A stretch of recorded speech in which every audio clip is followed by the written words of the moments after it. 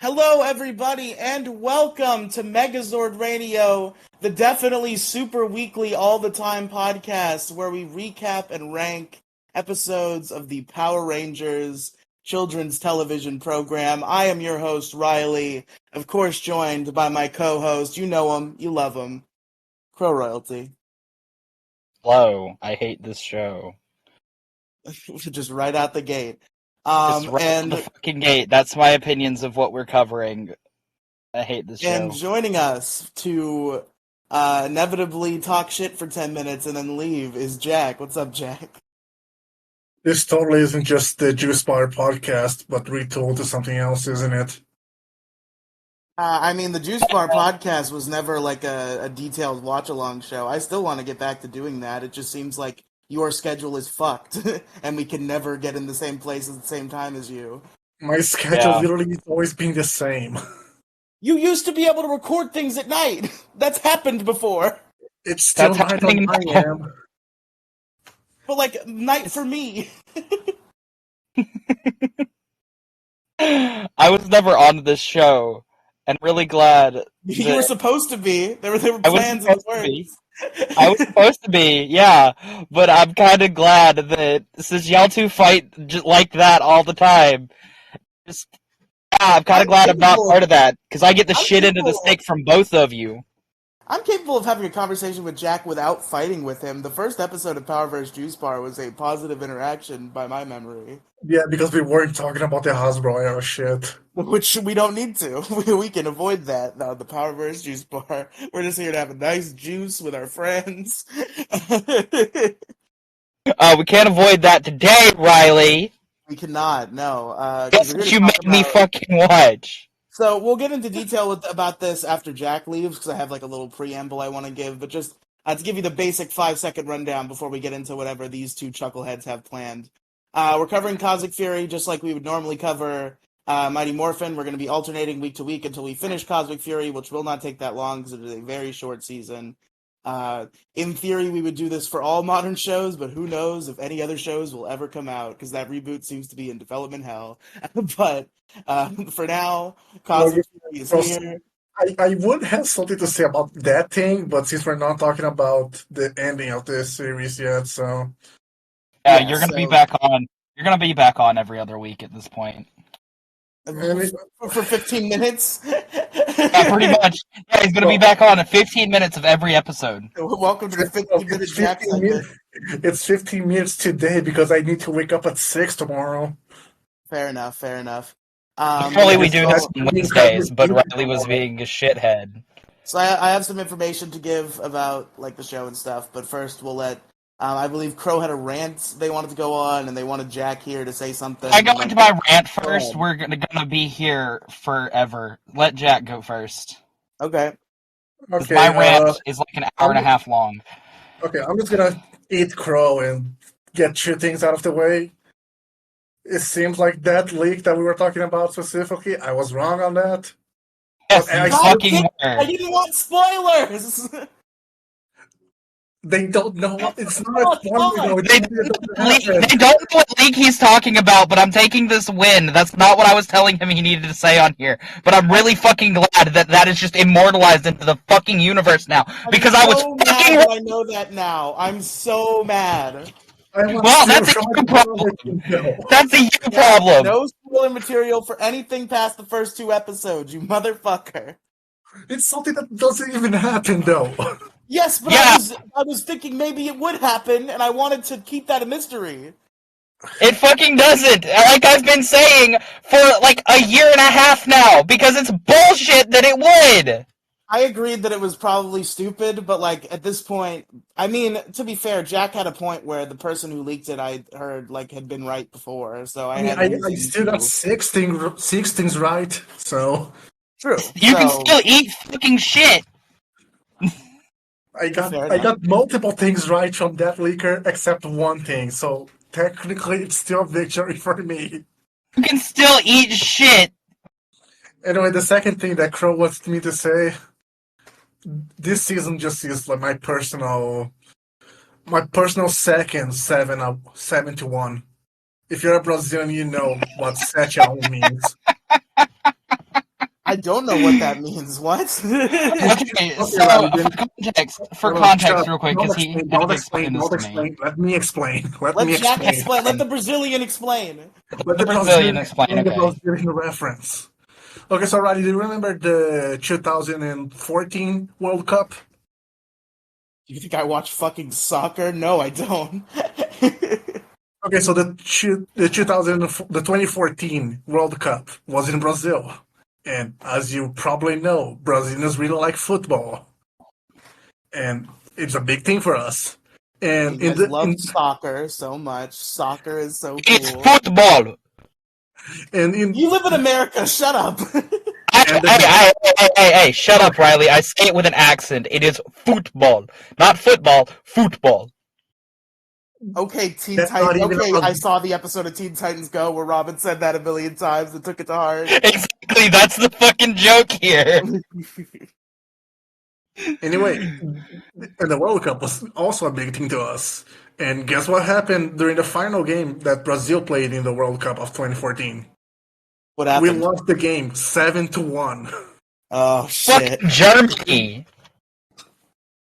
It was a 7-1 loss for us. It was According to Jack, that's the win to loss rate that he and I are at this point. But yeah, this show is just my second 7-1. Or like the other way that Crow wanted me to say, this show is just this season is just my personal 9/11. Exactly. Is that what Crow wanted you to say? But I guess it was.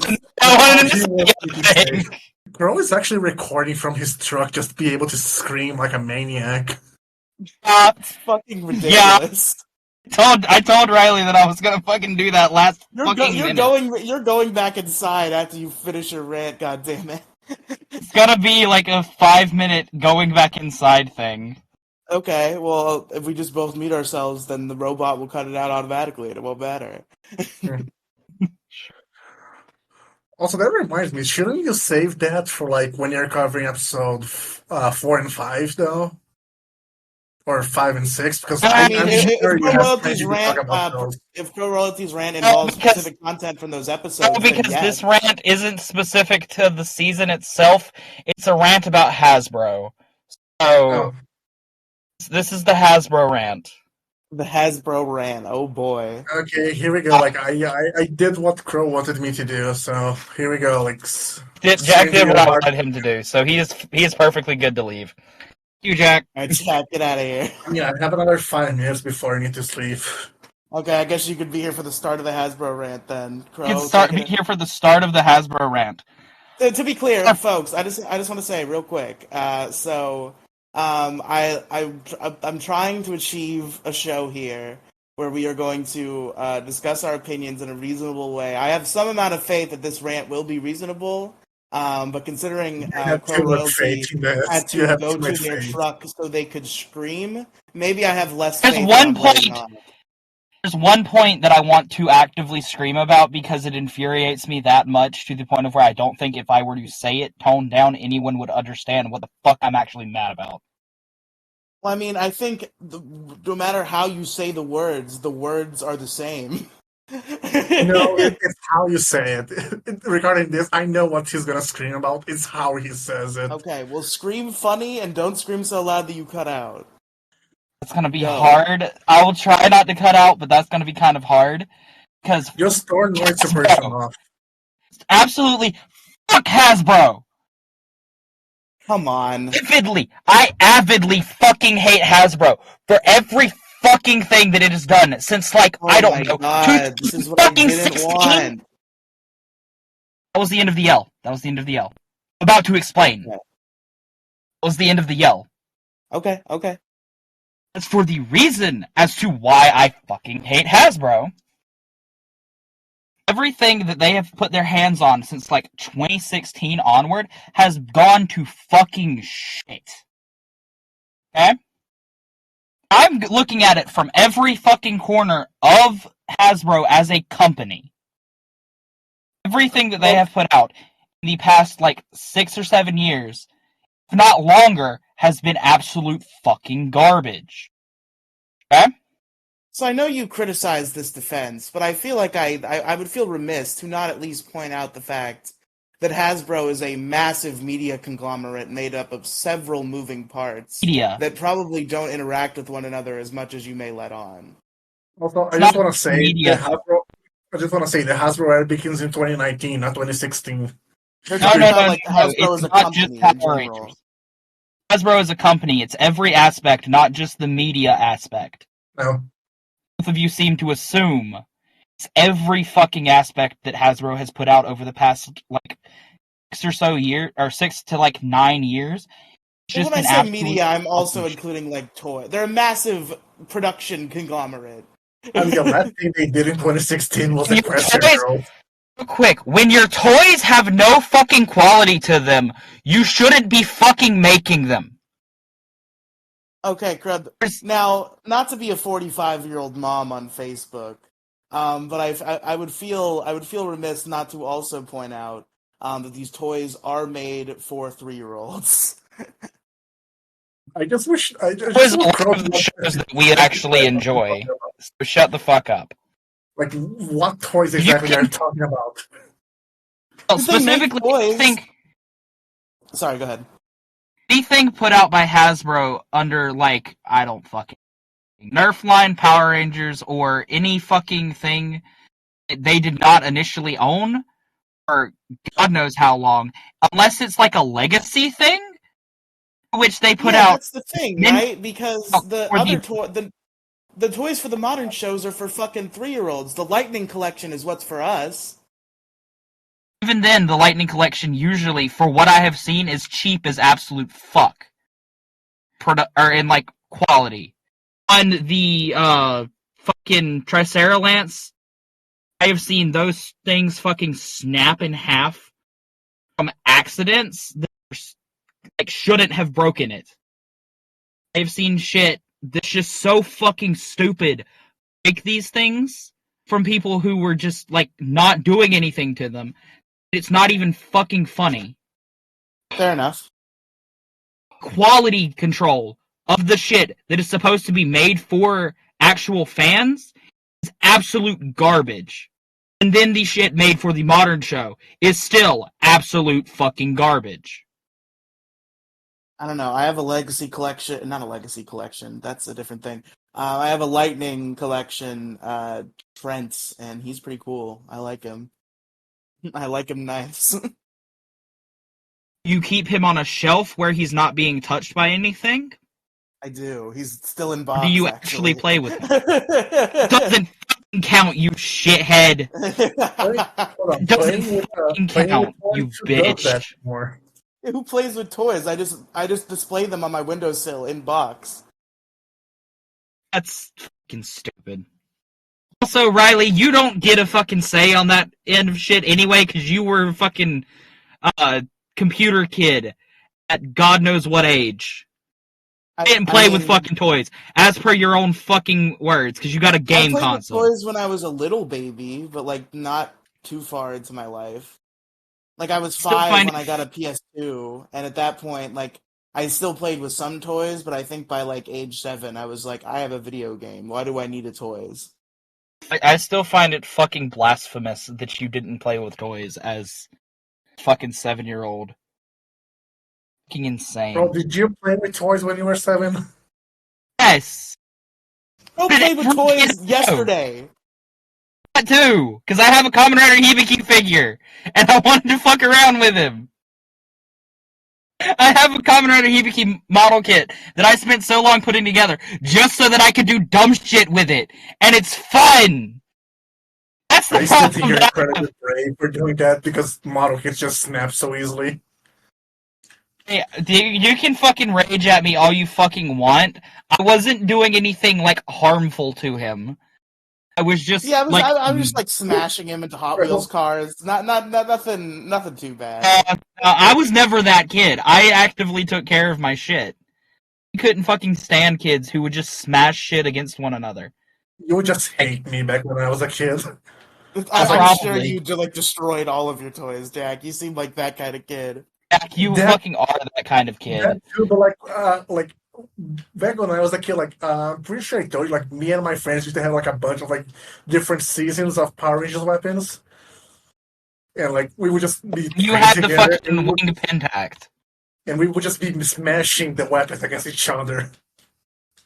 That Oh, is yeah. infuriating. The only thing that we would like actively hit each other with is things made out of like foam or fucking sticks that we found. Because we didn't give a fuck about the sticks. We just wanted to hit people. Oh yeah, we also would be hitting each other with sticks when we couldn't bring the weapons out. If you didn't beat your brothers with sticks as a child, you're fucking crazy. I didn't beat my brothers Call with me sticks. insane. Call me a madman. Except for Riely, because he's an only child. But that Well, first of even all, then, yeah, I'm an only child, but call me insane. Call me a madman. I'm just gonna say, I like, don't I didn't like beat getting my hit brothers by with sticks, sticks. They were the so ones like I beating me didn't with do that. sticks. you don't. Yeah, Riely internalized the "do unto others how you wish to be done unto you." Like, bruh. Yes, because if I hit somebody with a stick, they would hit me back with another stick, and I did not want that to happen. Which was the fun part of it, because you got to play fucking swords, bitch! If you can deflect shit, it's fun as fuck. Yes, but I'm a sensitive little pussy, so if the stick ever makes contact, I'm You are gonna fucking a start sensitive little crying. pussy. Thank you for admitting that. I've never not admitted that. My pain receptors just are much broader than a lot of other people. You fucking tap me, and I'm like, ow, the fuck? He just does the Peter Griffin meme. Like,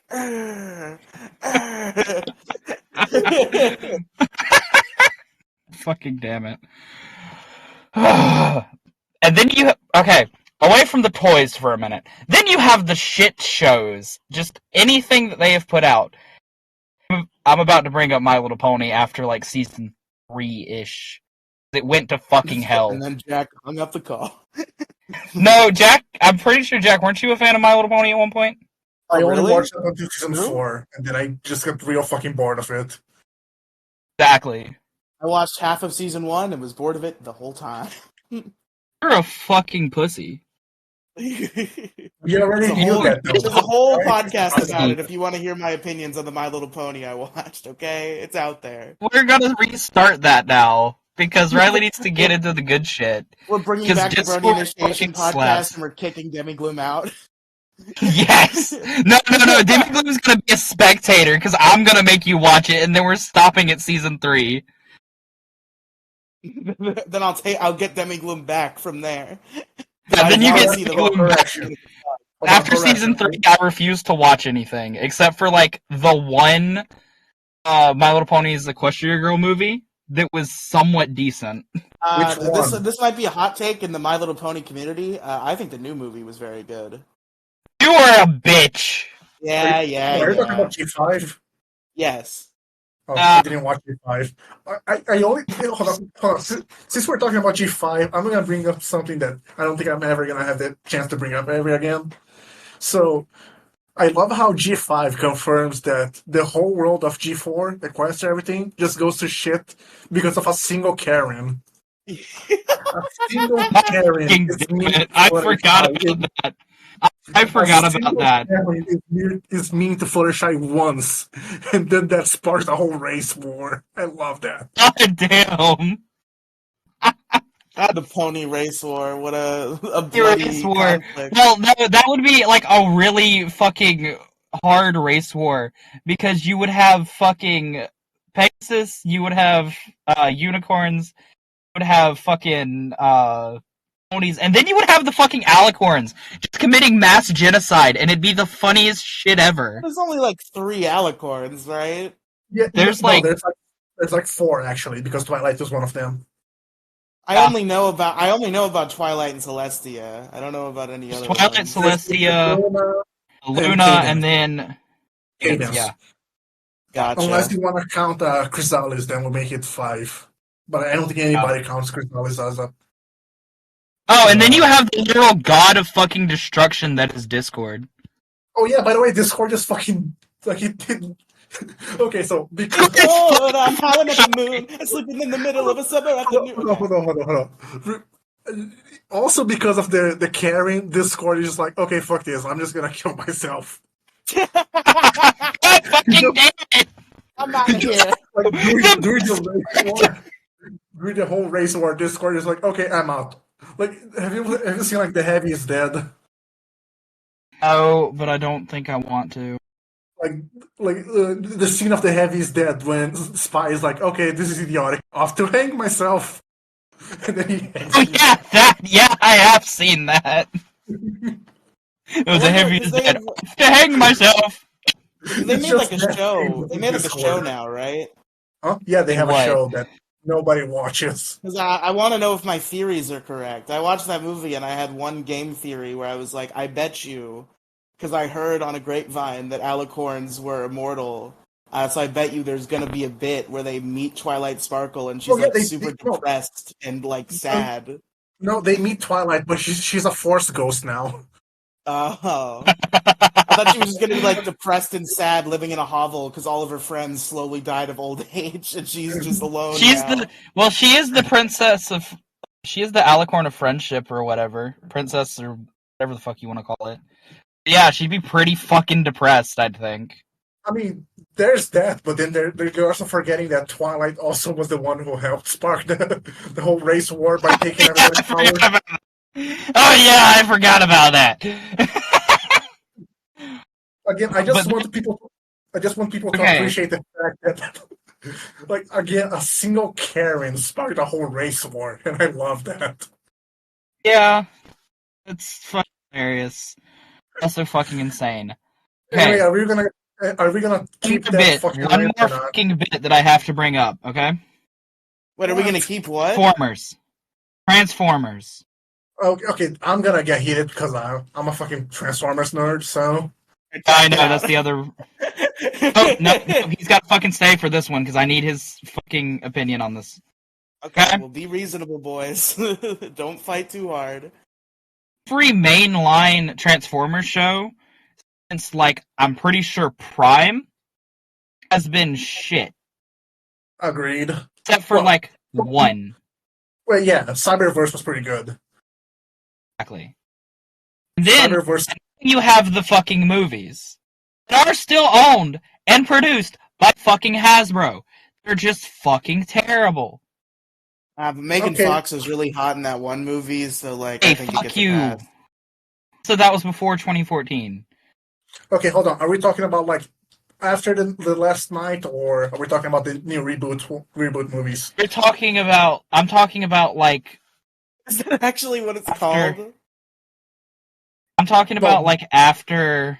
There's the Bumblebee movie. After they get rid of what's his face from the original series. That really helps. That really narrows it down. Wow, yeah, it really does. Okay, the new Bay movies, the ones after they got rid of what's his goddamn name? Megatron? No, not Megatron. Human. I forgot his name. The guy played by Shia LaBeouf. Oh, so they got rid of Shia LaBeouf. Okay, I know about that. Played by Shia LaBeouf. Is that who you're talking about? After that, they just kind of went to shit. I mean, what is it about Shia LaBeouf dying anticlimactically off screen in like movies where he's important? Because like it's almost like Shia LaBeouf is not a good person. It's almost like his actor's a douchebag. That's also what happened. That's also what happened in the new Indiana Jones movie. Because in the last one, he played Indiana Jones's son, and in this one, he's like, "Yeah, my son died. He's dead." I mean, like, sums it up. Okay, I'm gonna say something. The only good two Transformers movies made by Michael Bay are the first one and The Dark Side of the Moon. Those are the only two good ones. I agree. I thought I heard pretty good things about Last Night. The thing, I can't remember where the Dark Moon movie was like placed in the timeline, so I just say the entire Shia LaBeouf era is like deep. The Dark of the Moon is like the third movie, so okay, so anything after the third movie is shit. Yeah, that's not a hot take. I know, but it's Hasbro, so I'm blaming it on Hasbro. That's my problem with just about everything. Any of the Bay movies are good is a hot take. I feel like I've heard bad things about all of them. Personally, I would blame the Megan Fox was hot. Whatever you say. Megan Fox was hot. That's true. The only thing I have to say is that chick from that one movie, but I can't remember her name. I don't know. I think I've seen this shit. That narrows it down very well, Crow. Thank you. Could you try and No, narrow it down a little more?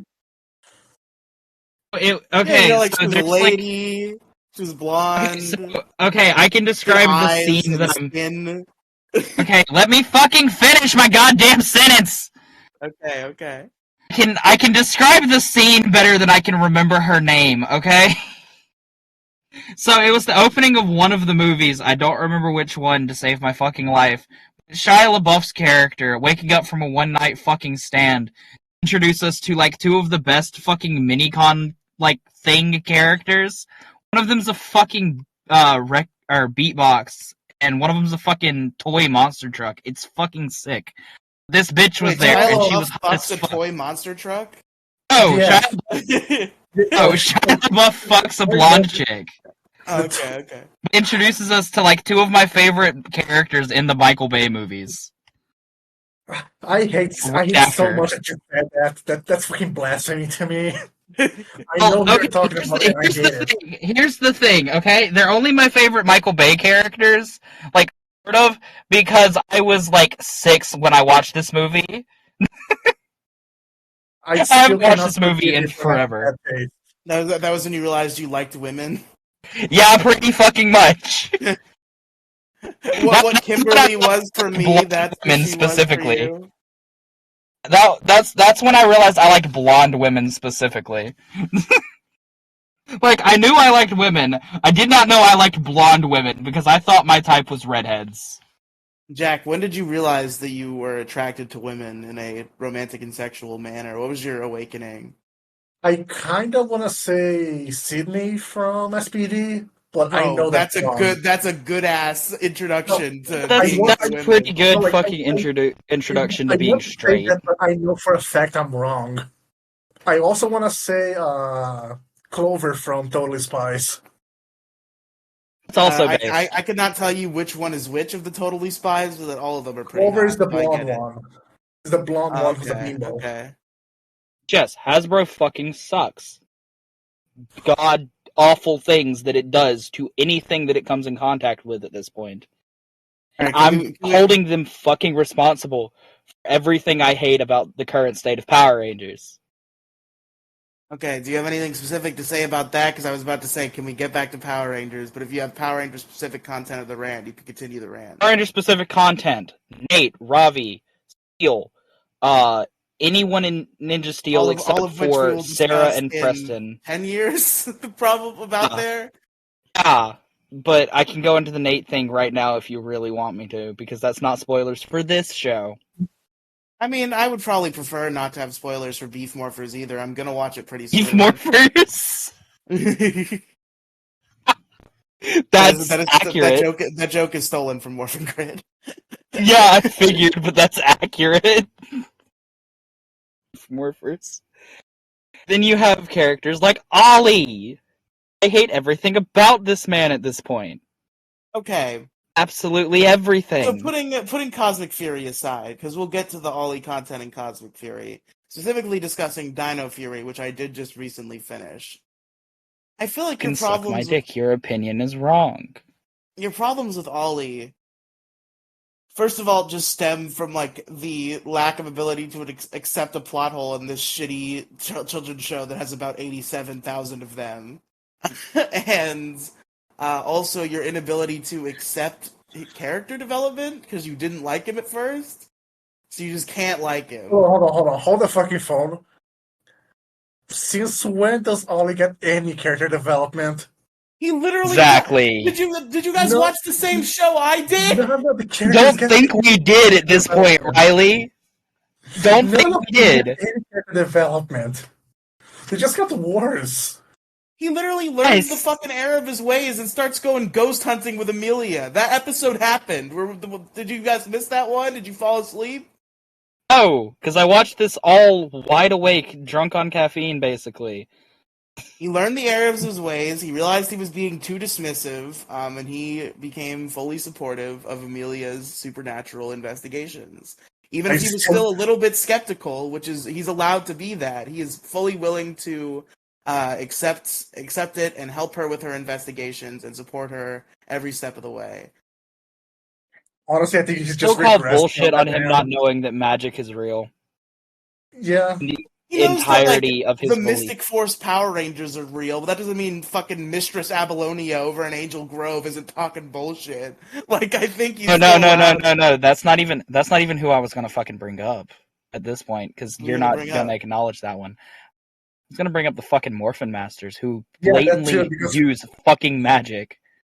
Yeah. Yeah, he knows about the Morphin Masters. He knows about the Mystic Force Power Rangers. That doesn't mean he doesn't. That doesn't mean he has to believe in fucking when some guy at a carnival sells him a fucking wish charm. He has to take it at face value.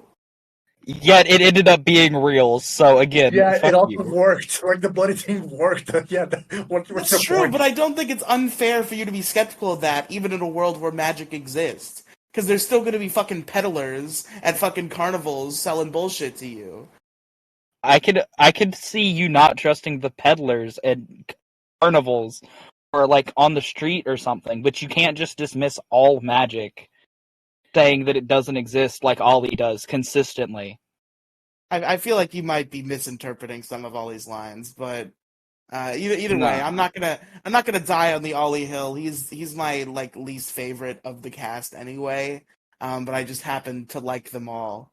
Ollie so as well. Unrelated, did any of y'all check the mod chat for the Powerverse? No, why? Yesterday? What's in there? Go check it real quick. I found a I know song. you were talking shit about Jindrax, and I'd have to kill you for that. No, I wasn't talking. Or I kind of was, but after that, I said he was my favorite. You said, and Jack said he might be at the bottom of his top 10, and you're like, I don't agree with either of those. I mean, he's like in the middle. Okay, here's the thing: Jindrax is like in the middle of both of those.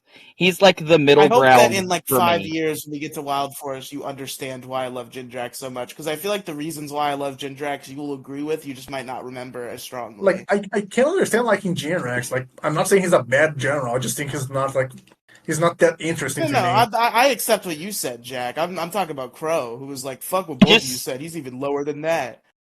No, he's not lower than that. He's like the middle ground between the two of you. Like the middlest of them. Like Toxica more than him. Like the thing is, like, I like Toxica a lot, and I like them as a duo, but I feel like Jindrax has more like entertaining material. I can't understand liking Toxica as well. It was before the Jindrax. It was before the Jindrax thing. I posted an album personally, cover. I don't mind either of them. I'm sorry, you both talked at the same time. I heard Crow. What did you say, Jack? I said, like, I get liking Toxica, but, like, to me, they're both, like, kind of equal. Like, they're not offensive or they're not, like, amazing. They're just there to me. Does nobody remember that Jindrax had an org credit card? Because I remember that. Yeah, I was the one who brought it first. Like the American Express that's fair. card. Okay, but here's the other thing. Mm-hmm. Here's the other thing. Doesn't say the other thing. Here's the other thing. Complete silence. Uh-oh. Did Royalty break himself? I think he died, yeah. Rest in peace. Rest in peace. Well, Jack, I guess this is our show now. I don't have anything. I'm gonna be honest. I have very little to say about episode 1 and 2. Fair enough. Like, I actively have things to say about like episode 3 forward. Hey, can y'all hear me? Hello. Yes. Yeah. Okay, my headphones died, but I fixed the problem. I think. I hope. Anyway, you were saying. Okay, but the reason that Jindrax is like in the middle of the road for me is I'm not sure if you saw this, Riely, but there's a certain fucking ocarina player who's a lot fucking better than he is. I don't know, because you see, the thing is, like, Zenaku is cool, but like he's also kind of like nothing in a weird way. Yeah, I have to agree. He's a very forgettable rival character. Fuck you, Bob. He shows up at the end of the show just like, I'm cool now. I'm gonna hang out with you, Merrick. Again, I think okay, here's the thing. I think Merrick was just fucking high and was seeing shit. I'm gonna be honest, like, Zenaku is just like he's a wannabe of Diabolical from Lightspeed. I really want. That might also be why I like him so much. That tracks. Was rad. So Diabolico was like my favorite Lightspeed villain. I literally said I literally said my favorite fight in Lightspeed. It's the only show where my favorite fight is not a Power Ranger fight, and it was the fucking what is his name? How did I forget his name? We were just talking about Diabolico him. versus Loki. Diabolico versus Olympius. Olympius. I don't know why I said Loki. Isn't his Sentai name Loki or something? Yeah. Okay, yeah, that's why. That's why. I hate that guy. I hate Olympius. I hate him too, but fucking his fight with passion. Diabolico was rad. Oh, I love that fight, but I hate Olympius with a burning fucking passion. The only character I don't like in Lightspeed is just Vipra. She's just She is an awful actor. She is the Vipra is worst just actor there. on the planet. I don't think she's a bad actress. I just think she's a nothing character. You're wrong if you don't think you haven't watched the show in too long if you don't think she's a bad actress. Vipra is really bad. Here's the thing, okay? Here's the thing, okay? With her acting, my issues are with her character. She does nothing. Yeah, I'm with Jack. She does just do kind of nothing. I'm gonna get you, Power Rangers! I'm not saying she's not. I'm not saying she's not a bad actor, but like she did literally nothing. Hold on. Question. If that's your argument, then I need to ask: do you hate Rita Repulsa now? No, because Rita Repulsa delivered her crazy lines well. It was you over know the who top, didn't? but it was done in a good over the top way, whereas Vipra was just like bad. I'm going to save this for when we actually get to talking about cosplay. Yes, Vipra, very, very relevant. No. My response to that delivering lines well thing involved something out of Cosmic Fury from like the first few episodes. Yeah, farther than where we are now because you watched ahead like a fucking little shitter. Oh, it's a first few in reference to the ones we're supposed to be fucking covering, you dipshit. Fair enough. We're also already 40 minutes in, so can we start fucking wrapping this shit up? No, because Jack's just gonna be here for the entire episode now. Jack can be here, but I gotta start reading the fucking notes. Start reading the fucking notes. Bro, get to the point of your rant. I'm done with my rant at this point. We've deviated too far. Okay, then get to your point, Riely. Point is Hasbro fucking sucks. So, folks, we're here to discuss Power Rangers Cosmic Fury, the 30th season of Power 30th season. This is the 30th, and it's a shit show. Jack, go to bed. Good night. Goodbye, Jack. Okay. Now that we are almost an hour into the show, let's get into the actual contents of Megazord Radio proper, where we are here to start a new season earlier than initially intended. Now, this is what I wanted to say earlier, but I wanted to let you guys get all your rants out. I'm asking you to humor me on this, okay, Crow? And separate it from the context of the show itself. I have a lot of excitement just because something symbolically feels special about this, because, you know, we're going to be saying the names Jason, Zach, Trini, Billy, Kimberly, Tommy for a long time, especially those last three. Something feels refreshing about just, like, talking about a new set of people. Like, can you at least admit that to some degree? Real quick. Yeah. We're still talking about at least one of those people. We are talking about at least one of those people, but the rest of them are new. And the rest of them are, like, arguably worse. But that's besides the point. I love the Mighty Morphin cast. I don't think I've ever said the Dino Fury cast even approaches them, but they're still fun. That's kind of my point, and my negativity towards it is like, I don't want to talk about these right after Mighty Morphin. Because, like, the thing is, right, like, I don't care. Morphin. Like, even the shows I don't like, I'll be excited to get into a new season. I'm gonna feel that way every time. Like, even when we get to Lost Galaxy, I'm gonna be like, oh, we're not talking about Andros, Ashley, TJ, and Carlos or whatever anymore. We're talking about... Now, granted, I would prefer to talk about them for as long as we physically fucking can. We're talking about Kai. Everybody loves Kai. I don't know. Well, okay.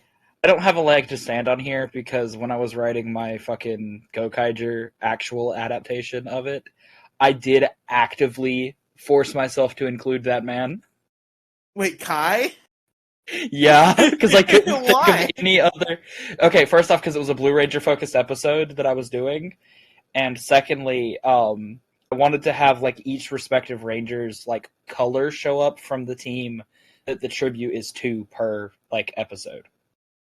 Make sense? Yeah, but like, I mean, if you have to put a Lost Galaxy Ranger in there, it should probably be like Damon or Kendricks or Corone. See, okay, Kendricks and Or Mike. Corone both. Here's the thing: Kendricks and Corone both show up, as does Mike, in other episodes that aren't the Lost Galaxy focus episode. Really, though.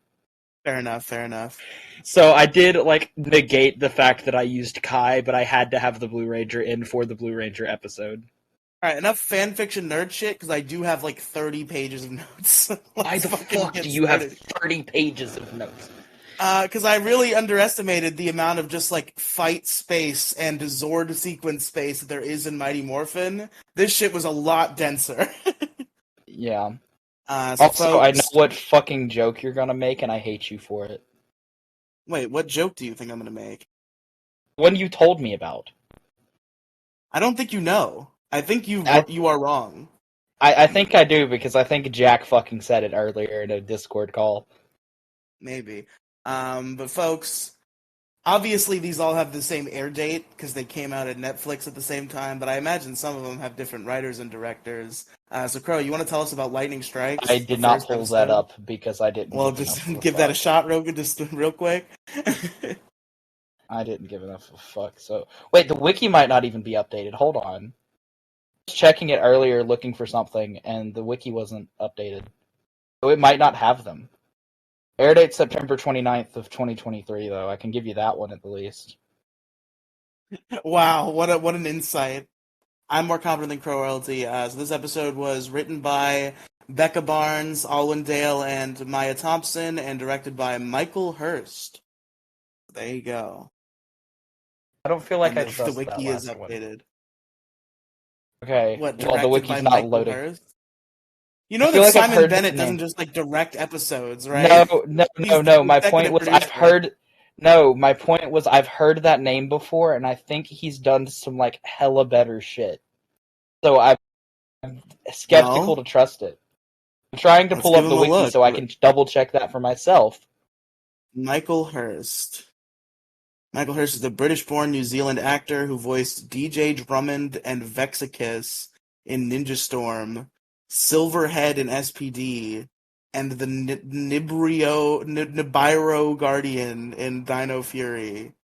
He is also well-known director and directed episodes of Dino Fury and Cosmic Fury. So he hasn't done any Power Rangers directing. He didn't. Okay, never mind. He didn't direct better shit. I was just assuming he was somebody better than he was. He also directed 6 out of the 10 episodes of the show, so you're going to be hearing the name Michael Hurst a lot. God fucking damn it. So I can blame him for this as well. Well, probably not for the episodes you're mad about, because doesn't the Heckle stuff, because I do know about the Heckle stuff. Don't give me any details about the Heckle stuff, but I know Heckle exists. That's like 4 and 5 shit, right? That is like 6 and 7, I think. Okay, well, I think he stops at 4 and comes back for 8, 9, and 10, so I think he's not responsible for that. That's not the only thing I'm mad about, but fair enough. He does. Okay, so let's talk about. He does do some of the shit that I'm mad about. 30 pages of notes. Let's do this. 34, actually. I'm pretty sure.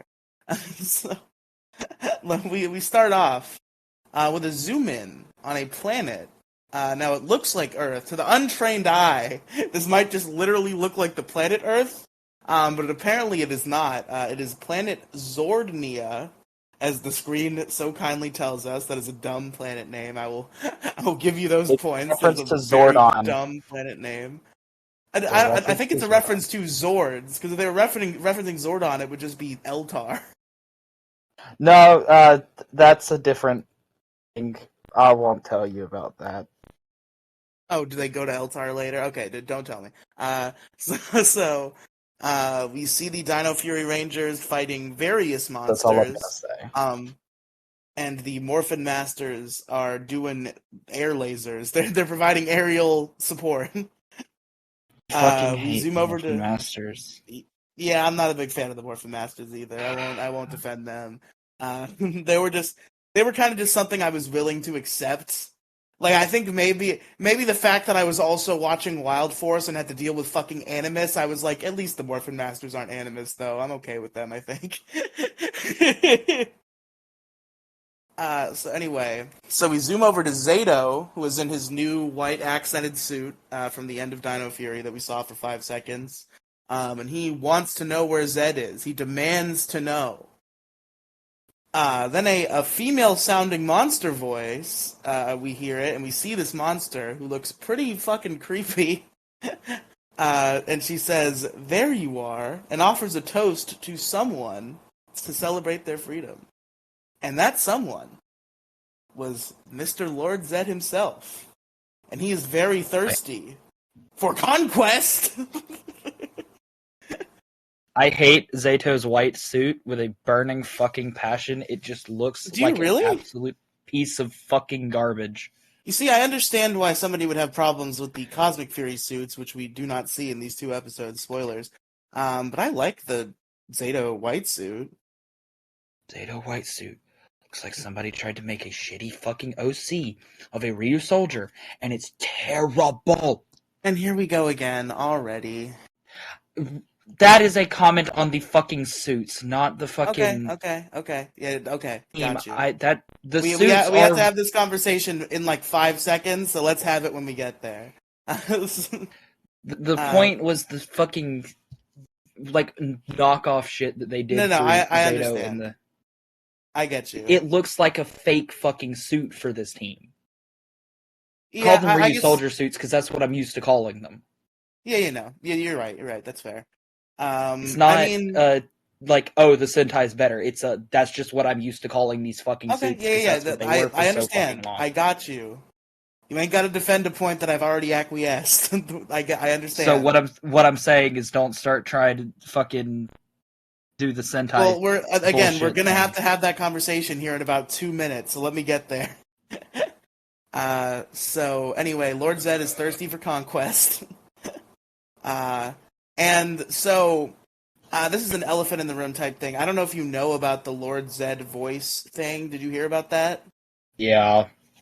So the original voice actor for Dino Fury, which I don't know if there was a switch within Dino Fury or if he just changed his direction. Because, like... Just changed his direction. Because when Zed first showed up in Dino Fury, I hated his voice. And then the second time he showed up, and I was like, you know what? This isn't bad. I still hate his voice. Well, I mean, nothing is ever going to be as good as Robert Axelrod, is the unfortunate reality. That man has passed away, so we can't have him. So anything they're going to replace him with is not going to sound as good. But for the record, I think the guy did a fine job his second pass during Dino Fury. But apparently, people DM'd him on Twitter and said they ruined their childhood, and he couldn't take it and quit the show. Which, yeah, I guess I understand. If somebody told me that I ruined their childhood, I'd probably be pretty sad about that too. So, Riely. Yo, you're gonna tell me that I ruined your childhood? Is that what's gonna happen? You ruined my childhood. Fuck, damn it. We gotta end the show now. I have to stop voicing Lord Zed now. No, we gotta stop the show now because that's the end of everything. No. Riely has quit. I'm looking for a new co-host, guys. As for the Zed voice, it's not as bad as it could be, but it's not the best. Like, I think on the hierarchy of Zed voices, obviously Robert Axelrod is way, way, way up on the fucking top, just like millions of miles above the other ones. And then I think it's the second pass at the Dino Fury voice. Then it's this one. Then it's the first pass at the Dino Fury voice. Yeah. So anyway, that's actually a fair ranking. That is a pretty fair ranking, actually. I'll accept that. So anyway, so he does an evil laugh, and that leads us into the theme song, which the Dino Fury theme song was absolutely unlistenable garbage ass. This is a little bit better than that. I still hate it. It's grown on me. I don't hate it. It's definitely lower ranking for me. That's just because I like most Power Rangers theme songs. Like I can do a head bop to the Cosmic Fury theme song. Whereas the Dino Fury theme song, I never wanted to hear it once, and I skipped it every time because it was just absolutely garbage. I skipped the Cosmic Fury. This one is at least a song. It's a song. Because the Dino Fury one was just like No. gross, crunchy garbage. It wasn't even a song. This one is at least a music. I have so much frustration towards Simon for a tweet he made right this moment because of Did the he song. just tweet something? No, he didn't, but I'm just thinking about a tweet I saw. Fair. So anyway, I also totally expect to be blocked by Simon Bennett on fucking Twitter by the end of this episode. I know we're gonna have an argument that's gonna challenge our metal at not being a shitty arguers in like 1 minute. So let's just get there and let's get the elephant in the room out of the way. Anyway, so after the theme song, Zed just looks upon the battlefield. He sees the Power Rangers, the Morphin Masters, and the Monster Army they are fighting. And he asks this female monster who gave him his drink who she is. Who the heck? Who is this person? This person is Bajilia? Is that how it's pronounced? I don't fucking know. Well, I mean, you did just watch the whole show. Figured you might have at least retained what her name sounded like. The only one whose name I fucking remembered was Slither and Mucus. Because... Wait, Slither's back? That's a spoiler! No. Okay, I watched an episode of Dino Fury. Sure. I watched an episode of Dino Fury again, and Slither is still the best character in that show, aside from Pop Pop. Or the best villain in that show. Let me put it that way. I'm trying to think if there's a better villain than Slither, and you're probably correct. Maybe, like, Mucus on a good day, but unfortunately, Mucus like, half the time fucking she's terrible. The thing about Mucus was, like, she was hit or miss. Like, half the time she was great, and the other half she was awful. Because they tried to do, like, the silly general, and they're not really good at doing that anymore. Well, I mean, they weren't really good at doing that anymore. We'll get there. But... I know. We'll get there. We'll get there. Bring up. So, yeah, so fucking hard, Riely. I think Mucus really tried. And half the time she got some chuckles out of me, but the other half she was just an annoyance. That's Mucus. I got a spoiler that she was back. Twitter did that to me. I figured Twitter did that one to you. Because Twitter did that one to me too. Like. So anyway, this monster. Twitter is actually really, spoiled a lot for me, and made and I haven't so muted angry anything, so I'll probably get spoiled on Twitter anyway. But I don't want you to spoil it for me. If I happen upon it on Twitter, that's my own bad for being lazy. I don't want you to say things. So I know, but I'm just saying that's why I was so angry when I fucking woke up. It's just like so much dumb shit that Twitter was showing me that I just did not want to see. You were so mad when you woke up. I think you still hate the show, but I think you've at least reached a point where you're no longer desiring to destroy the planet that brought this show upon us. Yeah, pretty much. Yeah, when I woke up, I wanted to destroy everything because this show is Burn it all down. That terrible. Like, yeah, because the world's going to shit anyway. Might as well end it all now. Fair enough. So this villain, she is Bajillionaire. She is the CEO of Squid Inc., which is very funny. There's a lot of dumb jokes in this episode that I really like, and I think Squid Inc. is one of them. By the way, way to break the glass ceiling. You go, girl.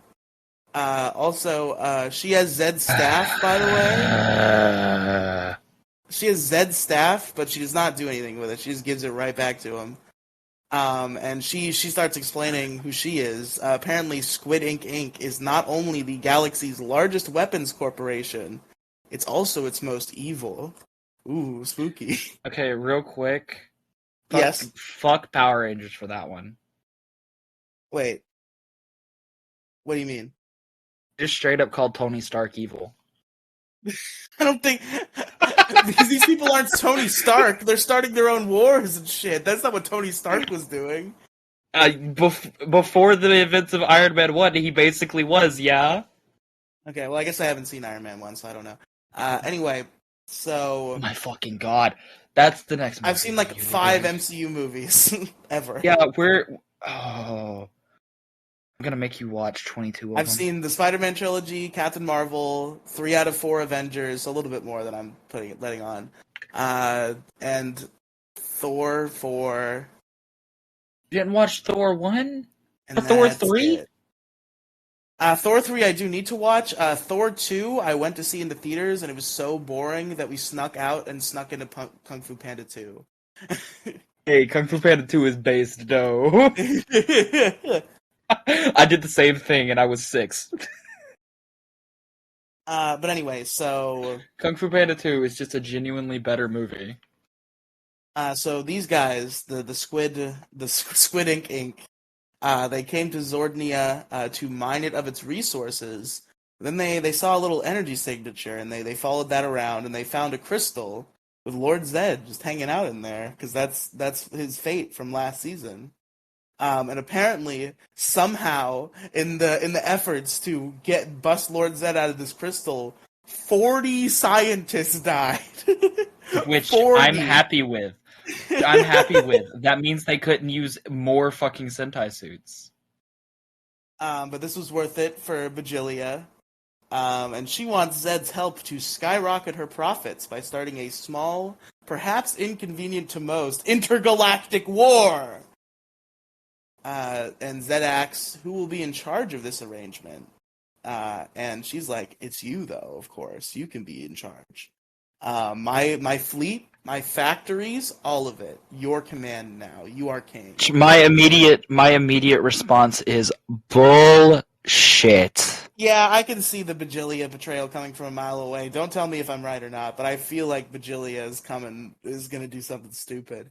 Yeah, or Zed's going to betray her, which is the more likely scenario, but I feel like Bajilia probably has schemes in her back pocket.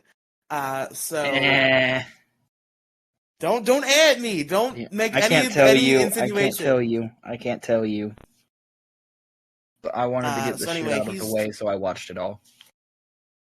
It's pissed me off so bad that you did that. I can't believe you didn't even consult me at all. You just did that. It saved me time binge watching it. It doesn't. You still have to rewatch it for the show. Now I don't have to allot separate time to go and watch shit. You still have to rewatch it for the episode. At least not for next week. True.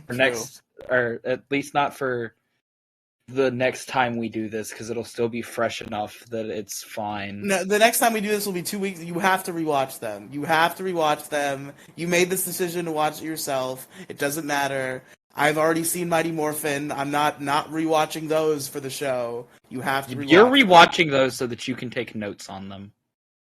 Then you take the fucking Cosmic Fury notes, you bitch. I'm not taking the fucking Cosmic Fury notes. Fuck that shit. Fuck that shit. Lord Zed is I'm also pleased. not watching Cosmic Fury twice in a 2-week span. I'm not asking you to watch the whole show twice in a 2 week span. I'm asking you to, for every 2 weeks starting now, rewatch 2 episodes until you've rewatched it one entire time within like a month or whatever. So anyway, that would be in 3 months. What? 2.5. That would be like 2.5 months. We only have to do this 5 times. Oh wait, yeah, I forgot about that. So anyway, he is pleased, but he informs her that if that's not the case, he will break all of her glassware, and he breaks a cup in his hand to demonstrate. I think the insinuation was that was just supposed to be her. Yes, Crow Royalty, I was making a funny. It wasn't a funny, though. I think it was I think you're just too grumpy. You're not going to laugh at any of my jokes tonight because you're grumpy. I've already laughed at like 6 of them so far. That one just wasn't funny. Right. You're probably right. You don't think that's funny? Oh. You don't think he's like, if you don't comply, and he just breaks the glass, like, oh, he's going to break all of her dishes. Wow. No, that's just dumb. Oh, they're coming from you. Get fucked. Bajilia gets the message. Now, this is the first time he's visible in the episode, although I guess he was just here the whole time. Besides in the theme song, he was visible in the theme song. He's here. He is morphed into his classic, iconic form. He is fighting with his lance weapon. His only form. Billy fucking Cranston, folks. He's here. Welcome back to the show. See, you saying his original form implies that he has multiple forms. Last time we checked with Billy Cranston, he was dressed as Sherlock Holmes at a Halloween party. Now he is an old man fighting alien monsters. Okay, that one's funny. That one's actually funny. So Ollie sees him fighting and stuff, and he recognizes him as the Mighty Morphin Blue Ranger Billy Cranston. The entirety of which he says out loud, so that the 5-year-olds will know from this point on. And this is why I call bullshit on him not knowing that magic exists. Because he knows who Rangers are. He also knows that some magic exists. He knows about the Mystic Force Power Rangers. He knows about the Morphin Masters. He realizes that those things exist. He just doesn't believe in fucking hokey street magic and fucking psychics and fucking wish charms and ghosts. Despite wish charms being a legitimate fucking thing in this universe. Okay, and then the wish charms worked, and he was like, "Oh, I'll be damned." That doesn't mean he wasn't right. He needs to start trusting everything. That means he needs to start trusting everything. Like, yeah, that was real. Now you have to trust everything. So he also mentions how he owns Cranston Technologies and does the space travel sometimes. Which is a reference to a very good movie. Wait, what? Yeah, the Cranston Technologies thing is only brought up in the one movie. Oh, you meant Once and Always. Okay. I thought you were saying it was some sort of like reference to another thing. I was like, it's just his last name and then Technologies. What do you mean? No, it's a reference to a pretty good movie. It's a pretty good movie. It's true. So Amelia is fighting right next to Ollie, and calls him out for nerdgasming by saying, "Careful, you're gonna make your girlfriend jealous," which is pretty funny. A monster was about to pounce on Ollie, but a Morphin Master just blows it right up before it could do that. And then caught in the crossfire a little bit. Just a regular rock. Just your average, run-of-the-mill rock. I'm not even sure why I felt the need to mention this rock. Wait a minute! That's no rock. That's Mechanic. And he's got some fire in his hair. He pats that out. Okay, real quick, before we move on, I have to say this. Sure. Really disappointed. Out of all of the characters that this man has played, you couldn't give us a Boom cameo. What? How does Boom make sense here? Boom is like 12. Yeah, right, but okay, my point is like, okay, first off, no, he's not. It's 2023. SPD is 2025. He's 2 years younger right now. He can't do anything. Yes, he can. Like, Boom just shows up and is like, "Hey, Boom." I really like Mechanic. The Mechanic he's okay. episode. I've never seen Ninja Steel, to be clear, but the Nick, he's not named Nick. He's not Nick Cannon. The Mick Cannon. No, he's episode, Nick Cannon. Nick Cannon. The Nick Cannon episode of Power Rangers Dino Fury was a pretty big highlight of the early run. For me, like, overall, my opinions on Dino Fury are positive, but it took like more than half of the first season for it to rev up. But one of the few highlights from early season 1 is the Mick episode. I thought it was great. Yeah, Mick is a highlight of Ninja Steel, but that's also not saying much. Fair. I mean, I think Kelson Henderson is just the highlight of anything he's in. Yeah, and that's like why I wish they would have used a different cameo for once of his. Yeah, you can just say you wish The Rock was Flit. I know it's true. I know you wanted it. I didn't want to admit that one, so I was like, it was my second favorite. Boom. But yeah, I really wish I wish it was Norg, okay? That's who I wish it was. Yeah, no, if it was Norg, I'd be laughing my ass off this entire fucking season. Like, dude, make Norg a Ranger. Okay, so anyway. make Norg an Overdrive Ranger. Lore drop, Mick and Billy are apparently research buddies, because he calls out to him, he's like, "Some research trip, eh?" And then Billy's like, "Yeah, sorry. Oops." Amelia is pleasantly surprised to see her old pal Mick Canick. He is also happy. And then Mick, Ollie, and Amelia all in unison say, "How did you get here?" And then they all respond, "Long story," also in unison, and they all laugh at the silly circumstance.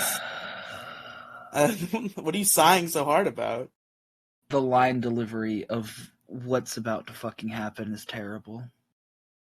It made me sigh. It made me sigh as I was fucking watching it. I don't know. Much I don't even harder. know what you're referring to. So I guess you'll have to enlighten me when we get there. So they see that Billy's starting to have a little bit of a rough time. And Ollie still has a massive nerd boner. So he's like, maybe he'll let me. He says, maybe he'll let me help him, and runs up to help him. And he strikes an enemy that was after Billy, assumedly jizzes in his tights, and lets Billy know how much of an honor it was to fight alongside him. Was that the fucking cum Yep, joke? there you go. You did God it. Good job. Damn it. Okay, that's not the one I expected you to say, but the other one wasn't any funnier. What do you? That was fuck you. That one is not that funny, dude.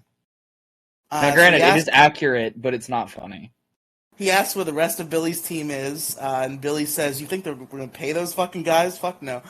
No, but he actually says, if Billy said that, that'd be the best fucking line in Power Rangers of all time. So Billy says they're back on Earth and they're out of communication range, which I feel like the Power Rangers have easily communicated with the command center from a planet they literally stated was the farthest possible planet. So I don't know, man. Well, maybe Billy. Wait, hold on, real quick. Maybe Billy's communicators just suck a little bit more. Hey, here's the thing. Maybe there's new planets because the universe is constantly expanding. You're right. You know what? That's fair. But no, because this is like an ancient planet with Zords on it and shit. Yeah, but it's... Wait. Shit. Maybe it's just moved out of range just ever so slightly. Perhaps. Maybe it's just in the wrong time of the orbit, and it's just, like, Or maybe they did not want to pay Walter Jones or Steve Cardenas or Catherine Hillard, or that's the character's name, Catherine Sutherland, or Charlie Kirsch. They did not want to pay those people, so they're not here. So with none of his teammates there, Billy is glad to have some assistance from the Dino Fury Rangers. So everybody keeps fighting. We go back to Amelia and Nick, where Mick asks Amelia for the hot goss. Well, you see, Dick Masterson and Maddox made a podcast together called Biggest Problem in the Universe. Okay, that's better line delivery than what was actually given in the show. This is the first time I've ever heard the term hot goss outside of the Dick show. Like, I thought it was just something Dick made up. Because whenever they talk about like the Maddox situation, they always refer to it as hot goss, and I thought because it is the hot goss, man. So Amelia tells Mick about Dick Masterson lore, and then. But okay, so here's the like terrible line delivery that I was bitching about so much earlier today. It's still terrible line delivery, even outside of the clip that I saw that was on Twitter. God, it's just. I mean, I guess it could be better, but they're just like doing like it's not bad. How did they make her line delivery worse? Because Amelia has like the best line delivery in Dino Fury for 99% of the fucking show. Whatever issues you might have about the specific narration, let's not say that Amelia's line reading is just bad now, because I'll fight you. No, I'm not saying it's bad, but this scene is just, they made it so fucking bad. Well, I mean, this scene is very shoehorned in, but like it's the kind of thing you have to do in this type of situation, because there's no avoiding with a show like Power Rangers that there will be people who this is their first show, even though it directly follows another show. So there kind of has to be a scene like this. It's not done well. No, it's not. So Amelia says that there's a lot to catch him up on, such as the fact that she is Rafconian, so she can catch him up with her innate clip show powers. So she grabs Mick's shoulder and starts to give him the rundown. The enemies of the Dino Fury Rangers, the Void Queen and the Void King, were actually Amelia's parents, having been corrupted by Sporix energy. Okay, please do not fill everyone in on what Dino Fury is. I swear, I think if anybody's I'm only watching... filling you in on what Amelia said. I'm not going any more in depth than she did. I know, but can we skip the recap, No, please? because we haven't talked about Dino Fury. We don't need to. Shut up. We don't need to for several more We years. need to frame the timing of this fucking show. Fuck off. Timing is after Dino Fury, so if you want to know what happened in Dino Fury, go watch Dino Fury. Up. That's what you say. Shut up. 6 months ago, they returned good again, but not before the Nemesis Beast was unleashed. Zato, the red Dino Fury Power Ranger, he sacrificed all of the Zords and his own life to save them from this nasty monster. But today, 6 months later, Zato suddenly returned with a suit that I thought was cool, but Crow Royalty was mean to it, and I guess maybe they have a point. With a mission from the Morphin Masters to fight Lord Zed. And then that's it. We get out of Rafcon Vision. Amelia says that they just took a cosmic portal, and now they're here to fight some monsters and shit. Okay, real quick. Yeah? How the fuck are they using the Dino Fury powers with the Zords destroyed? Have them. Huh? You can have a Zords destroyed without having a with. The Turbo Rangers had powers without Zords. This is not unprecedented. Out of all of the seasons you could have brought up. Are there other seasons where they had powers without Zords? That was the only one I could think of in such short terms. I know all the Zords get destroyed. No, because they lose their powers when the Zords get destroyed in Mighty Morphin. Not the Thunder Zord time. Yeah, they did.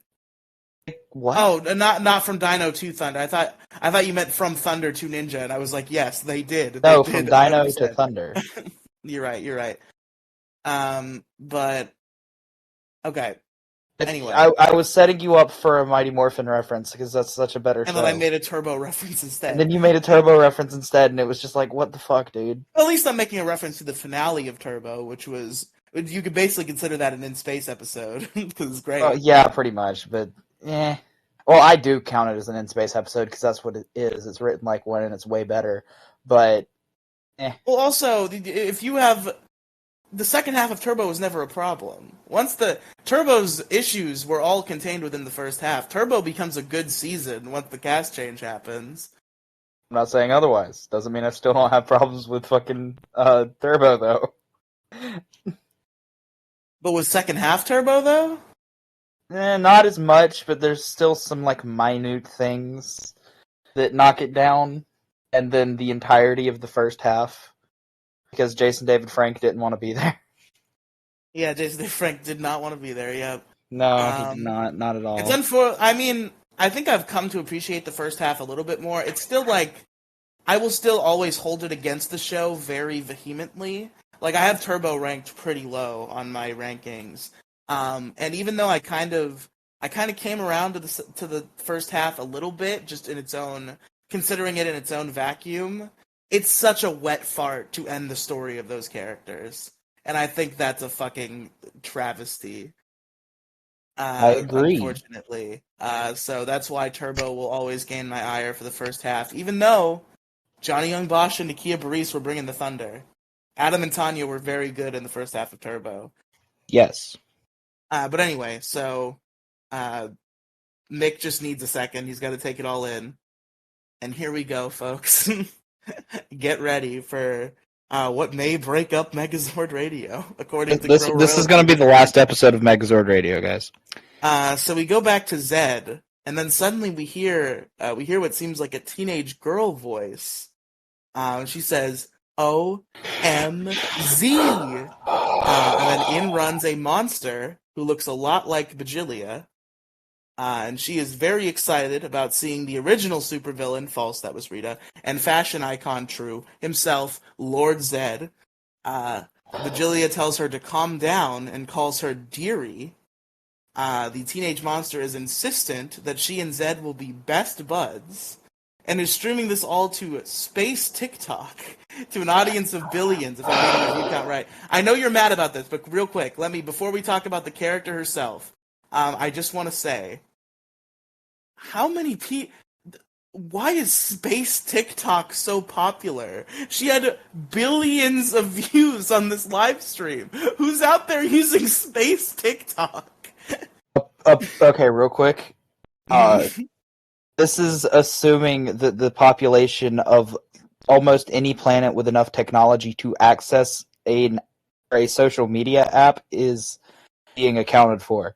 So, arguably, those are pretty low numbers. You know what? You're probably right. And she agrees, because she wants to increase that to a zillion views, because she is an ambitious artist there. I just want to slap whoever wrote that. Let me say the next in. sentence so I can say her name, and then we can talk. I'm talking about the zillion joke. I want to slap whoever made that joke. No, I like that. I like she was like, no, a billion views not good enough. Zillion views. No, she's only after that because it's the Z. It's like the line from Dragon Ball Z Abridged when Vegeta's like, if he's become a super duper Saiyan, I'll have to find a way to become a super D duper Saiyan. Well, that's funny. This is not. Fair enough. So we finally get her name. It is Squilia, and we get a statement of the fact that she is Bajilia's daughter. Now, let me lead here. So I understand your point of view, and I want to pick your brain and kind of figure you out here. But let me preface it. Let me lead here. So this is a character that me and Crow Royalty have heavy disagreement on. I don't think... Wait, hold on. I adore this character. Wait. I love Squilia. I can't talk about why I hate her. What do you mean? Why I hate her happens in episode 3 and 4, I think.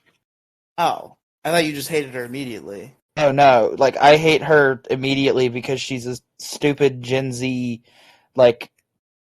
They're just trying to tribute to Gen Z for no fucking reason, and she's a nothing character. I think the thing is, like...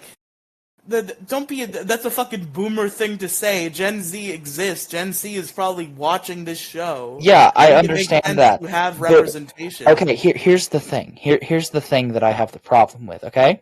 Mm-hmm. They're tributing to Gen Z like we're fucking dumbasses. Yeah, and it's funny. It's not, though. She's meant to be the comedic general. She's meant to be the mucus or the fucking Rito. She's meant to be funny. But she's not. I think she pulls it off. I think she's hilarious. I think she's just obnoxious. Every moment she's on screen, I had a smile on my face. Like, I was so shocked that you hated her so much, because I adore this character. Why I hate her, like, expressly fucking hate her, doesn't happen right off the bat. Why I hate her happens in episode 4. We'll see if I'm swayed, but right now, based on these first 2 episodes... The first 2 episodes... I already had a sour taste in my mouth from this character because, God, is she fucking Now, to be clear, obnoxious. I would like to make sure. I would like to make sure. Does your ire, and answer this honestly and give me clarification. Does your ire for her primarily stem from the fact that the Sentai character is better, or do you have issues? He's not a Sentai monster. Oh wait, I thought she was. I thought that was your whole thing. No.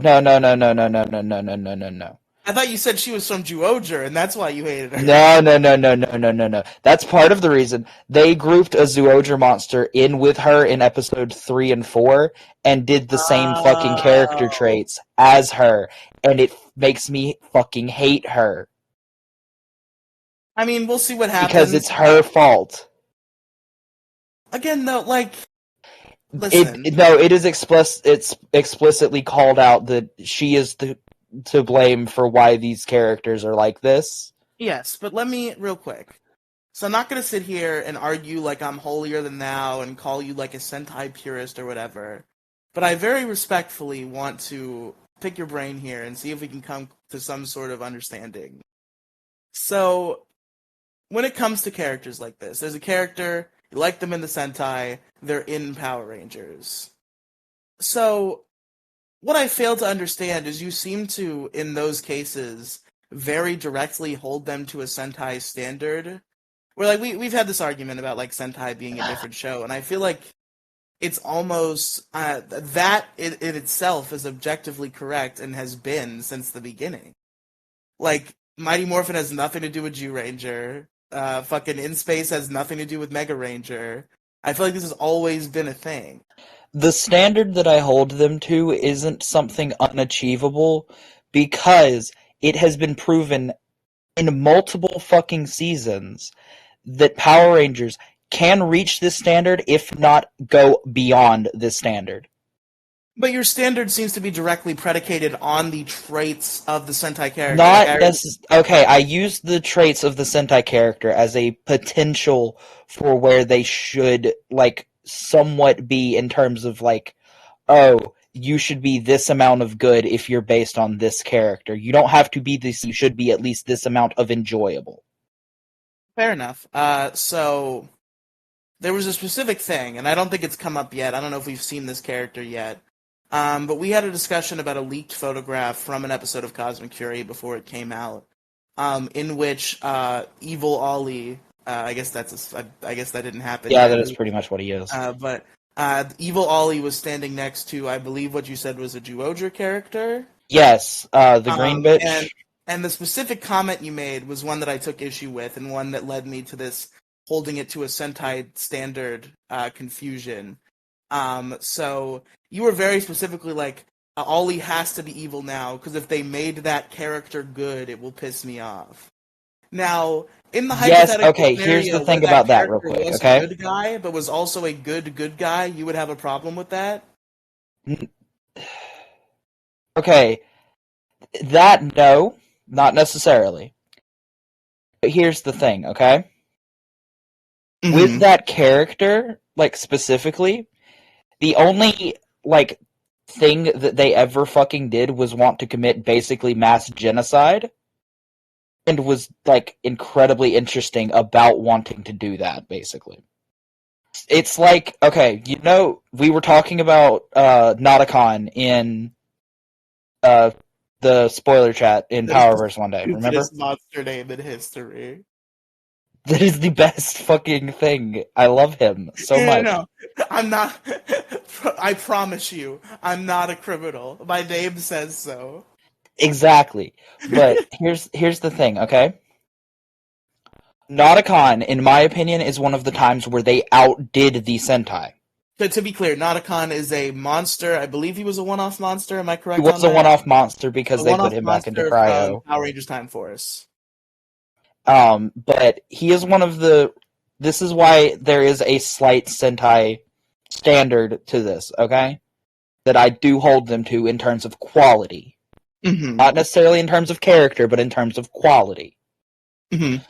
Nauticon is infinite leagues better than his Sentai counterpart, in my opinion, okay? Mm-hmm. Despite them being virtually the same character, okay?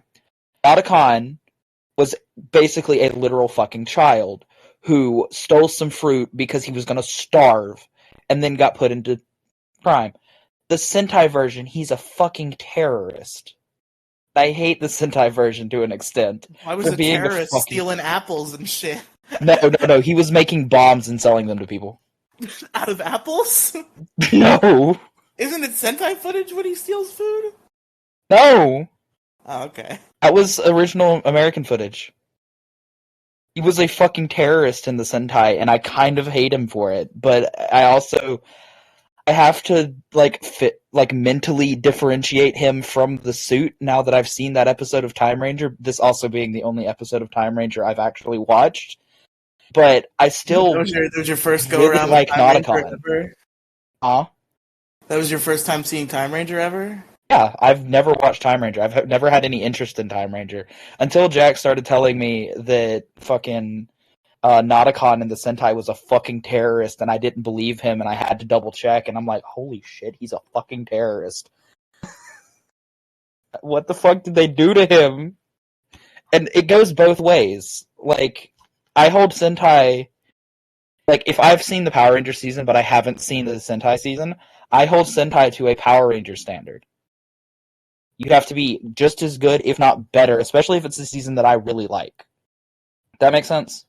Yes. Okay. That So the way you framed it, it seems like you had a problem with characters that were fundamentally different from their Sentai counterparts. Like, it was just that specific comment you made about that character when you were like, "She better not be good." That it was like, that's a little. Yeah, but that's just like a mental fucking issue because this is my favorite season of Sentai.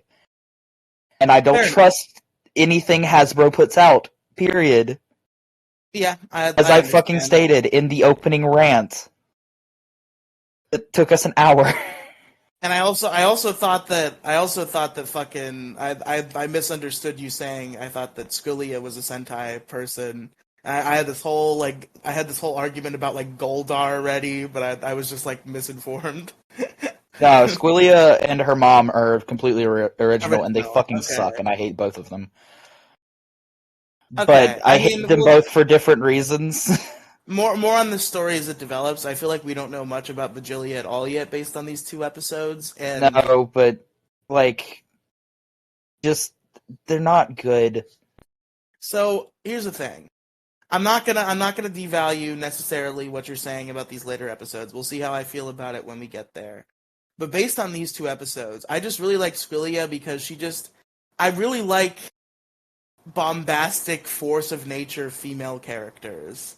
Like a Harley Quinn type character trope. Not to compare the two directly, but they're the same type of very general trope where it's like the girl, she's a force of nature. She's not gonna let the people around her trying to have reason stop her from just being a wacky. And I think she just that I dig the vibes. There were a lot of, in my opinion, very funny gags centered around her, and I just really enjoyed most of the time she was on screen in these two episodes.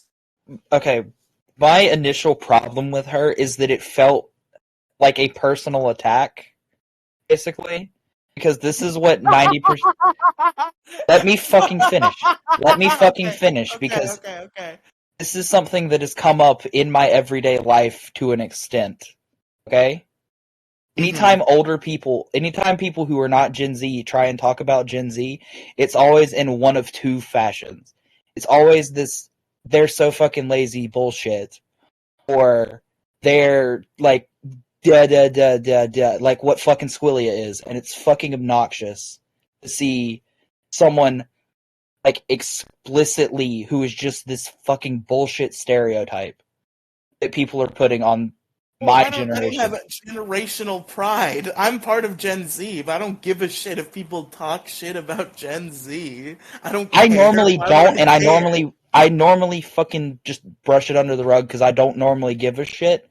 But when it's something that fucking direct, it's I think it's obnoxious. a caricature for sure, but I think that's just like that's more of like a trope. Like I think most reasonable people don't believe that like most members of Gen Z are actually like this, but they definitely exist, and this is just a caricature of like an over the top like crazy Zoomer, which they're out there. They're not all Zoomers, but they're certainly out there.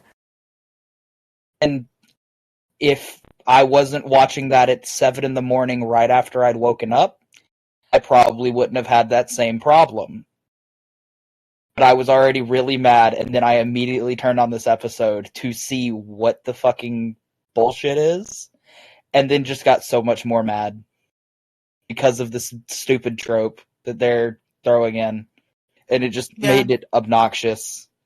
I This mean, is I why I guess should you know, not for watch everyone, like Hasbro era shit at 7 in the morning. we disagree about Scrilia, I think, in much the same way we disagree about Izzy.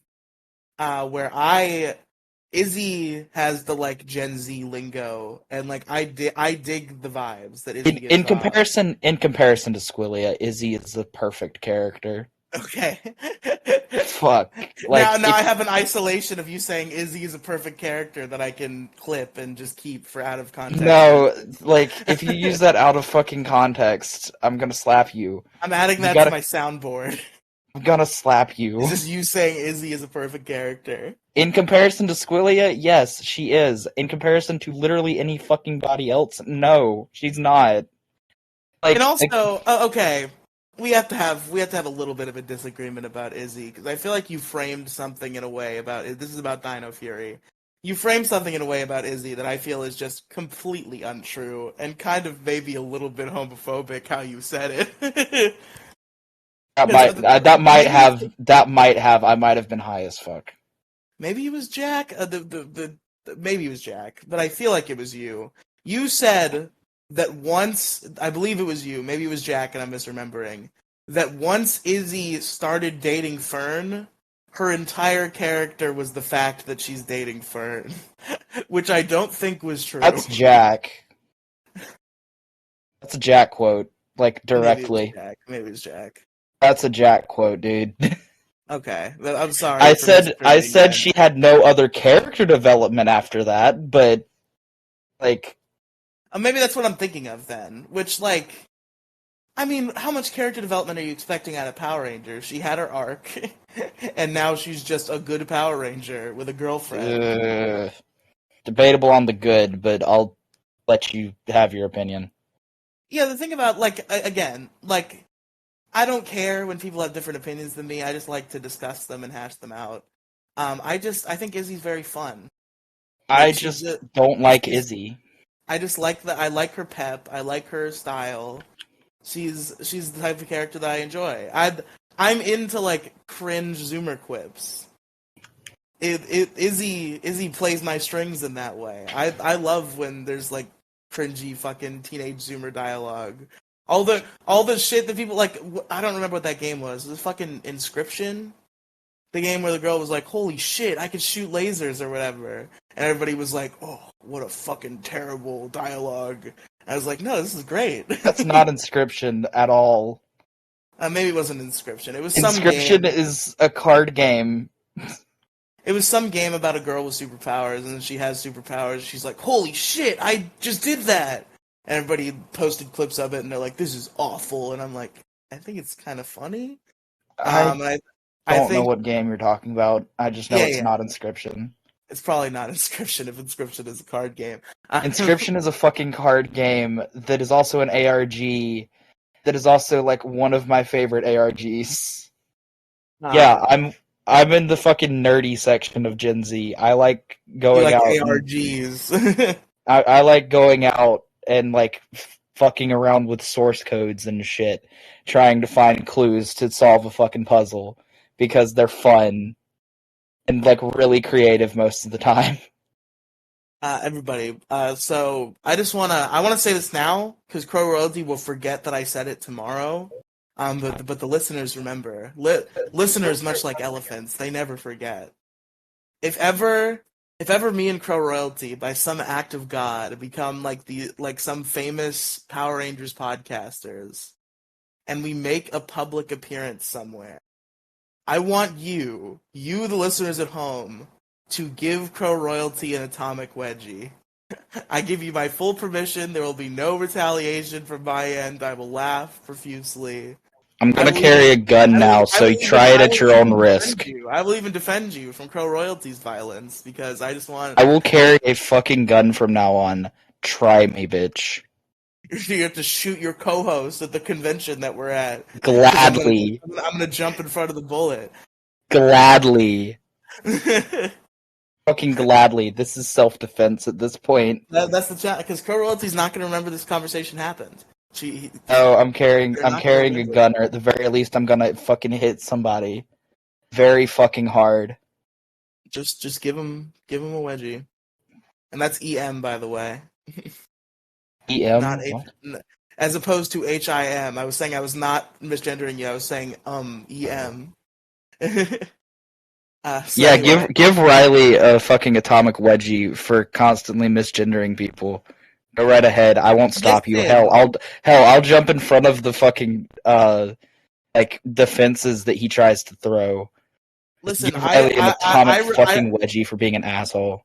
Listen, okay, here's the thing. I fully respect non-binary people. I'm not Kathy. I believe in the validity of non-binary people. I'm just very stupid and have an awful memory. And for my entire life, I was only taught 2 pronouns. So it was extremely hard for me to remember to use them. I don't know how you were only taught 2 fucking pronouns when other fucking pronouns also exist. Well, 2, like, gender pronouns.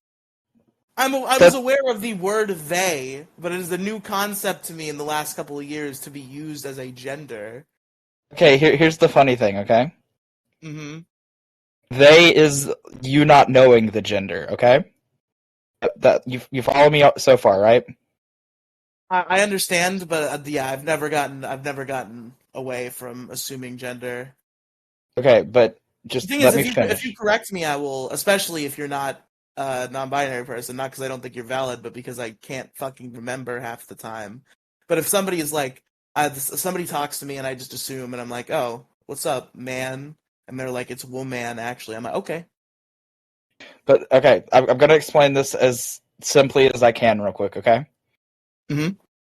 Okay, so you know how if you're talking about somebody and you don't know what gender they are, say you're talking about your friend's cousin, what do you say? I mean, to be honest, like if I'm talking about myself when I was younger, I probably did just like say he by default. That's That's, funny as fuck. he is my default. Like that's 100% true. Like if I don't know what gender you are, I say he. That's my My weird. default has always been they. Like if I don't know what gender you are, it's just they.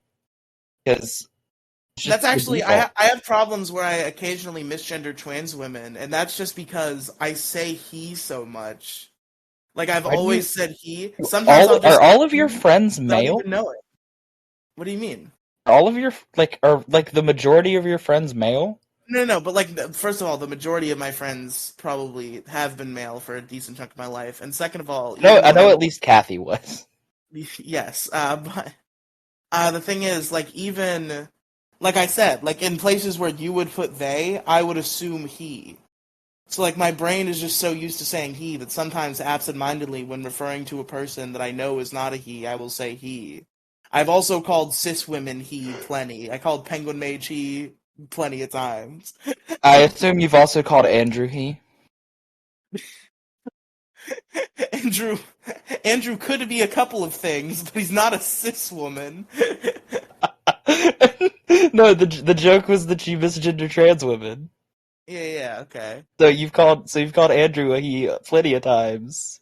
Andrew, Sorry, listen, excuse me, Audrey. come on. First of all, you got it wrong. Second of all, Fuck Aubrey. Fuck.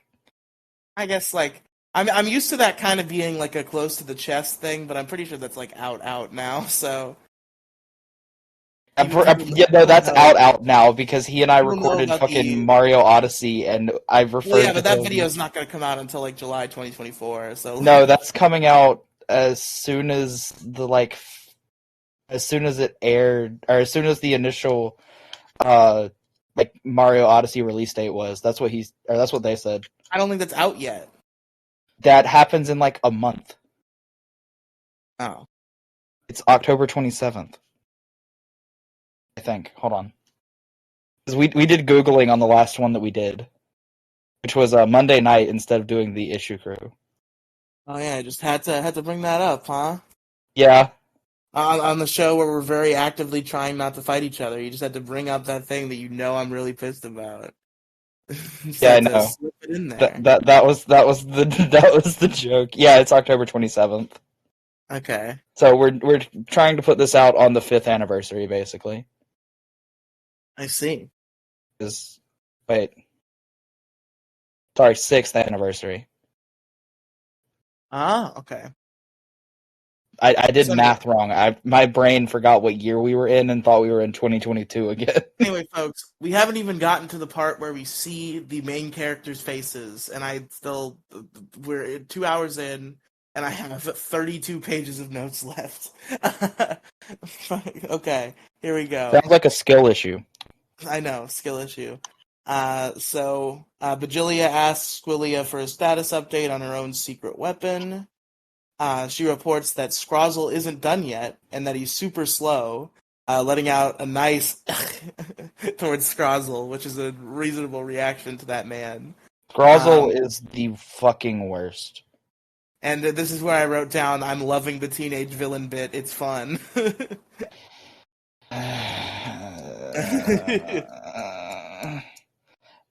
Okay, uh, real quick. I know mhm. we've already talked about this, but I would rather watch an entire hour and a half of Olympias just being a Olympius, then watch Squillia for 5 more seconds. Leave my girl alone. Don't She moves on from her mother and goes up to Zed and asks if he moisturizes. But before Clearly Zed, fucking not. The man has no skin. fuck you! If you let me finish my goddamn sentence, that was gonna be my joke too.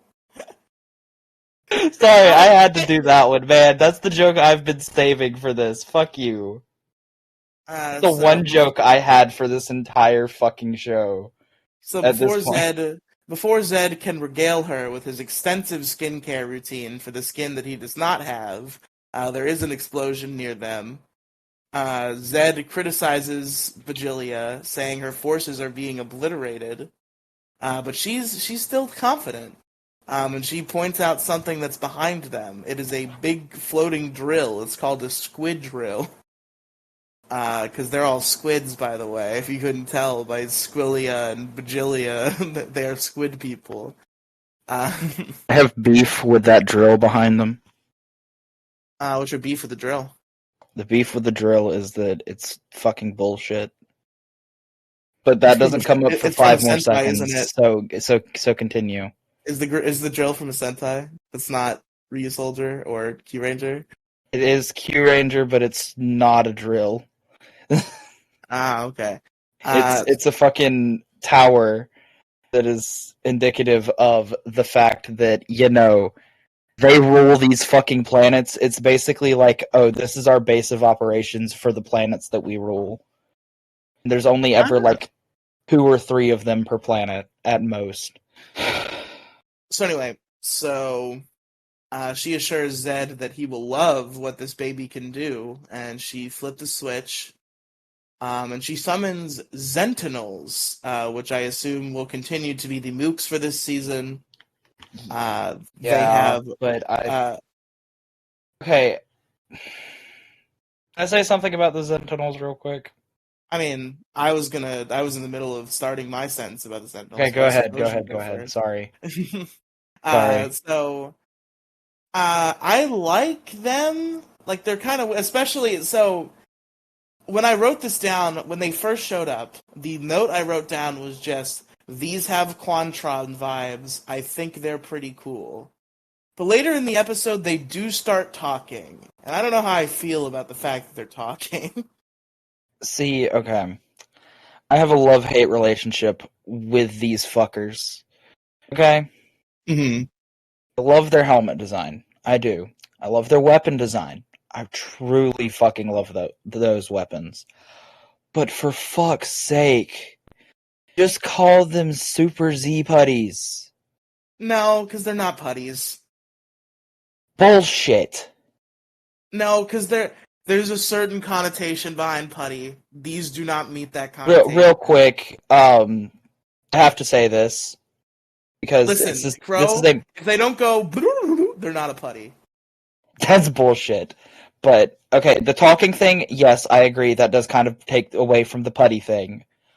But they break down like putties. They turn into, fucking little shards of shit. Fucking... They turn into, no, because putties, break apart into little clay pieces. These guys just, explode into, blue sparkles. No. Okay, this is slight spoilers, but I have to get this out because it's so fucking minute that nobody else would notice it. I don't care how a Sentinel dies in an episode. I'm not going to be distraught. Okay, in one of the episodes that involves the Dark Ranger, basically, they're fighting the Sentinels outside of, a building, and this motherfucker two or three of these motherfuckers... What? So we both got the Dark Ranger spoiled for us. That doesn't mean the audience did. We probably I call bullshit on y'all not knowing that the Dark Ranger is in Cosmic Fury. Just everyone fucking knows this. Well, a lot of people, if people like a show, if they hear a new season's coming out, they immediately mute every hashtag and keyword associated with the show in an effort to avoid every possible spoiler. Well, this is spoiler light territory, not necessarily... As per You're right. This is a spoiler light, but you know what? Pass. So fuck you. And that's what I'm trying to get into. This is like spoiler light. This is so fucking minute. It doesn't matter. But basically, I don't know if I would count the presence of a no, random I'm talking about the Z Putty thing, or Okay. the Sentinel thing, or whatever the fuck they are. Basically, they break apart into what looks like shards of like heated up pottery, i.e., clay, which is what the putties are made out of. They stay around for like a solid minute and a half before disappearing. Or not minute and a half, like a solid 5 seconds, because the scene cuts away That's a from them. stretch. But It would have upset me if these guys were called putties. it would not have, because they look like fucking putties. To me, putties have to be like these weird interpretive dancers who go. Well, yeah, I wish that's what they were, and I hate whoever the fuck made the decision to make them talk instead of go. But like, they're fucking putties. That's what they're designed after. They're clearly designed as a mixture of Piranhatrons and putties in general, specifically the Z putties. That's not. You see, I thought they were a mixture of two things, and it's neither of what you just said. You said Quantrons a minute ago. Quantrons. You just said Piranhatrons. I meant Quantrons. I corrected myself. Okay. They look like a mix. They look like a mix between a Quantron and a Lord Zed. That's what they look like to me. Well, yeah, but then there's also like the chest piece that reminds me of Z putties, like explicitly, and it might just be because it's got the giant letter fucking Z on it. But well, the Z can stand for Zed. Yeah, I know. That's what the Z putties are. Yeah, it's true. Anything that belongs to Zed has a Z on it. Doesn't mean it's a putty. Yeah, I know, but it still gave me like putty vibes. And everything was Zion's putty. Zed's throne, putty. No, no. It's like any mook that belongs to Zed that's not explicitly the fucking Tengu. Tengus putties. Tengus are putties. But like anything that's not the fucking Tengus just gives me like putty vibes if it belongs to Zed and is a mook at this point. Like, I don't know why. It just does. It looks like Zed like personally upgraded the fucking putties into something even stronger than the Z putties. And that's the vibe it gives me. It looks like he took shit from the Order of Evil, or the Masters of Evil, whatever the fuck they are, and just like took the parts he liked and put them in on a putty. Of Evil? Is that what you're referring to? Yeah, the Alliance of Evil. Okay. It looks like he was just looking at all their different mooks and then took what he liked and put them on a fucking putty. And I like it. I like that. And I wish they were actually called putties. Or like some like, call them Zuddies for all I care. That would have been a better fucking joke. I mean, I'm fine with Sentinels. I personally, I understand where you're coming from, but personally, I just, like, I wouldn't feel right if these guys were called putties. Like, the talking thing, I agree, is bullshit. They should have just gone... And the thing about putties, too, is, like, these guys, like, actually, like, fight with, like, weapons and shit. I feel like another qualification for putty is you just have to be like a wacky interpretive dancer, and that's how you fight. See, that part doesn't bother me as much as it does you, I don't think, because like I could see a putty. I could see, like, especially if they brought back like the original putty suits alongside with these, or like the original Z putties. There was a moment in this episode where I thought that Billy was fighting a Z putty, and I did like soy face at seeing a Z putty, and then I realized it was just like a fucking Sentinel, and I was like, ah. I'm like, dude, like, it's Lord Zed. Just give us some Z putties, man. Yeah, just throw them in there. Huh? Yeah, just throw them in there. Why not? Yeah, it's Lord Zed. Lord Zed has Z putties. Accept it. And like, that's my thing. Like, if to be fair, Lord Zed had Z putties. I don't think we've seen him with Z putties since season 2. Well, no, there were some that were guards that made it into season 3. I don't think they were in season 3 at all. They were in like one episode of season 3. I know that for a fact. Well, yeah, and that episode was called the Masked Rider crossover. A friend. Yeah, I know. That's what I was getting at. Yeah.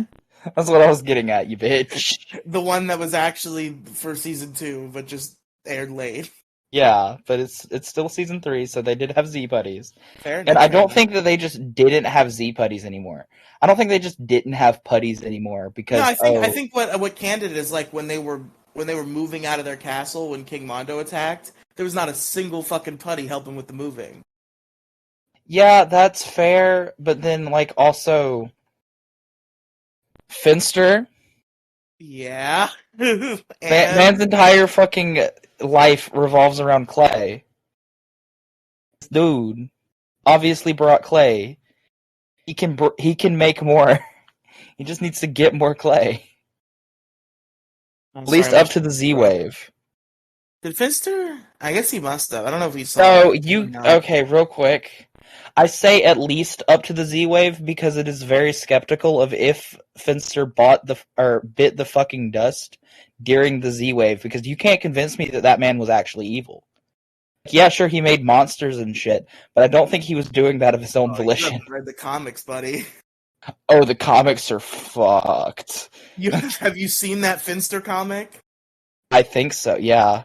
Just like the really like realistic, grotesque horror art style. Oh, yeah. I know which one you were talking about. I thought you were talking about Finster 5 for a second. I'm like, No. even Finster 5, I would argue, I'm is... talking about the like grotesque, realistic horror comic book where Finster builds a monster in his basement secretly, and when his wife figures it out, he kills his wife, and then he tries to bring his wife back to life, and every time she hates him, so he's like, I must have done it wrong, and then he kills her again. Yeah. That's not the Finster that I consider canon. That was fucking crazy. I was Yeah. not ready for that to be in a Power Rangers comic. Me either, but I also don't consider that to be canon at all. Oh, I don't think it was canon, but as a side story, that was just like impressively insane. Yeah, but you can't convince me that Finster's like actually evil. He might have gotten in with the wrong crowd, He was but really loyal to like Rita. He was like, "Yes, Empress of Evil. I want to help you do evil. I love you." Yeah, but the loyalty only goes so far in terms of like evil.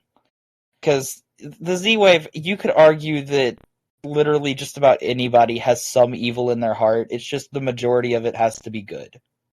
I don't think that's true. I feel like the Z-Wave... So the thing about the Z-Wave, right, is the explanation the show tries to sell to you cannot be true. Yeah, that's my point. Because then the rest of Power Rangers can't happen because all the evil is gone. So that too, but also like... Okay, my thing is, I think it's anyone who is evil to a point beyond a redemption. My headcanon is that it was less eliminating all evil and more eliminating the alliance of evil, of which Finster would be a part. I don't want to acknowledge that Finster is a part of that. I think they just like, left Finster... I feel like it was condensed to every villain that we met in the Zordon era, rather than every villain ever. The alliance of evil was wiped out. Well, I'm gonna have to call bullshit, but I can't tell you why I have to call bullshit on that explanation. It's fucking Finster come back in this show or some shit. No, it's not Finster. It's not Finster, but something else does happen that I do have to call bullshit on. Oh my god, does somebody come back? Does Goldar come back? Goldar's already come back. Yeah, but does he do it again? No. It's not that somebody comes back. It's that something else happens. Ah, okay. But I can't tell you what happens for obvious reasons. It's in the last fucking episode of the show. I want Goldar to come back and have his real goddamn voice. I'm sure he's out there somewhere, unless he's dead. But that would be sad if that was true. I hope Goldar's not dead. I want him to come back with Rito. Oh my god. They gotta give us that. We didn't even see him in space because they fucking broke the suit. Just fucking build a shitty camo skeleton and let us have Rito again for a second. Exactly. Let us have Rito. Let us have Goldar. Let them get gay married. It's a little far, I think. No, at this point in Power Rangers, that's totally realistic. Hi, Demi Gloom. This is Megazord Radio. Why are you here? Get out of here, you fucker. Yeah, what's up? Hi, Demi Gloom. Do you want to have a say on Power Rangers? Power Rangers Samurai is the best show that was ever conceived. It's amazing. Based. That's based. That's based. Thank you, Demi Gloom. What else do I know about Power Rangers? I like the theme song from the original Power Rangers movie. It's really good. Also based. Go Power Rangers. I love Tokusatsu. I can name a Tokusatsu that's not Power Rangers. I definitely can if I want. And Do it. Can you? Do it. Because I've told you about them. Do it. I don't want to. I don't feel like it. McBloom, I will pay you $5 if you can name one. I feel like you run with enough weirdos that you at least know in passing the phrase "Common Rider." I feel like you know in passing the name Ultraman or Godzilla. Well, yeah, Godzilla, obviously. Well, everyone knows what Godzilla is.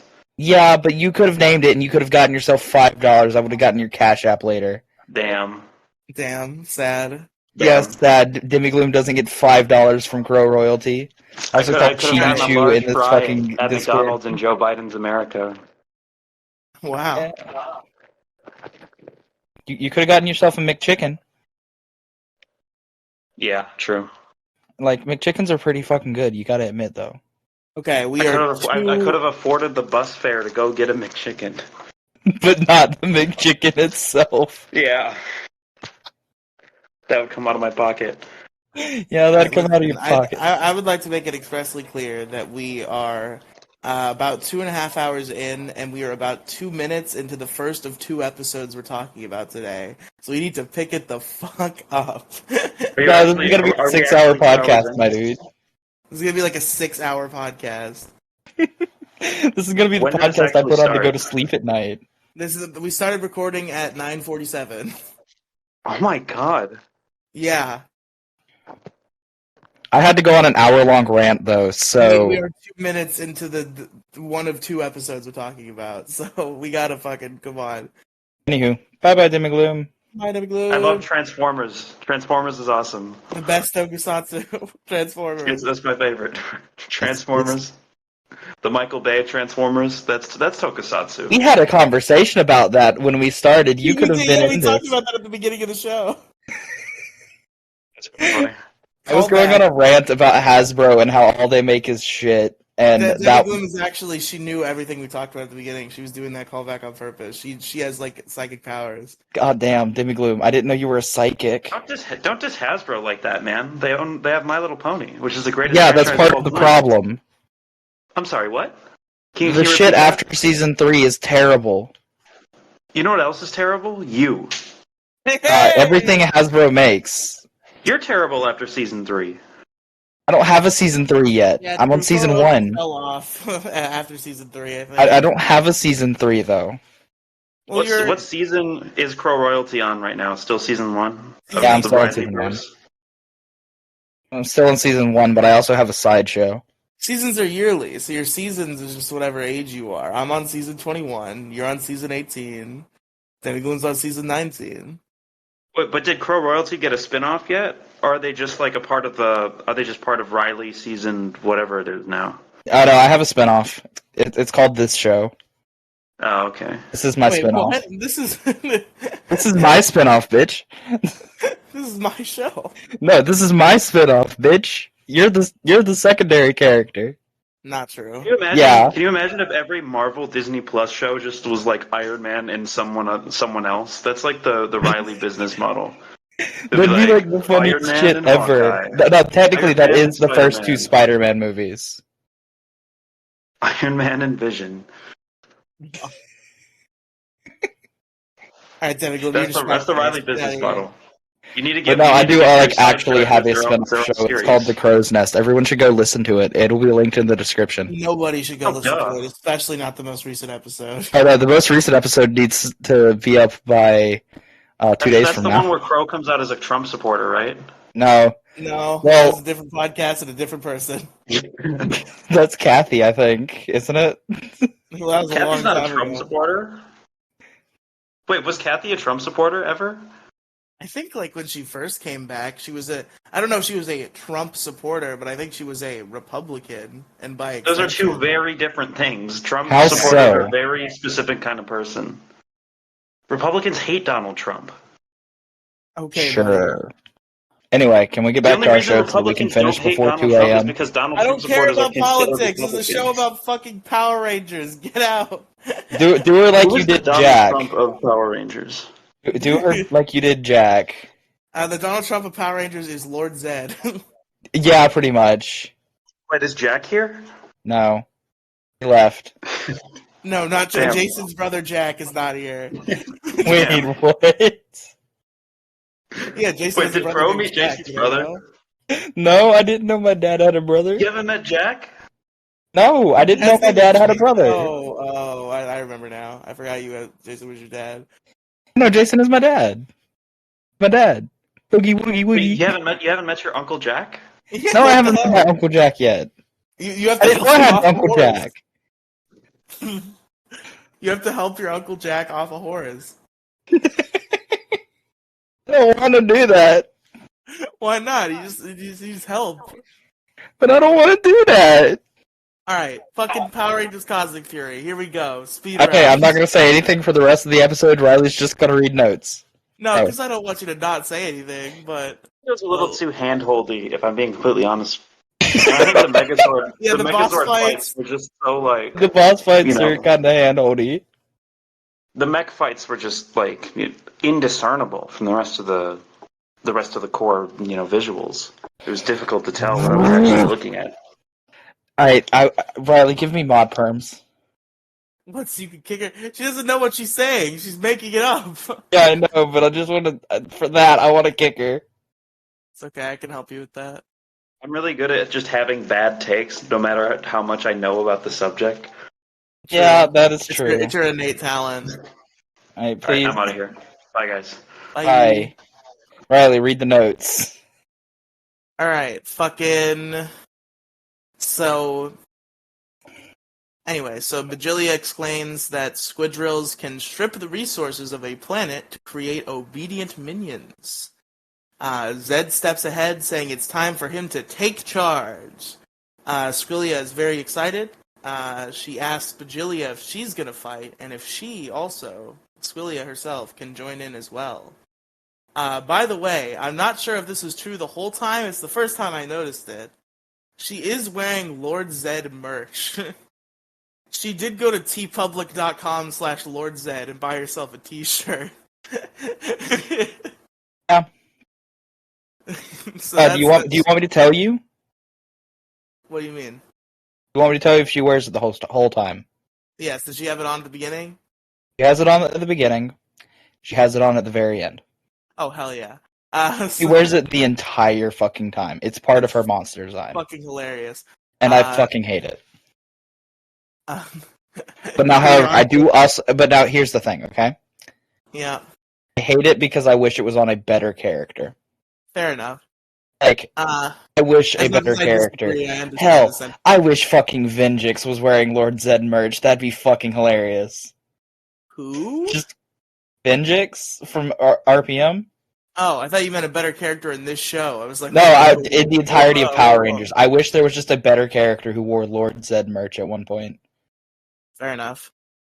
Like, the entirety of Power Rangers. Hell, put Daishi in Lord Zed merch. It'd be funny as fuck. I mean... No. You gotta admit, just put a random fucking character, like random, really good character in Lord Zed merch. It'd be funny as fuck. Joke that this is a good character, you will disconnect the call. You can have that opinion. I disagree. I'm not talking about Skrilla. You know who had some Lord Zed merch, Crow? Who? Thrax. Bye. Damn it.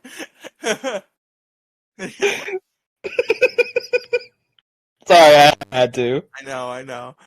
I had to. So anyway, she's got Zed merch. And Bajilia mulls over her question for a second and decides that she's 218 now, so she's old enough to fight. And I did chuckle at this, because I've always been... I don't know why it gets me, but I've always been a sucker for jokes just predicated on how stupid long the bad guys live. Okay, real quick, the only time that I ever thought that was a funny joke was Hotel Transylvania. I think it's been funny in Power Rangers. It's been funny, once, but I don't remember a time specifically when Power Rangers did it. That's the other problem. Yeah, I think, Goldar and Rito had some funny exchanges about, what they did fucking 5,000 years ago, and it was just funny because of how absurd okay, yeah, in that context, doing exchanges about shit you've done in your past, yeah, that's funny. But then you have, oh, you can do this because you're da-da-da age. There's only one time that explicitly has been funny. In my opinion. I think it's cute. Opinion, at least. She's old enough to fight because she's 218. Yeah, and Mavis was old enough to run a hotel because she was 118. Fair. So, like, that was way funnier to me. But this is So also she- because I really like the Hotel Transylvania series. So anyway, so she does tell Squillia to take a copy guard for protection. A copy guard is a weird monster with a red face. Shut up. Is copy guard a Sentai thing? Yep. What is he? They're like the generals for the Q Ranger mooks, but they do so them it's so... Q Ranger. It's this show. Yeah, but it's also like, how do you fuck them up so badly? Because, okay, there was one time that I just really liked some of them, and they were like, because these are the ones that could actually talk in the show, okay? These guys never have a fucking line in this show, and never do anything like remotely interesting enough in comparison to in Q Ranger, where they quite literally ran a fucking court where the people who they had taken over were like complaining about such bad like running of the company, and then the guys are just like, yeah, well, sort this out amongst yourselves, I don't give a fuck. And it was just so fucking funny. Yeah, fair enough. Like, this is one of the times where it's the quality thing. Like, it's the quality thing again, not necessarily the characters, because these are mooks. I don't care enough. But they had such better they're just quality dumb in the other voiceless show. mooks. Yeah, I understand. Like, So anyway, Squillia agrees with you about the quality of these copy guards, because she looks at the copy guard and says, "Let's go, Ugo. This is my time to shine." Which is, this is again, I wrote down, "I love her. She is an icon." well, that was rude to some of the best mooks in Super Sentai. So Zed immediately tells her that it is not, in fact, her time to shine, and they all teleport. They all teleport up to where Izzy and Ion are fighting, and Zed gives a verbose statement about missing screams of pain on the battlefield.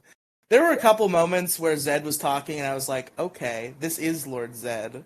Because a lot of times in the Fury shows, he doesn't really feel like he's him. But there are moments in here, in these episodes of Cosmic Fury, where I'm like, there he is. And this is one of them, when he's like, I love the sound of screams of pain on the battlefield. I'm like, hey, Zed, what's up, buddy? I want to get to, like, the major point of this episode, because I did laugh when that happened. We'll see. We'll see. Izzy's quip as Zed arrives is, there's the piece of meat we want to put on the grill. Which I would accuse her of being horny, but one, she's gay, and two, Lord Zed definitely looks like raw hamburger, so she gets a pass. Okay, here's the thing, okay? Mm-hmm. It should have been an Ion line. Ion legitimately owns a fucking cafe now. That should have been an Ion line. Fair enough. So Javi's like, he's got a whole entourage, and then Zato's like, Zato gives a pretty good, like, Red Ranger response, where he's like, not for long. I enjoyed that. So they go to attack. Javi tries to attack Zed, and it ain't doing shit. He like punches Zed, and Zed just kind of like stands there and laughs about it. Then we cut to, if my autocorrect is to believe, we cut to Olive and Billy. Olive. But it's Ollie. Ollie and Olive. Billy. They finish His off name is some Olive minions. now. Shut up. So it's the same thing as the Lunk thing. He's Olive. No, now. we're not changing that. That's not funny to me. Lunk is funny to me. Olive is not. Olive is funny to me, so I'm gonna refer to him as Olive from now on. Shut the fuck up. So Zed sees Billy. It's better than me calling him Oliver. I mean, that would just be accurate. That's just Which I did, and Jack got like kind of mad about, because the full quote was, "Okay, Oliver, not the Tommy kind." Okay, yeah, that's kind of dumb. But it's also accurate. So Ollie and Billy finish off some minions. Zed sees Billy and calls him Cranston, which is something he calls him 0 times in Mighty Morphin. He should have either said Billy, or if you were really looking for the good feeling, Blue Ranger. That would have been like the best. I wish he would have said that instead. He says it will be a pleasure to finally crush him once and for all. Billy quips about being impressed that he's even able to remember him with his brain always exposed like that, and readies himself to fight. Okay, that quip did make me laugh, unironically, at 7 a.m. because Billy is always great. Yeah, Billy is great. Billy's always great. Billy runs at Zed. He's backed up by Ollie and Amelia. They clash for a bit. Olive and Amelia. Shut up. But then Zed punches Billy, knocks him back, and says, "All of my dreams are coming true." Then hits him with a big blast, and I was about to fucking throw my TV screen out the window if they fucking freaked me on the okie doke with Billy and killed him in episode 1. See, okay. I did throw my phone at that. You thought he killed Billy? Yeah, and then I heard the episode, I heard like the rest of the episode, and it was not Billy's death, and picked my phone back up. There you go. Like, I violently threw my phone into the wall. So anyway, we go back to the other Rangers. Zato and Ion are fighting side by side. Ion says that he missed Zato and he has so much to tell him. They are just adorable. One of the things Ion has to tell him is that he opened his own cafe. Zato is very happy for him and he can't wait to check it out. And then... Also, real quick, is Ion gay?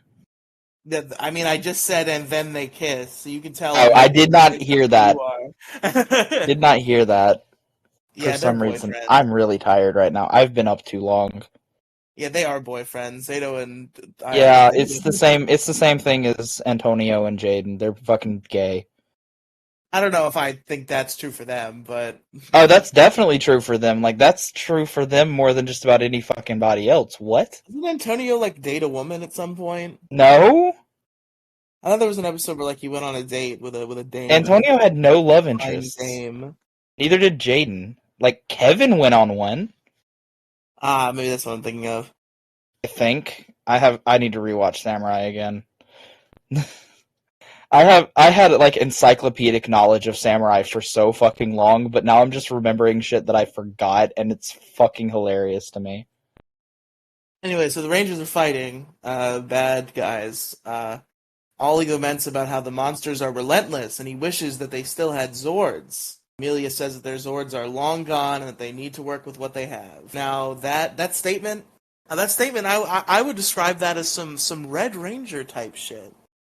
I don't know, because she's the Pink Ranger, so I don't know why I would say that, but there seems to be some sort of Red Ranger. Riely, shut up. Personality traits here. Riely, you are spoiling more important shit than what I did. That's in the fucking... Everybody knows that. Everybody knows Amelia's the Red Ranger. Everybody knows that fucking Heckle comes back. Like, fair enough. So Amelia suggests they make some portals and send them packing. Ollie agrees with this plan. And he preps the Cosmic Dino Key, activates a Cosmic Gateway, opens that bad boy up. Amelia talks some shits, and then kicks some monsters into a gateway. Ion and Zato cheer. Zed asks Squilia if this was part of her mother's foolish, stupid, dumb plan. I might have embellished a little bit. Squilia assumes her mother has much more to come, but since Scrozzle isn't ready, she calls up a Doodrip. A man who, by the way, is a reused Ninja Steel monster. Wow. He's got to come on down and join the fight. And he's a crazy-looking cyborg man. And Zato sees him and wonders who he is. He says his name and reports to Zed for duty. Izzy makes fun of his name, saying he should sue his mom, which is a nuclear dunk, and I love it a lot. I went like I did the like video, the you know the video I'm talking about where it's like a crowd and they go like yeah, I know what video you're fucking talking about. That was this moment for me. You're telling me that didn't hit you? That was great. No, I'm just really fucking tired at this point. I What have kind of little name to is no that? You reaction. should sue your mom. Honestly, So Doudrip is there's a very couple more monsters that need to do that. By the way, probably. He shoots some blue goo at them. Gross. Doudrip explains that this is poison that Zed uses to turn Power Rangers evil. Then Izzy's like, I'm not feeling evil right now, as the poison like goes away or like sucks into her or something. It just she's been disappears coomed in some on. way. Gross. So Zed clarifies this poison here, this poison right here, is specifically made for that Blue Ranger. Now they very on purpose for like when he first says that line, you don't know who he's looking at, and then we pan over, and it's Ollie. And Ollie is glowing strangely. Hey, real quick. Yes. Fucking told you, bitch. No, you're right, but like, no. I think my main issue with the Ollie was evil speculation is a lot of people were saying that he was going to willingly betray the team. Oh Because no, they I never believe said that. I always had like some explanation as to why he would turn back evil and blamed it on the bullshit for why he was evil the first time. No, you were wrong about that though. I was wrong about that, but I was right that he was going to be evil. Yeah, you had And at surmised. least I knew it was going to be Zed's doing and not him doing You it had willingly. surmised that he had like never truly been cured that first time. No, my thing was, okay, it's not necessarily that he was never cured, it was that Zed was going to do some magic bullshit and reactivate the shit that he was cured of, for the most part. Huh? Yeah, fair enough. Like you had said it, and the way you framed it made it sound like Ollie got mind controlled like near like the penultimate episode. And I I had could like believe misremembered that, like, because I forgot a bunch of I could believe forgot a if there was like bunch of 2 Dino Fury episodes left in episodes. the Not gonna season. lie, because they were nothing. I could believe if there were like 2 episodes left in the season and that happened, I would believe that twist. There were like 10 episodes left in the season, and in multiple of them, he had like very legitimate emotional experiences with family or friends, and I do not trust Power Rangers for a second. I'm gonna shut up. Well, that's objectively true. No. He does shit with Amelia. He does shit with his mom. That's not what I'm saying. I'm not saying those didn't happen. I'm saying something else that I can't say because it is a spoiler. Ah, gotcha. You shouldn't have watched it early. Now you have all of this knowledge that you can't share with me and you want to share with me.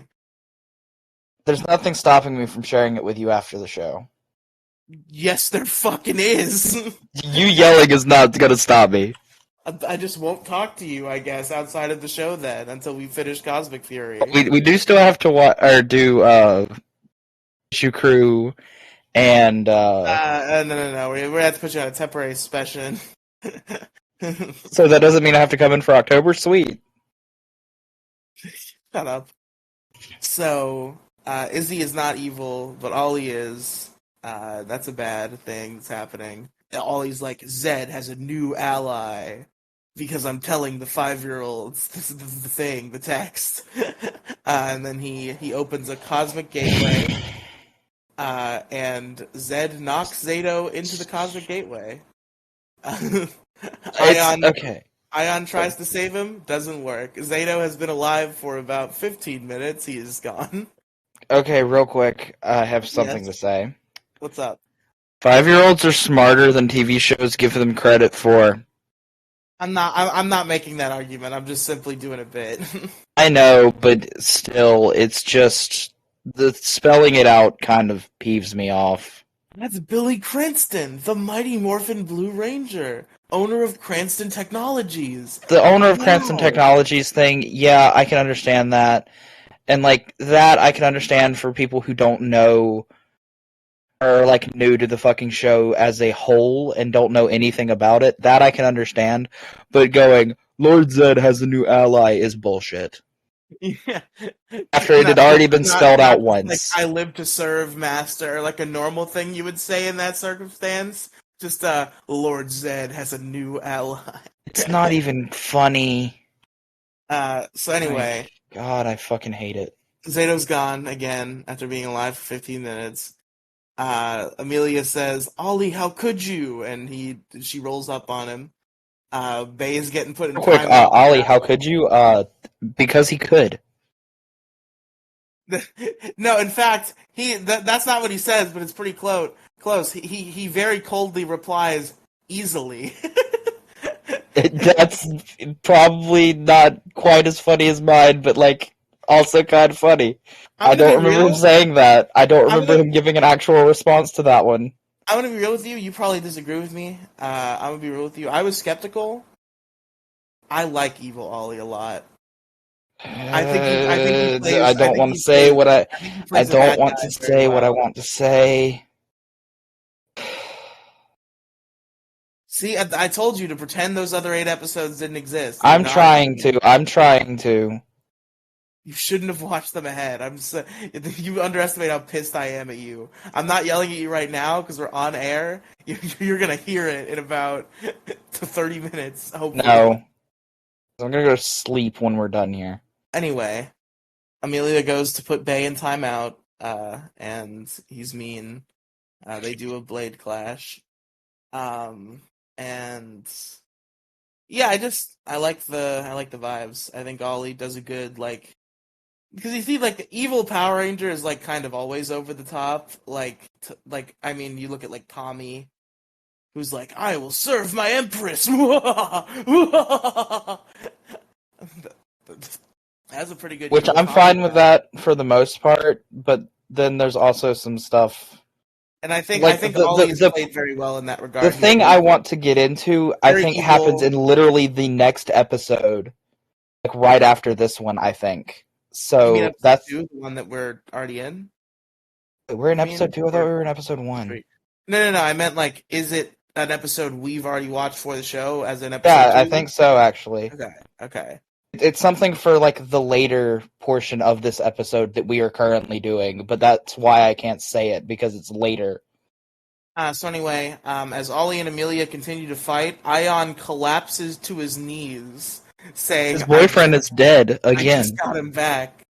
And this is why I wrote that. We've established that they're boyfriends. I did write down, if not homosexual, they are definitely homosexual at the very least. See, okay. Zato and Ion sleep in the same bed. With or without socks on is not the question. They sleep in the same bed. It's only gay if the balls touch. No, it's only gay if the socks are off. No, listen. It's only gay. The only time where something is gay is if your balls make contact with another man's balls. As if the socks are off. You and I are referencing two completely different things. Fuck the socks rule. This is the socks rule is life, man. This is the real gay rule. It's only gay if the balls touch. Read. Anyway, don't fucking rush me. You're the one wanting to get done before 2 in the morning. I'll keep going all night. I don't give a shit. I will too. Fuck it. I'll go drink a Red Bull right now. I have one ready, and it's a 20-ounce one too. Jesus Christ. So, like, try me, bitch. I can go all night. So, Zed doesn't laugh, and he praises Dewdrip, but then fires him immediately. And he orders Sentinels to take him away. And as they take him away, he cries out about being Employee of the Month, which was really funny. What's even funnier... I was Employee of the Month! There's something even funnier with that later. But Fair. I think it's the next episode, so I can't say it yet. So Mick watches with concern until the Red Morphin Master stops to face him and addresses him by name. Mick says, "It's an honor to finally meet you, Mr. Master Red, sir." Very awkwardly. I love him. He also says that the odds are stacked against them. Master Red is like, "Yes, that is correct." And then he zaps him with red power, and he becomes the Red Ninja Steel Ranger again. But he does, like, have the better designed suit, and I love it so much. So it's sick as fuck. Nick loves his Ninja Steel suit, and he's glad that it still fits. Because I guess he let himself go a little bit. So we get a brief shot of Izzy and Squillia clashing as Squillia multitasks with a selfie for Space Instagram to commemorate her first fight. Mick flips in and slashes Squillia away. Izzy is pleasantly surprised about how Mick is a Power Ranger now. Squillia runs away and yells to her mother about how there's another Power Ranger now. Oh my god, oh my god, there's more of them. Also, notice, there's a red and a white ranger currently. What are you talking about? Zato's white. Yeah. It's a reference to something. What do you mean? Q Orion. I see. Yeah, it's the Q Ranger cast, but we're missing a silver, a purple, a yellow. I think we're also missing an orange at this point. I don't remember who all is in this episode. For fuck's sake, I'm so tired. So, anyway, Vegilia's watching, and she grunts about how Scrozzle is bad. She's like, he knows I'll destroy him if he doesn't fucking get his shit together soon. And then Scrozzle teleports in. He's ready. He's got a machine. It's all finished. There's no need for any destroying of any kind to happen, except for destruction that is brought on by ourselves. I'm like losing. I'm losing the battle right now. I can't get my vision back into focus. Wait, you're also so fucking tired. Anyway, yeah, Scrozzle's here, so no need to destroy him. And also, he wants his money. He asks where his check is. Vigilia tells him to take it up with accounts, but activate the thing first. This device she has is called a Master Captivator. Her ultimate plan: seducing the Morphin Masters. Very, very captivating to them. Cool. You just hate the Morphin Masters so much that you can't even enjoy a joke about them. I see how it is. No, it sounded like you said seducing the Morphin Masters. I was like, what? That's what I said. Oh, I thought I heard you wrong. No, that's what I. I That's was exactly very what I said. confused for a second. She's using the Master Captivator to captivate and seduce the Morphin Masters. That's the Okay, plan. yeah, I get it. So Scrozzle activates it. Apparently, according to Bajilia, it took months of time and a lot of money to complete this, but it's done. It shoots and shoot a green Morphin Master and just absorb them. Now they live in this thing. Bajilia's like, oh, green energy is so nice. And Ion's like, what happened? What the fuck? And Lord Zed's like, yeah, we're doing it. Then they fire at the blue Morphin Master, and he's also absorbed. They go to the pink Morphin Master, which I don't think was a thing until right now. And they put him in there too. And Her. I think I think that one was there for fitting female was representation. Master, I'm sure it probably was her. And then there was a yellow Morphin Master who I don't think we've met yet. No, yellow is from the comics. And then there was one more. Okay, so there's yellow, pink, green, blue, red. Wasn't there a black? Or was it No. gold? It was like silver. I'm talking about the Morphin Masters. Googling. What are you Googling? The colors of the Morphin Masters. Oh. There's Master Red, Master Pink, Master Black, Master Gold, a Morphin Master, Praetor, apparently. The Morphonaut, that's the Squadron Rangers. Okay, so there's red, pink, green, blue, black, gold, and the Morphin Master, who is from the Die Ranger comics. And I can't tell you the last one. Wow, how secretive. It's Ooh. like major spoilers for the end of the show, so I definitely can't tell you that. Fair enough. So they're absorbing Morphin Masters, all sorts of Morphin Masters. They got the yellow, the fucking pink. They got the silver one. Gold. He was not gold. There's not a gold, or there's not a silver one. Not gold, actually. It is gold. Look at that motherfucker. Tell me he's not silver. Motherfucker, I'm looking at him now. He is gold. Ah. Hey, real quick, look in the fucking chat. What chat? Secret. Oh, look, it's the silver Morphin. I think that might just be the yellow Morphin Master that you sent me. There's not a yellow. No, yes, there is. No, because I'm looking at the fucking wiki. This is green. You should not look at the Wikipedia. You should not look at the What is fan that wiki. weird silver one they got? I can't tell you. What do you mean? You can't fucking tell me. Because it's spoilers. Major spoilers, and How I is it think that was spoilers? a production error. I swear, I think that was a production error, and they fucked up So mad you majorly. fucking know everything. 'Cause now I'm tempted to Unless you ask want me to give you the biggest fucking spoiler of this goddamn show, quit harping on it. So yeah, they're sucking up all the Morphin Masters, but the red one does a dodge.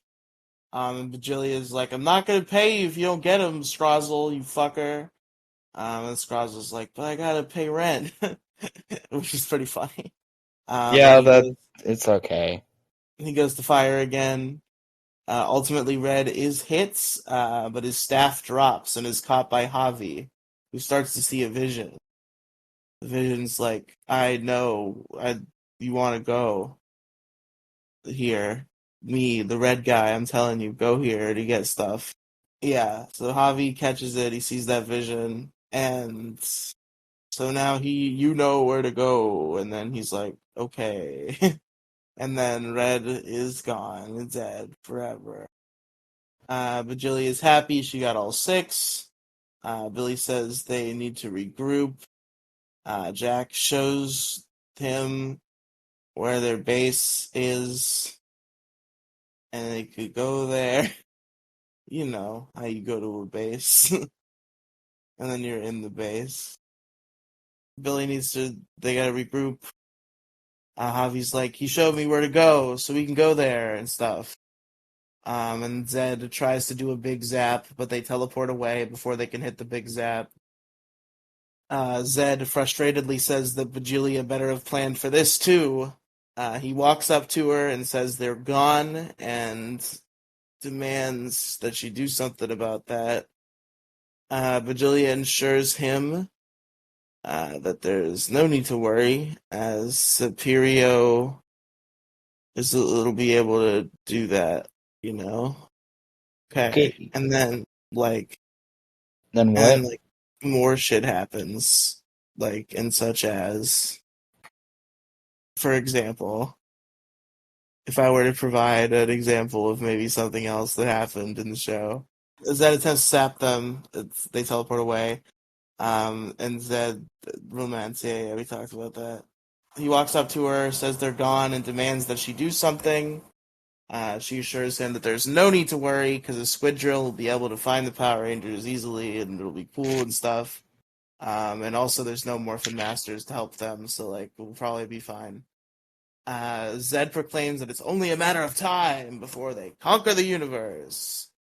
Then we cut to the weird shrine where the Rangers arrive. Javi says that this is where Red showed him he needed to go. He doesn't care what Zed's forces do. I don't care what Javi does. He's gotta get him. Fuck you! That was the joke, dumbass. How dare you say that about Javi, even in jest? You fucking... The joke was he doesn't care about what Lord Zed's doing. I don't care about what he's doing currently. You're gonna send a squid drill. It's gonna fuck things up, dog. And that's bad. You don't want that to happen. You know? So the Rangers, they're at the shrine. Yeah. Billy's fascinated by the shrine. But he's like, I'm sorry about your friends. That one died or got pushed into space, and the other one is a bad guy, evil now. That's not cool. That's kind of shitty. I feel like this is when Billy should drop in some mentorship and be like, well, that happened to me one time. He did, I think. Does he? To some extent, yeah. Okay, the shrine itself has, like, inscriptions on it. True, there's some animals on there. There's some animals on there. There's a giant man thing on there. Wow. Yeah, what is that man thing? I Would you wonder. describe the size of it as a mega? I would describe it as yeah, that's a pretty accurate descriptor. There's also this weird little hole in it. It looks like the size of a certain rod or staff per se. But we'll get there in a second. So Billy I'm trying to help you catch back up to your notes. Billy does not know what Zed may do next, but they should be safe for now. So they go ahead and unmorph. Izzy consoles Amelia, saying Ollie is curable and that they'll get him back. Mick recognizes the shrine as the famous altar of Zordnia. Mick says this is what they were looking for before things got all monstery and blasty and stuff. You know, when that happens. And then the altar starts to glow, which causes the Rangers and Mick, particularly Mick, to back up nervously. Wait, hold on. It doesn't just glow. It gets struck by fucking lightning, you bitch. That's later. No, it got struck by lightning. Yeah, it got struck by lightning a couple of times. No. Yeah. It got struck by lightning the one time, and then it retained the energy from that made it glow. Yeah, for a second, and then it got struck by lightning again in like 5 seconds. It's not true. Yeah, it is. So anyway, Squillia, she's piloting a squid drill. Ollie's there, and some fucking Sentinels are hanging out. Some not Quandrons. And she's gonna fuck. She's gonna fucking murder some people. So anyway, yeah, she's been assigned to find the Rangers. Squillia has, and it's way more fun than buying subscribers all day. Which, listen, her methods are underhanded, but I respect the grind. Riley's just mad he doesn't have the money to do that. Shut up. Am I wrong though, Riley? I don't know. Ollie increases the search range and adds some thermal scan. Just throws some thermal scan in there. I want to know what self-respecting search party doesn't include thermal scan in a science fiction setting. Good question. Like, that's my point. Why wasn't it already being used? And they find something. I wonder what that something is. And you can hear what they found right now, right after I say the sentence. And I will suddenly sound a lot more awake, and so will Crow Royalty, and it'll be crazy. It'll be as if it's a different day, but of course it won't be, or anything like that.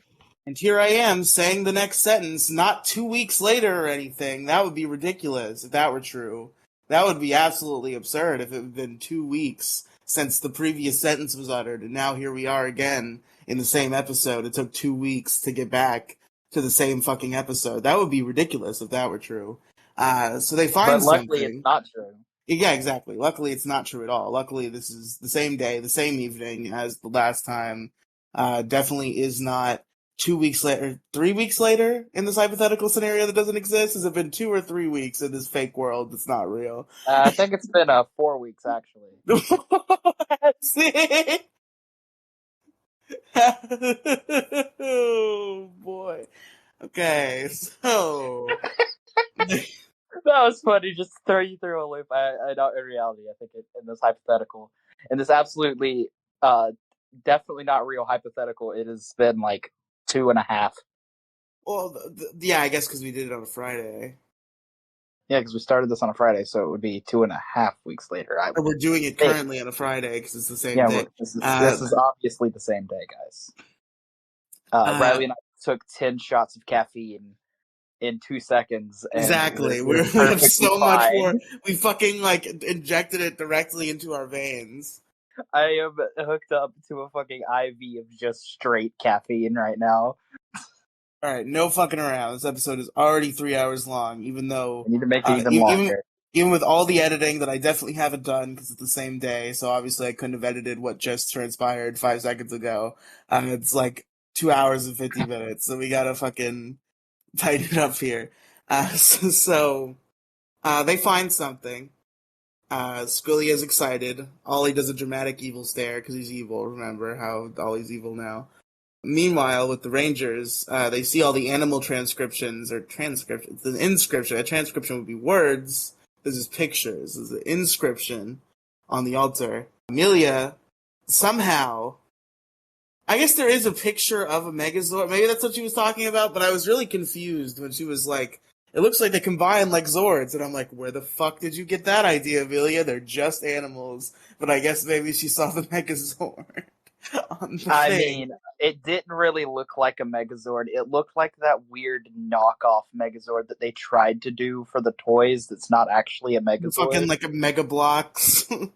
No. Like, okay, so with the toys, they came out early, obviously, because they put out Cosmic Fury with no fucking anything to tell us what the fuck it's about or what the fuck they're doing. But the fucking Zords came out, and the Red Lion could do this random fucking like battle mode thing, like how the Red Dragon Zord could in the OG. Yep. And like it's dumb, and that's what it looked like on the fucking. Well, I mean, a lot of Zords do that. A lot of like Red Ranger Zords have done that. Fucking Beast Morphers I know, but does the that. Blue Ranger Lion Zord does not do that. Well, I mean, they just got fun with it. They did something fun. Sue them. So yeah, there's like maybe they combine like Zords, and Billy's like, yeah, it's possible. Actually, that's probably really likely. Actually, and then so this is the weird part, right? And in the hypothetical scenario where we attempted to record this once and didn't get very far, I think we had this conversation. So Billy says that this is also where his team got the Shogun Zords, which I thought was just on Earth. No. I don't recall there being an alien planet involved in the Shogun Zords, but I might be wrong. No, Zed went to go collect the Zords from Zordnia. Is that what they called it in Season 3? Is this a reused location? I don't fucking know. Okay. But that's what the wiki says, because I've got the wiki pulled up right now. Obviously. Are you sure this isn't revisionist history? Did they put that there after Cosmic Fury aired? Probably is. Because I guess it's been a long time since I've... Actually, I don't think it's been that... Did I watch Changing of the Zord? There were like a few like random out-of-order Season 3 episodes I watched like a few months ago. I don't remember if Changing of the Zords was one of them. You want to go watch Changing of the Zords instead of finishing this episode? No, I fucking do not. I did. But yeah, I would so much whatever. rather do that. According to Billy, this is where his team got the Shogun Zords. And Mick is like, I've heard some rumors about a lost group of ancient Zords. The Cosmic Fury Zords, TM Netflix 2023. But unfortunately, no one has been able to find them or even prove that they exist. Izzy asks if they think they're hidden around there somewhere.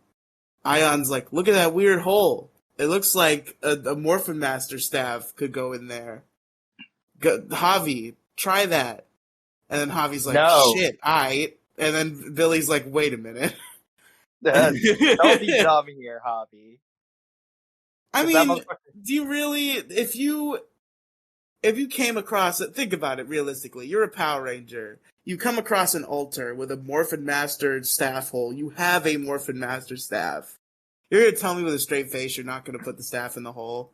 That's like saying if you come across a fleshlight in the middle of the woods and you have a penis, you're not going to stick your dick in it. If it's like a fully like functional... No, because then it might be dirty, but like... No, that's not what it's like. Your fucking dumb, shitty, dirty joke aside. Like, You're trying to figure out where these fucking Zords are. There's an altar for the Zords, and it's got a fucking keyhole that's the shape of this staff that you have. You're gonna put it in there. No, you're not. Because it's fucking getting struck by electricity constantly every 2 seconds. But yeah, but that happens you deal with shit like that all the time. You're a Power Ranger. This is par for the you course. currently do not have your morph. Wait. No, they had morphers. They do. Never mind. It seems weird that they do, because they do not become the Cosmic Fury Power Rangers in the 2 episodes of Power Rangers Cosmic Fury we watched. You'd think that there'd be something by then, but yeah. So as Billy says, even if the altar is the answer to the new Zords, it was just struck by lightning. So there's some wild energy in there. You probably don't want to fuck with that. Which is common sense. And I don't think it is. I think if there's a staff-shaped hole, you're gonna put it in there. No, you're not. That's like saying if there's a dick-shaped hole in something, you're gonna stick your dick in it. No, because that's like attached to your body.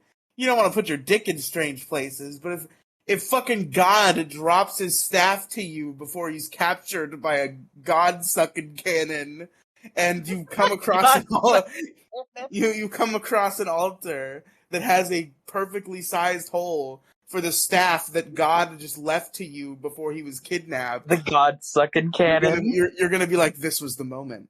This is why. This is why he gave me the staff. I gotta put it in there. But anyway, regardless I don't even think you're trying not to make nerdy jokes at this point. I'm not. I can talk about putting things in things without it being a dirty joke. Not around you, though, because you're ridiculous. No, it's the staff thing you keep bringing up. Yes, there's a staff, and you put it in a hole. That's what is happening. That is in the show. He has a staff. He wants to put it in the hole. They don't want to let him put it in the fucking hole. That is what is occurring in the television show. He doesn't need to put it in the hole for a very obvious reason that'll come in like the next 5 minutes or 5 seconds. You're right. So yeah. He also says that it was designed by Morphin Masters and not mortals.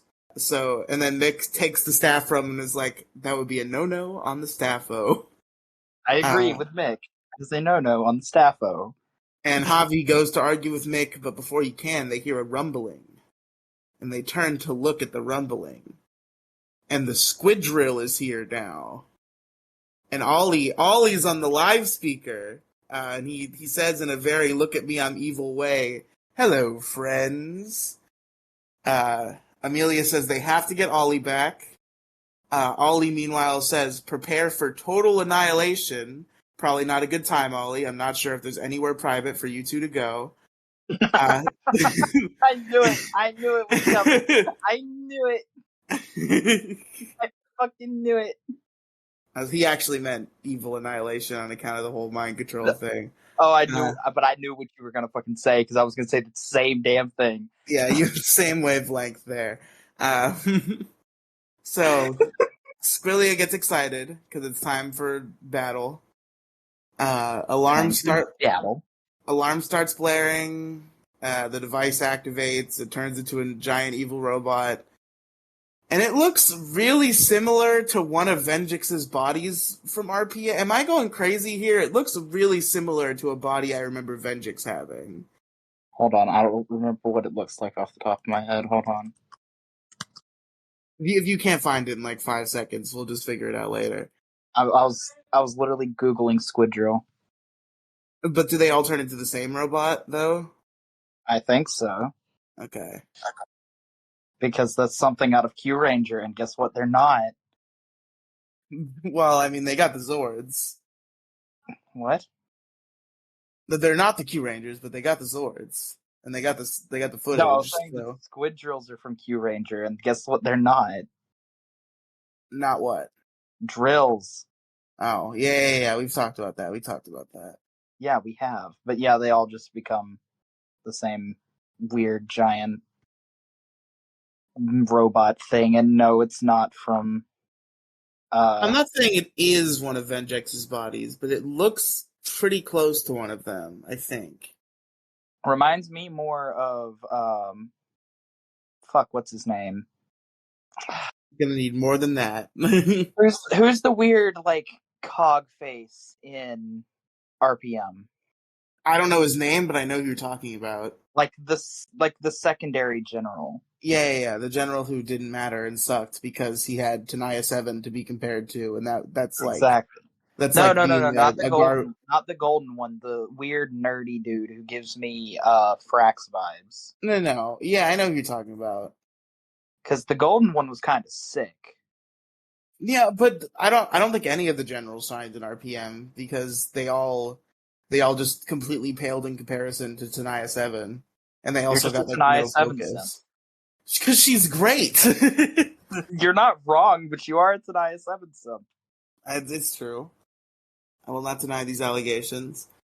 Tanaya So 7 simp. Tanaya 7 simp. Tanaya 7 simp. you ain't gotta say it so much. I mean, it's true, but like we ain't gotta sit here and repeat it. We got a fucking show to do. Everyone just go hashtag Tanaya 7 simp in the comments. Yeah, great. Please, sure. I mean, That'll whatever get more drives comments. engagement. Hashtag Tanaya 7 simp Riely. So the robot blasts at the Rangers. They start running and falling and stuff. Billy's like, take cover! Javi notices from the ground that the lasers are going toward the altar, and Javi's like, oh shit. If that altar's destroyed, also our chance at new Zords is destroyed. And that's bad if that happens. It shoots a laser at Izzy, who is barely missed, and she huffs about it being a little too close. And then Javi makes his move. He gets up, he takes the staff from Mick, who yells for him to wait, but you gotta know the Power Ranger ain't gonna do that. He can't stop not. now. He won't stop now.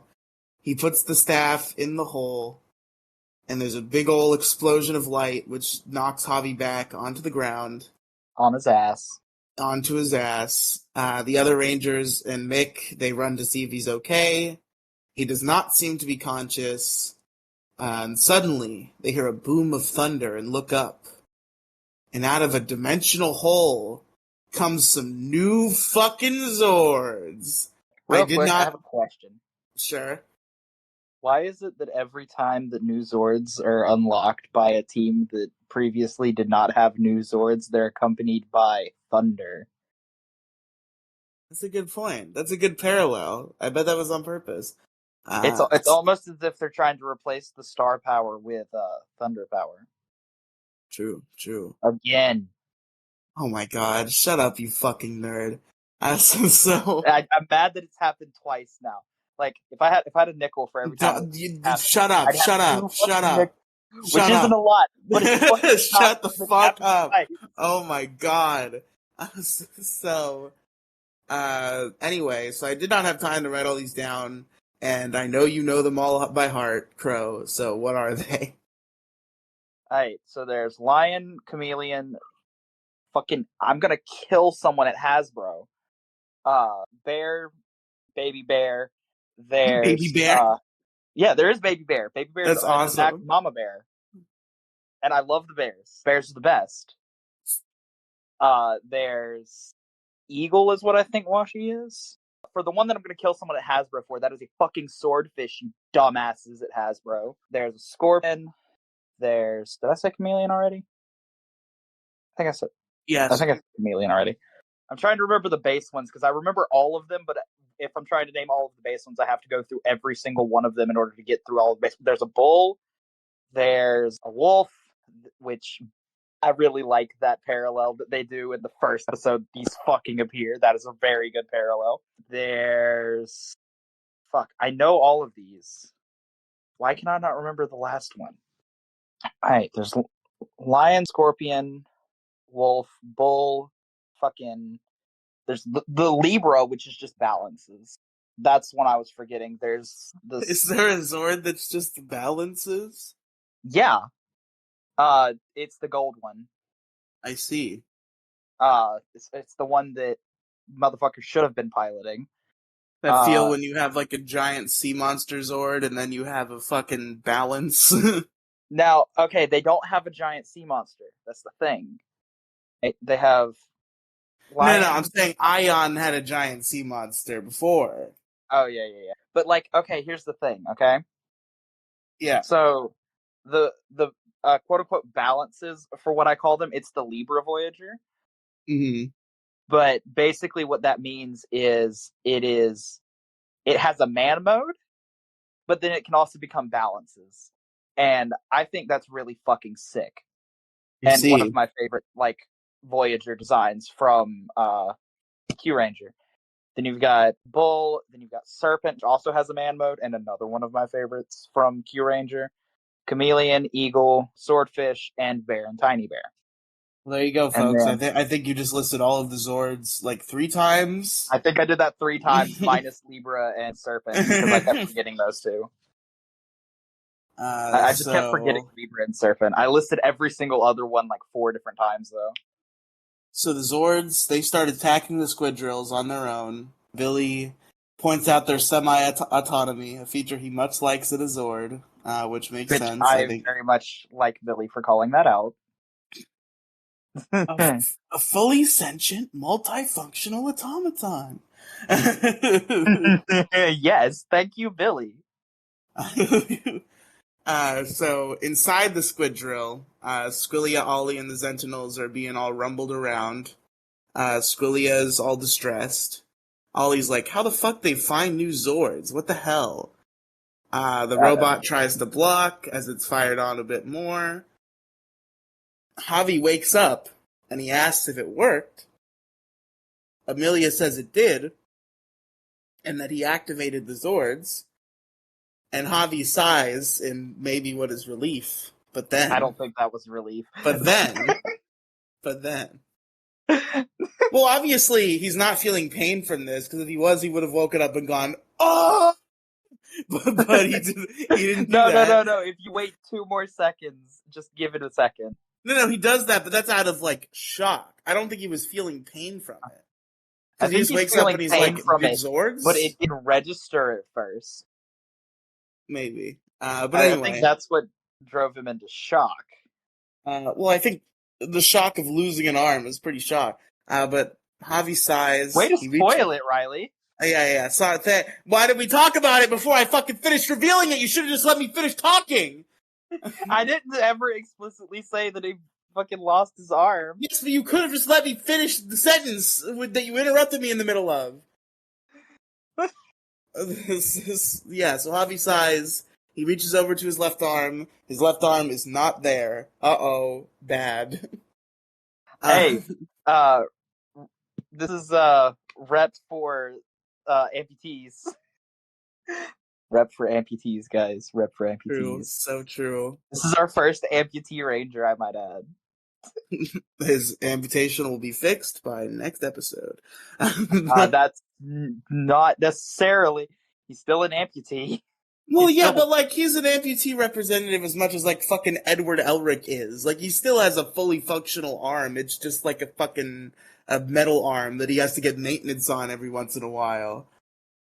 Yeah, but it's still amputee, and I do think Edward is a amputee. He is an amputee, but like I don't know, he doesn't really represent real amputees because he can still fucking run around and do flips and shit. Yeah, so can. Are there that? I guess I haven't looked into some amputees. I guess I don't know any amputees in my real life, and I haven't really looked into the technology of prosthetics. Are there prosthetics that work that well? It's not that advanced. Like, you can get ones built for running and shit, and there's some, like, surprisingly realistic robotic legs, but not that will let you do, like, flips and shit. But now, if you just have one arm and don't have a prosthetic limb, you probably still do a flip. Maybe. Could be. And Javi's, given it's sci-fi, I would assume he can still, like, easily do flips and shit. So yeah, Mick is like, yeah, the magic must have just gonzoed his arm. That's fucked up. And Javi is reasonably distressed and starts going into shock, which Billy points out. Mick knows what to do. He wraps him in Billy's jacket. He's like, you're gonna be okay, buddy. You're gonna be okay, buddy. You're gonna be okay. It's gonna be okay. Good job, buddy. You're gonna be okay. Amelia says to get him away from the fight. Izzy tells him to hang in there and that they'll be back. Then Amelia says, let's do this. And they all get ready to fight. Mick activates Javi's teleportation to get them both out of there. Then Amelia calls it, folks. It's morphin' time. I would like to point out, because we haven't talked about the other show on this show, so this is my first time to point it out. Dino Fury Key Activate Link to Morphing Grid is a very clunky morph call. And It's not the thing is the Dino Fury Key Activate part is shitty. Like I don't hate Link to Morphing Grid as much as other people do. If it was just Link to Morphing Grid, I would be okay with it. But it's weird that it's this whole procedural, like, Dino Fury Key, Activate, Link to Morphing Grid. Like, I like when they do short morphs. I'm fine with them just being like, Link to Morphing Grid. Like, that's just the morph call. But it's kind of clunky to go through this whole, like, fucking motion where they're like, here's my key. I'm activating it now. Let's go. Yeah, it's dumb. But then you have, the Super Sentai one, which is so much better and so much more fun to watch in every form of the word. Like, bro. Well, we're not here to talk about Super Sentai. I really want to talk about Super Sentai. This is not Mecha Radio.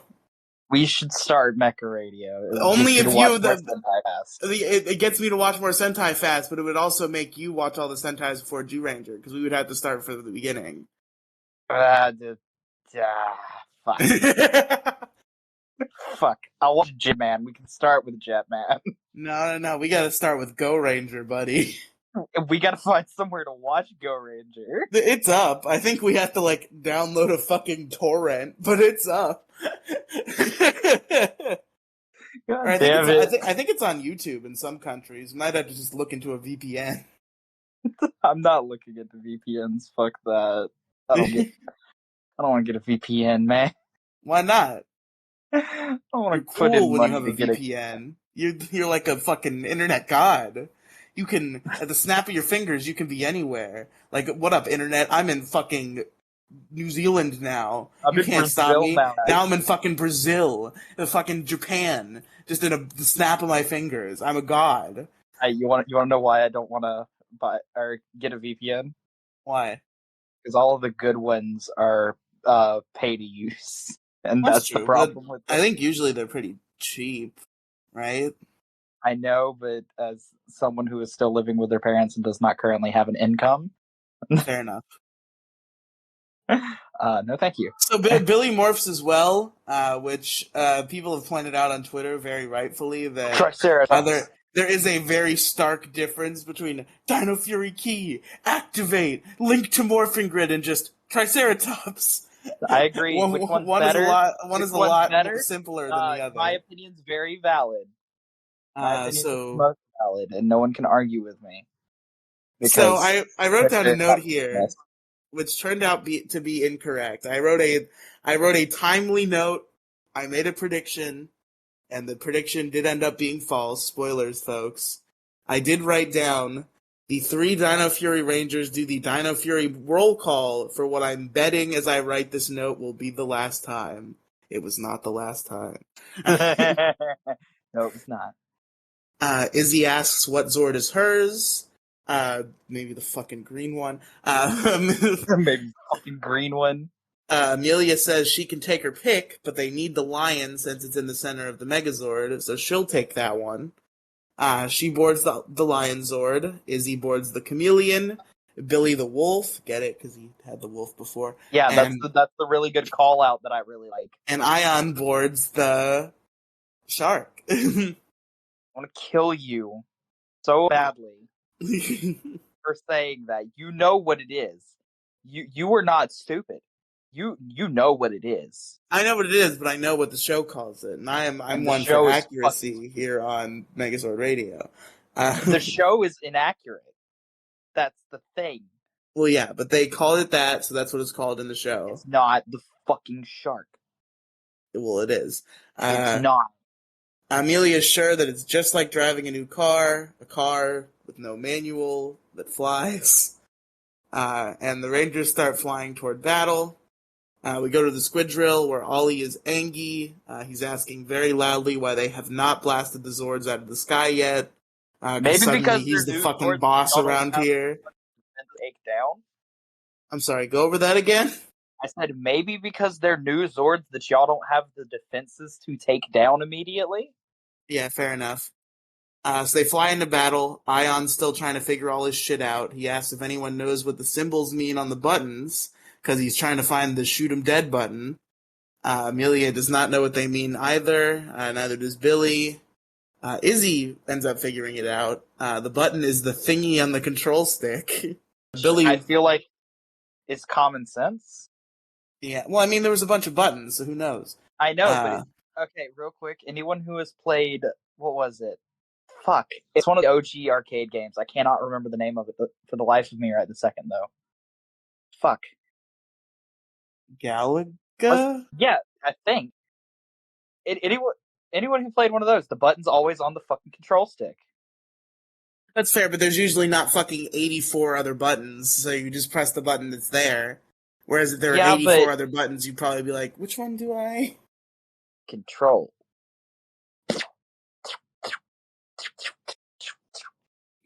Pew, pew, pew, pew. And Billy, so Billy wonders something. He presses some buttons, and then another different Zord does a shoot 'em move.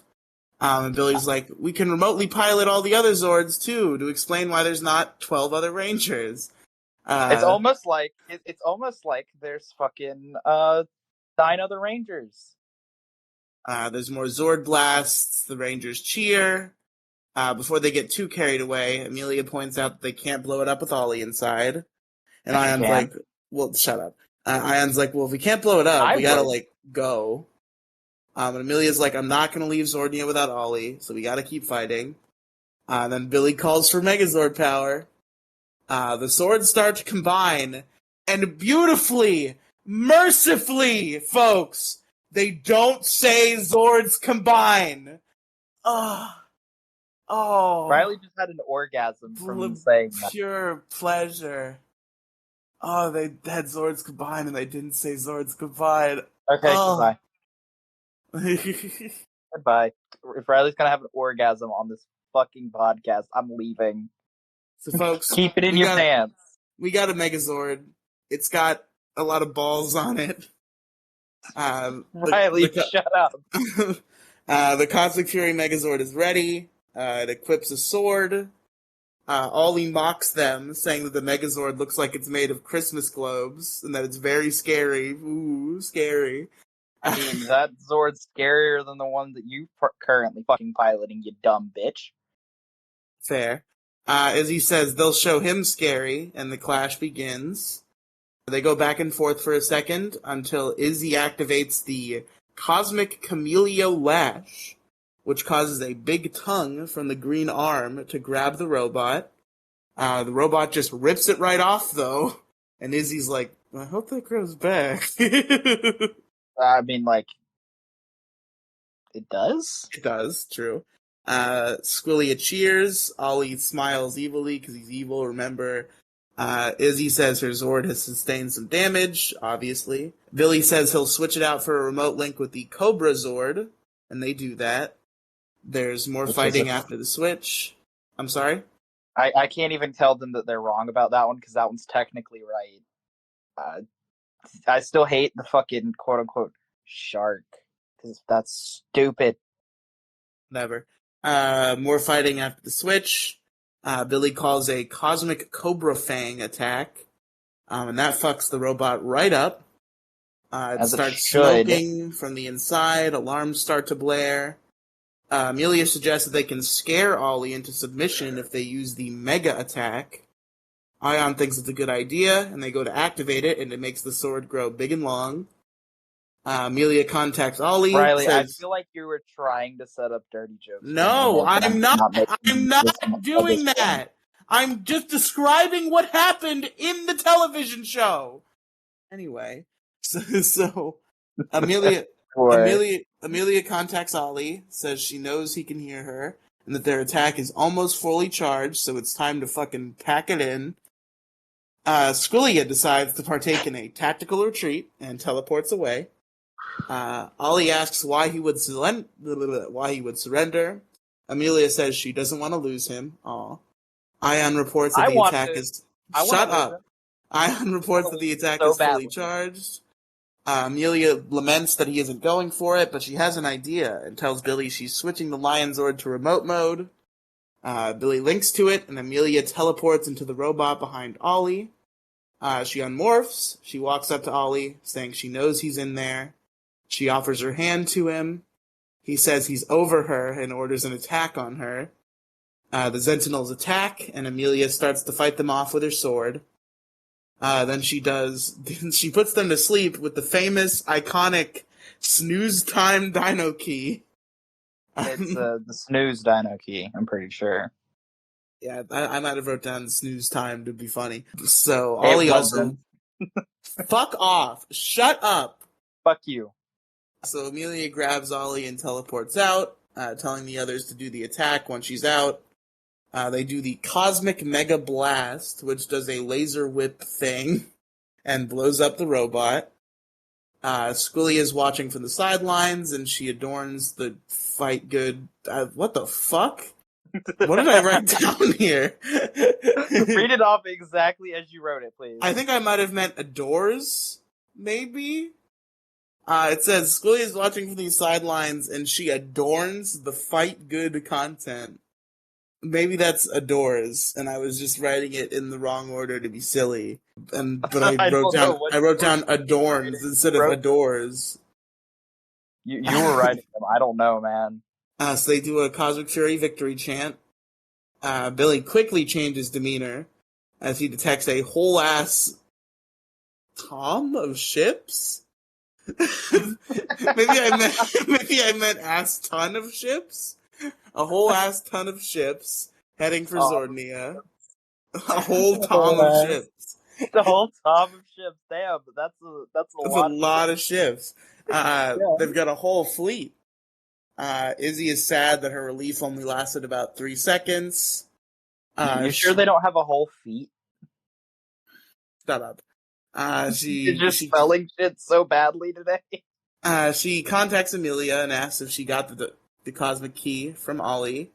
Amelia confirms that she did and says it is time to bail. We go to the orbit where there is a bunch of ships, one of which is very big. That is a mega squid drill, where Zed and Bajilia are inside, and Bajilia is kind of showing it off, giving Zed a tour. It's also got a lot of helpful, wonderful staff, like Inkworth, who offers snacks and deep tissue massages. God, I hate you people that wrote Cosmic Fury. His design is pretty fucking rad, though. That's a Sentai design. I'm sure it is. Squidward is a Sentai design, very much.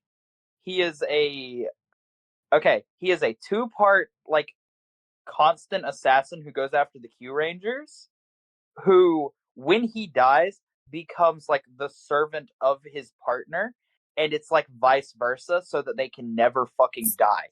This man has, 1,000,000 fucking eyes, and is a threat to the Q Rangers, so much so that it took Lucky using at least, I think, 100 different clone Q-Tamas in order for him to do any fucking damage to this motherfucker. Well, now he's a fun little butler, and I like him. And now he's fucking obnoxious. I miss when monster designs could be badass and stay badass once they're adapted. Hey, listen, man. They had 10 episodes. They didn't have time to fit in all these fucking grandiose fucking Sentai plots. They were just using what they had. They had a design. Yeah, but they could at least given us one. Whatever. So anyway. Zed angrily insists that his tissue is fine. Inkworth nervously steps away, and he's like, oh, I'm such a fool. Poor Inkworth. In teleports Squillia.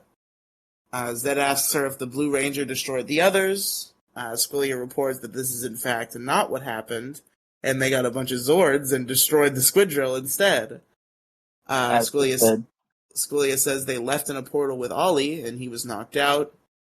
Zed groans and says Power Rangers should know not to mess with him, which isn't necessarily true since you definitely got constantly bent by them 29 years ago. Zed's Not run off by a quote-unquote bigger, badder problem. true. You ran with your fucking tail between your legs from fucking King Mondo. Who is by far, like, the least threatening of the OG, like, first 5 seasons of Power Rangers villains. I don't think that's necessarily true. If it came down to between, like, going into a fight against Divatox or going into a fight against King Mondo, I'm picking going into a fight against King Mondo any day of the week, because all I need to take him out with is a fucking wrench. Well, I mean, the only disadvantage I would have against Divatox is being too horny to fight. Like, I think King Mondo is more of a threat. But anyway, Zed's first order of business is to destroy those Dino Rangers. Bajilia says it's time. Destroying those Dino Rangers is the best course of action, period. Oh my lord.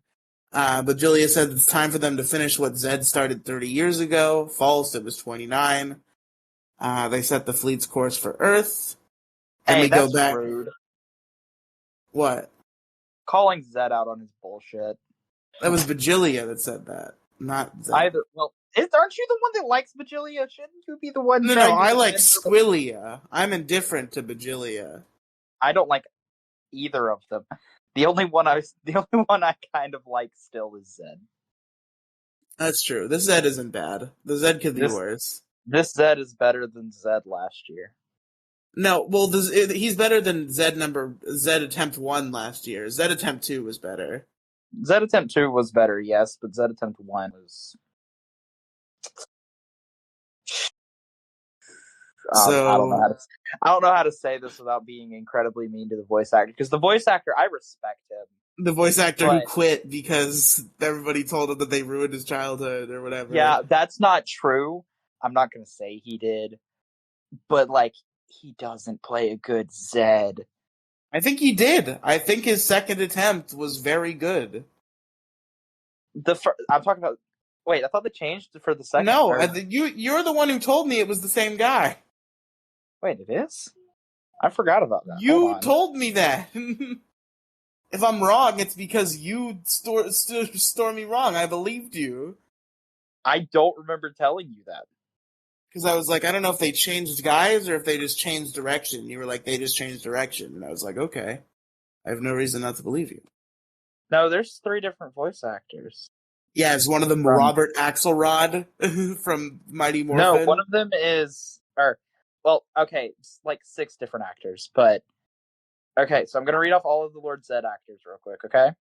Okay. See how many of them you can recognize. If it will load again... Oh, okay, well, the answer is none of them, except for Robert Axelrod. There's Ed Neal, who was the suit and human form. Robert Axelrod, who was the voice. Stephen Blum, who played him in Super Legends. The video game, yeah. Malika Lim, who played in Hyperforce. Neither of us know him. Zach Eubank, who played in Hyperforce. Neither of us know him. There's Stig Elrid, who apparently played in Beast Morphers. Which maybe in like a flashback clip. I don't know. I'm looking into this, but Stig Elrid I recognize because he's Masterilla. And that's the only reason I recognize this man, because he's Masterilla.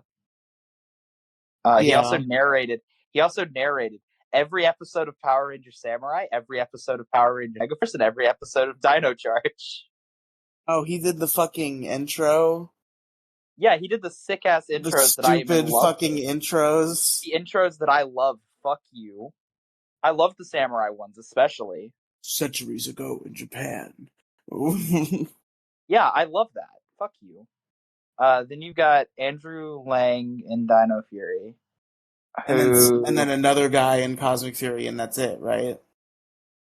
And then there's... Hold on. Open the damn tab! And then there's Fred Skior in Cosmic Fury. Yes, there's anyway, only one Dino Fury guy. Okay, I fucking hate anyone who told this man that he ruined their childhood, because this man is Master Lope fuck every single one of you.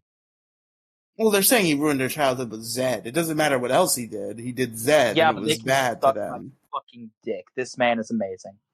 Yeah, I think like the first time he really wasn't hitting it right, but the second time I think he was like close. So it's unfortunate that he got harassed out of doing it again. This guy is fine though. And then the guy who voices him in Cosmic Fury voiced Goldar and the Putties in the 2017 movie.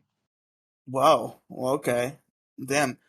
I'm surprised nobody has said that he ruined their childhood because he voiced fucking Goldar. Assholes on the internet. Well, yeah, but that's a 2017 movie. That's different. Assholes on the internet. It is annoying that they just like, because like Goldar is still alive, right? The guy who did Goldar. I think so. I don't know. I didn't even know Goldar fucking spoke in that movie. That's the weird part about that. That's the thing. But I'm talking about like in Beast Morphers, even he was recast. Like, where's the guy? I don't know. Hold on. I'm looking into this now because I want to know. I've seen the clip from Beast Morphers where Jason morphed, and it was fucking awesome. But it made me upset that Goldar didn't sound right. You want an army? This is an army. Or no, it's you call that an army? This is an army. No offense, I don't like that crossover. I don't know anything about the whole crossover, but I think Jason's morph moment was fucking sick. I think everything else about that crossover kind of sucked. Like, so you're a Goldar Maximus, huh? I hope you're stronger than the last Goldar we defeated. Okay, so there's 3 voice actors for Goldar. There's Kerrigan Mahan, who played him in Mighty Morphin Up to Zeo. There's Danny Wayne Stallcup from In Space. And then there's Adrian Smith in Beast Morphers. Okay, that first guy, what is he up to now? I'm looking. Da da da. Da-da-da. Open the Wikipedia, please. Because you don't give dates. Like, I would have taken Goldar from Space, honestly. I don't think he talked it in space. I think he just went, and then got dusted. Maybe. His most recent TV show was from 2003. Okay. Wait, his most recent movie was from 2002, which was What's New Scooby-Doo. What's the Scooby-Doo? That's not a movie, that's a show. There was apparently a movie. Okay. Oh, wait, hold up. That was animation. Never mind, I read that wrong. Oh, wait, he was an anime voice actor. Shit. I read this wrong. Okay, his last film was in 98. Last video game, he voiced Goldar in Battle for the Grid. I think that was probably just, like, archive. I don't know, he's credited for it. Well, for some reason, I don't even know if that's true, because Austin St. John is credited for Battle for the Grid, and that was not him. I'm looking at Battle for the Grid now. Or at the very least, IMDb seems to claim that he was in Battle for the Grid. Well, like I can. Was it IMDb? It was some place that said he was in Battle for the Grid, and I was like, that's not correct. But he played Goldar, some character named Beast in Team Knight Rider. What the fuck is Team Knight Rider? I'm gonna look into that in a minute. I don't know. We need to stop looking into things, though. We gotta fucking snap out. He played Magna Defender. Okay, cool. Whatever. He hasn't done anything in a while. That's the main mystery we're trying to solve. So we go back to good old Dino Henge, the base of operations. Everybody's talking. Mick is saying something about the Nexus Prism. So of course he is. That's all he talks about. And there's lots of arguments going on between the remaining fully armed Dino Fury Rangers and some old buddies. The remaining fully armed Dino Fury Rangers. Yep. There's Mick there, of course. There's also Pop Pop. Shout out to my boy. Tarek is there. Because he... Like, Tarek I can understand. Tarek I can understand, but why is Pop Pop there? Because he supports his granddaughter in her Power Ranging. But, like, What is he helping to do? I don't know. If your granddaughter was a superhero, you'd probably just want to hang out in her superhero base sometimes, I think. You just want to hang out with Hunter Dino. That's what you're trying to go for. No, that's gross. I'm talking about her grandfather. If it were up to you, you would hang out with Hunter Dino, though. True. But I'm not her grandfather. Adopted grandfather. No, ew. Fucking with Riely about this is gonna be so much fun. Tarek is there, Solon is also there. Izzy says they can't defeat the fleet. Ion's like, we gotta find Zato. We gotta find my boyfriend Zato. Pop-Up says it's too dangerous. Bitch. Amelia has Solon roar very loudly at them, so they shut the fuck up. Amelia takes charge and starts to assess the situation. Zed has escaped, and last time he destroyed Rafcon and almost killed them all. Zed has powerful allies, and the Morphin Masters can't help them now because they got suck-em-upped earlier. Mick says he and Billy have put the word out to all the other Ranger teams about a possible invasion. Legendary War 2 Electric Boogaloo? Stay tuned. Tarek says he'll warn his fellow Rafconians, and they'll be there if they are needed. Ion once again advocates for his boyfriend, pointing out that he just got back after he was lost in space. He says he could be injured or hurt. Oh no, we gotta help him. Mick tells him not to think like that, because, he's probably fine. Ion's gay, of course he thinks like that. They're gonna find him. The Morphin Masters surely brought him back for a reason. Mick calls out to Billy, who is in the med bay with Javi and Ollie. Miss, I didn't write that down. That was just a slip of the tongue. Mick asks how they're doing. Billy says there's no improvements, but they're both stable. Izzy brings up Javi's arm and asks if they can help him. Billy says that as far as he knows, this cannot be reversed. Izzy shakes her head and she chokes up and she says that he uses both hands to play guitar, that he's going to be so crushed. Solon says okay. Yeah? Well, though, I can't bring this up yet. Never mind. Yeah, sure. Solon says that she has some experience with cybernetics, as Javi isn't the only one who's been through something like this. She says things won't be the same, but they will be okay. Dr. Akana is also present, and she says they'll find a way to help everyone, including Ollie. First step... Which makes sense. First step, she can help remake the antidote that cured him the first time. Pop-Up says they'll be back to doing what they love soon. Ollie and Amelia will be ghost hunting, and Pop-Pop will be fixing sewage leaks. Love you, Pop-Pop. I feel like Ollie will just be doing Amelia, but that's a different problem. Oh, yeah. Total annihilation. Billy says all ahead of them will be a challenge, especially saving the Morphin Masters. He says they've been put through the ringer. I accidentally wrote out through the ringer. That is not what is meant to be there. They've been put out? They've been out through the ringer. They've been put through the ringer. But from what he knows about this team, he believes they're up for it. Today is just the beginning. And that is the end of the episode. So, I imagine you have some final thoughts. I hate this episode. Yeah, sure. I hate so much of this episode. Just so much of it. Fair. I don't even know where to fucking start. Well, I'll start with the obvious, Squilia.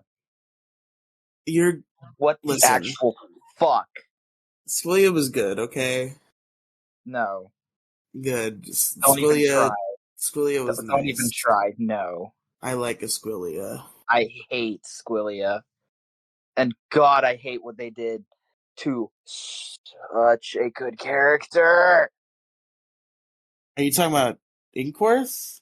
Yeah, Oh, okay. Also, it's not a fucking shark.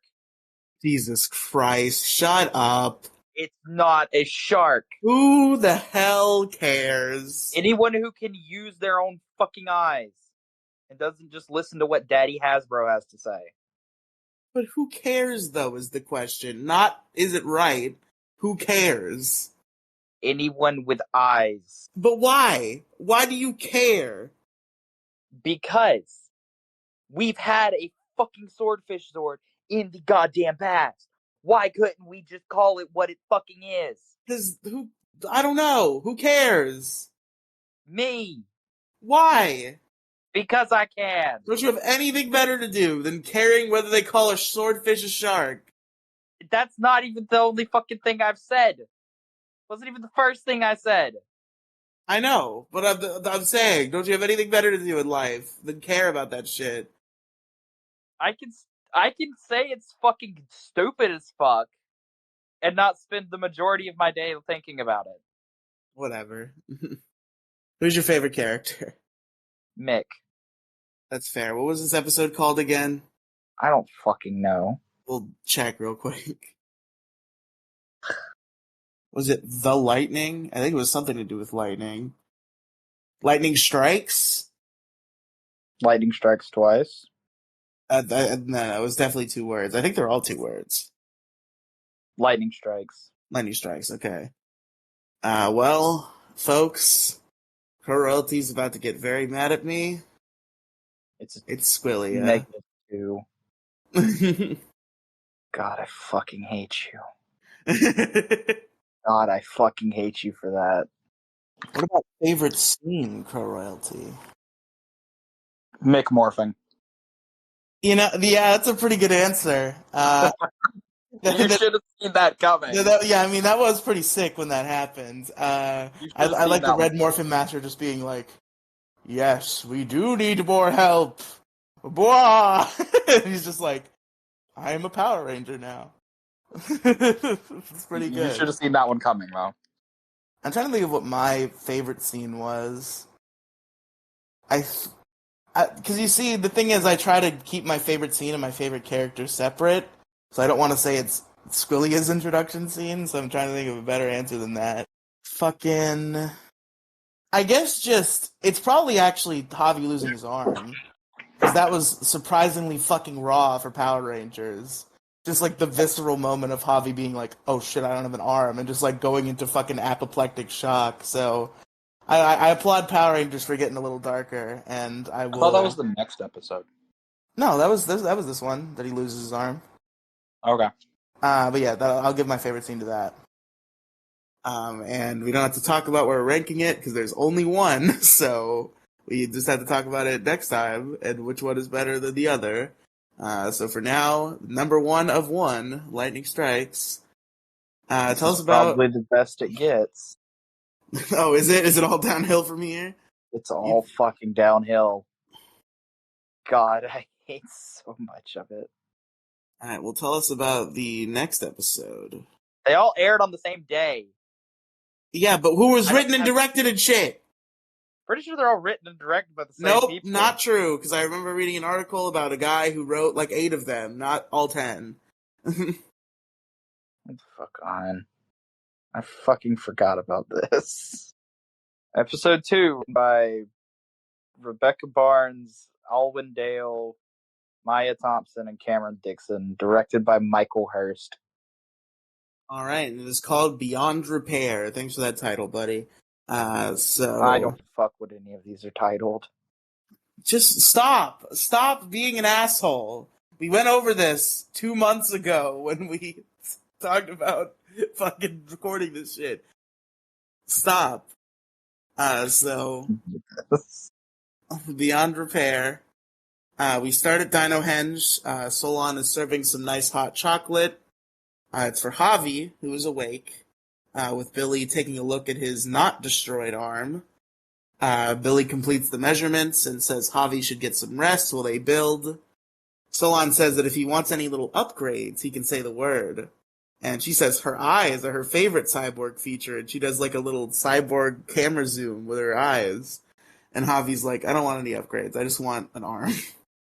And Billy consoles him, saying he knows this is a lot, but he assures him that it will be okay. He also praises him for saving them all on Zordania, that's not Zordnia. And that they all owe him one, so the least that they can do is help Solon, the master engineer, make him a prosthetic arm. Solon is flustered to receive such a compliment, and points out that she'd be blushing if that was the thing dinosaurs did. Javi says he appreciates all Billy's help, but like he said, it is a lot to deal with, especially since it just happened yesterday. He's like, what am I supposed to tell my parents? He looks at his guitar, and he's like, well, this is definitely goodbye to that new demo I was recording. But they're making him a new arm, though. You can play a guitar with a robot arm. No, you can't. Anyway, Amelia comes in with Dr. Akana, saying the antidote is ready, but they can't find the applicator. Solon goes to have a look. Billy sits in front of Javi. He tells him that being musical doesn't just go away, and not to count himself out, because he believes in him. Javi smiles. Meanwhile, Solon finds the thing they were looking for. Dr. Akana commentates on her unconscious son, saying he sleeps like a log, which was great as a baby, but not so charming as a teen. Amelia says he'll be cuter when he wakes up. Dr. Akana says they have to be careful with that assumption. They both really want it to work, but the poison is a larger dose than last time. So she applies the antidote, and Solon's like, neutralizing toxins takes time, so we gotta wait and stuff. Ion, meanwhile, is communicating with a morphed Mick. He says that the portal Zato fell through led to a green planet near a red nebula. Mick knows. Ion showed him a memory like a zillion times. Mick assures him that he has contacts all over the galaxy and that Zato will be found. Ion thanks him and says he wishes he could come. Mick assures that it's okay and that once he finds Real quick, him... I have something to say. Sure. Why can't you go? Because he's got to stay there. Because Zed's Why? coming. There are, what, 28 other Ranger teams? What's Yeah, but one useless guy gonna do? But they're on the front lines. They're directly involved in this shit. What's one gay guy gonna do? He's probably the toughest one. Bullshit. No, you're right. but Don't even try out that one. sixth ranger logic, though. Huh? But by sixth ranger logic, they're usually pretty tough ones. Bullshit. You know that's not even true. He might be on the quote-unquote front lines, but he is not the toughest Ranger. That's true. I mean, he shares a team with Amelia and Izzy, so you kind of have a He stack shares a there. team with Amelia, Javi with a fucking robot arm in a little bit. Well, I was about to say, Javi doesn't have a robot arm yet. In a little bit. I wasn't saying anything. And then he's got Billy fucking Cranston. I bet you Billy fucking Cranston's got him beat. Yeah, you're right. But by experience, for sure, I'm sure he's better at a fight. But Ion's got that sixth ranger power, bro. The grid is strong in this and if I wanted six Ranger power, don't you know that he's destined to defeat Lord Zed? Which is bullshit. But you know who I'd fucking call if Lord Zed was on the fucking way? Want to know who I'd call? Probably Jason or Tommy fucking Oliver. Yeah. Yeah, Tommy will put his fucking hands in the fucking ring for that shit. Don't even try and act like he wouldn't. He's still recovering from being an action figure. Bullshit. So anyway, That's Mick's not way. Mick's it's fine, and once I find him, we'll all go to your cafe and we'll try the new mini Flargen cakes. Mick flies away in a blue Zord, which I did not catch what Zord it was. It was the bears. It was the bear? Okay. It was the big bear carrying the mama bear. Gotcha. Or carrying the baby bear. So Ion tells himself that Mick is right and everything will be fine. Then we cut to Ion's cafe, where the Green Ranger is talking to Izzy and Javi's dad. Jane and Jayborg are also there, and Jayborg is going to town on some Flargen cake. Izzy's doing her... I have a serious question. Yes? How is that alerting the local authorities? Izzy and Javi's dad is the chief of police now or some shit. No. He's a fucking... he's a park ranger, but also, when the ranger. mayor was out of town, he was in charge of the city's defenses. Which that happened in Dino Fury. I call bullshit on that one.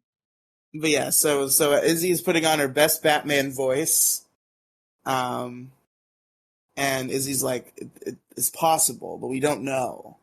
But maybe Lord Zed is on his way. They've informed word leaders? That's not what I wrote down. That was another slip of the tongue.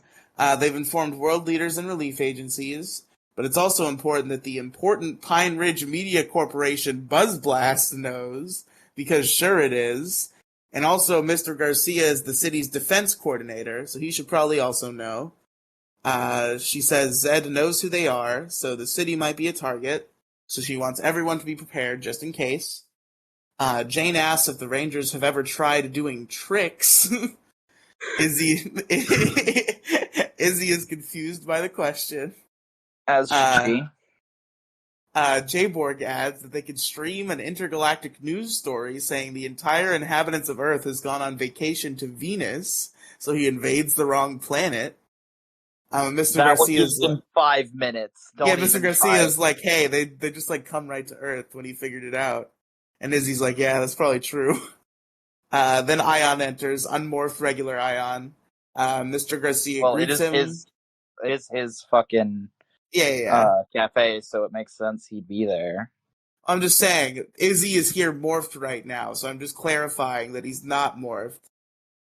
So Ion enters, Mr. Garcia greets him and asks for a drink and a towel for fucking J-Borg over there who's covered in cake. Ion says he will and asks if Mr. Garcia would also like a flarden cake. He'll pass on the cake, but he would like a coffee. Ion heads off. Mr. Garcia says they have no idea what Zed is up to, so until there's more info, there's no need to alarm the city. Along with the obvious not wanting mass panic reasons, Mr. Garcia would just hate to freak out his kids right now, with them making such critical decisions about the future and all. You know how that is, right? Green Ranger, who I only vaguely know in a professional context. See, okay, hear me out. Yeah. Hear me out. He knows. I don't think And he does. And I know he knows. How do you know he knows? Because it's kind of fucking obvious that he knows. I don't think he knows. He can talk about his kids. He's like, yeah, you know, with the aliens coming to kill us, I'm kind of concerned about my kids. That makes sense to say. No. I'm kind of concerned about them making such important decisions. No, that's like, about he's not. their No, he's future. not trying to be coy about it. He's like, yeah, my kids. Like, one of them's about to go to college. One of them's trying to like make it in music. Like, this is fucked up, but this is happening right now because my kids are like going through an important stage in their life. I don't think it has anything to do with him knowing. I still say he knows. Okay. And I know he knows. Jane says it's true, and that Javi has been off working for a week recording a demo at an all-exclusive in the recording studio. Mr. Garcia adds that Izzy is packing to head to college with her girlfriend, and no galactic troublemaker is going to come between those two and the Pan-Global Games. Yo, they referenced the thing that Kimberly did. Remember that? Remember in season 3 where she left because she was doing the Pan-Global Games? They said it. They said the thing. Remember in Mighty Morphin Power Rangers? So, Izzy says they made good points and acknowledges it may be better not to rock the boat when they don't know Zed's next move. They all agree to avoid a panic. J-Borg says the Venus plan is still on the table. Izzy says she has to go pack, but quickly corrects pack to back. She has to go back to the base and do some ranger stuff or something. She says goodbye and teleports. Love you, Dad. I mean, shit. Fuck. Bye. She says goodbye and teleports. J-Borg thinks she loved the Venus idea. Jane is mad that J-Borg finished most of the Flargen cake, as she told her she would save her some. J-Borg gives Jane her last bit of cake, and she face dives in, because that's how you eat Flargen cake. No hands, of course, is the tradition, as we all know. Cut to the moving ship fleet. The moving ship fleet, I don't know why, it's not a moving ship. It's not a ship for moving. It is a moving fleet of ships. Zed is complaining about how long he's been denied his chance to destroy the Rangers and conquer the world. But this time but before he says what he'll do, Squillia runs up to him with her evil selfie stick, asking if he's doing that speech off the cuff. She says they should be recording. Fuck off, Squillia. She says they should be recording these and says to go from the top. Zed says his plans are secret and says she should be on her own Mega Squid Drill. Suddenly, there's a beep a Sentinel tells Zed that they've received a message. The message is from former employee of the month, Doudrip. Bum. He's stolen a Mega Squidrill to kill the Rangers and get his job back. Zed grunts and Doudrip ends the message. Zed yells to Sculia, saying that's her Mega Squidrill, and asks how she could let a fool like that steal it.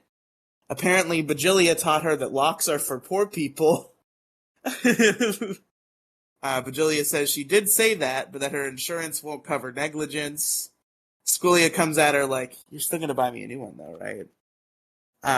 Zed silences them and says that if that loser destroys the Rangers before he does, he'll be made a joke. Sculia says he could never. Zed's new plan is to let Doudrip do all the hard work, then if he's successful, destroy him and take all the credit, and if he fails, Zed will swoop in to finish the job. Then meanwhile, I have something to tell you real quick. What's up? Lock for poor people. Wow. It's so funny how you said the thing. And you wonder why I don't like this character. Well, first of all, it's funny. It's not. Okay. Whatever. Meanwhile, at Dinohenge, Dr. Akana is looking over the still sleeping Ollie, who suddenly awakens. He says, Lord Zed softly, and starts to perk up. Uh-oh. Dr. Akana calls for Amelia. Amelia runs in and sees Ollie awake and cheers. She's like, I knew it would work. But it did not work, because Ollie quickly moves to grab Dr. Akana's communicator. Amelia grabs his hand and tells her to get out and lock them in, because it's not safe. The doctor is sad her son is still hazed, but she does as she's told. Ollie knocks Amelia away and tries to get through the door before it closes, but he is too late. Amelia teleports away, back outside the door. She and Dr. Akana deliberate about the antidote not working, as they did everything like last time, so it should have worked. Dr. Akana says the poison has corrupted his ranger energy. She says, okay, sure, you can say it's bullshit. It's not any more bullshit than a million other things that have happened to Power Rangers these past 30 years. She says that corrupting ranger energy. As in, wow. Corrupting the fucking morphing grid itself. Wow, the morphing grid has never been corrupted before. It never happened. It's happened once, and I called bullshit on it then, too. Yeah, sure. No Power Ranger powers have ever been corrupted by evil. It's never happened. It's only happened one time, I'm sure, and not 8,000 times. So... Every other time that they have done an evil ranger plot, or like a ranger turns evil, it is a monster affecting the ranger itself, not the fucking powers. Whatever.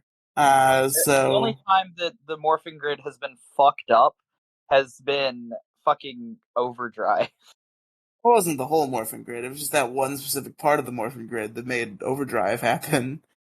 Which is dumb. And I mean, like, if you want to say that the Psycho Rangers are a corrupt version of the grid, which I call bullshit on, go ahead, but... You seem to call bullshit on a lot of things, baselessly.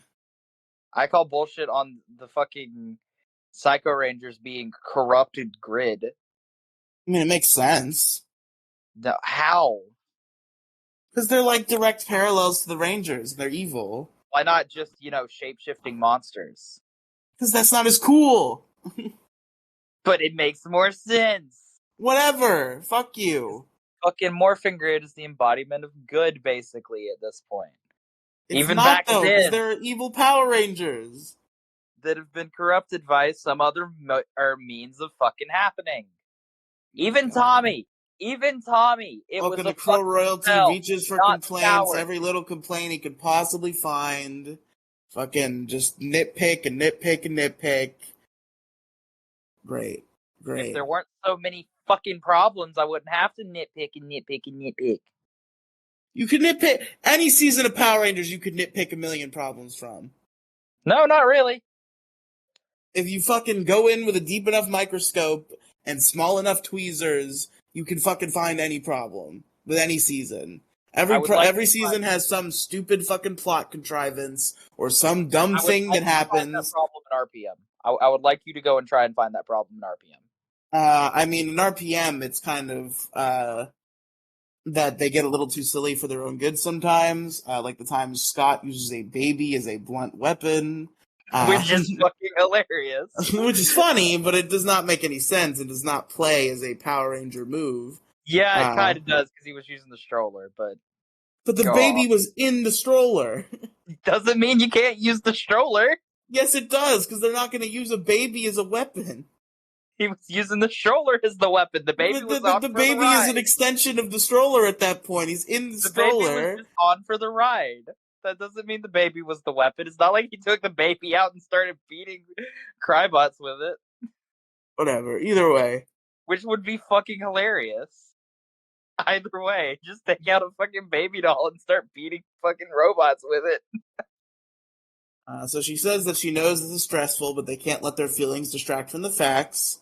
Amelia aggressively questions how she could be so chill when they might never get Ollie back. Dr. Arcana... Let him die. Oh my god, shut up. You've said it enough times. Just let Ollie die then. Dr. Arcana assures her she is terrified, but putting out that vibe doesn't help, so she's focusing on the facts instead.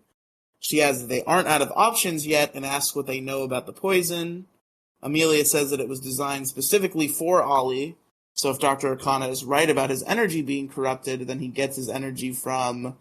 And Dr. Arcana finishes that sentence for her. Dino Henge. Blow up Dino Henge. Yeah, just get rid of it. Get rid of it all. We cut to Izzy. She's all packed up. She's got a ton of bags. And there's a car outside waiting for her. And who's in that car? It's Fern! Everybody loves Fern. She's our favorite character. We all love plank of wood. Fern. She's not a plank of wood. These allegations are false. You are incorrect. Fern asks if she's considered carrying one bag at a time, or if she was going for a record. Izzy says many bags means many muscles and flexes, but tells her to feel free to call the record books. She starts loading the bags, and Fern comes up for a hug. She asks how Izzy is, saying she looks exhausted. Izzy sarcastically says she knows just what to say. Fern apologizes and asks if everything is okay. She asks what Ranger box she left for. Ranger box? What did I write here? What was supposed to be Ranger box?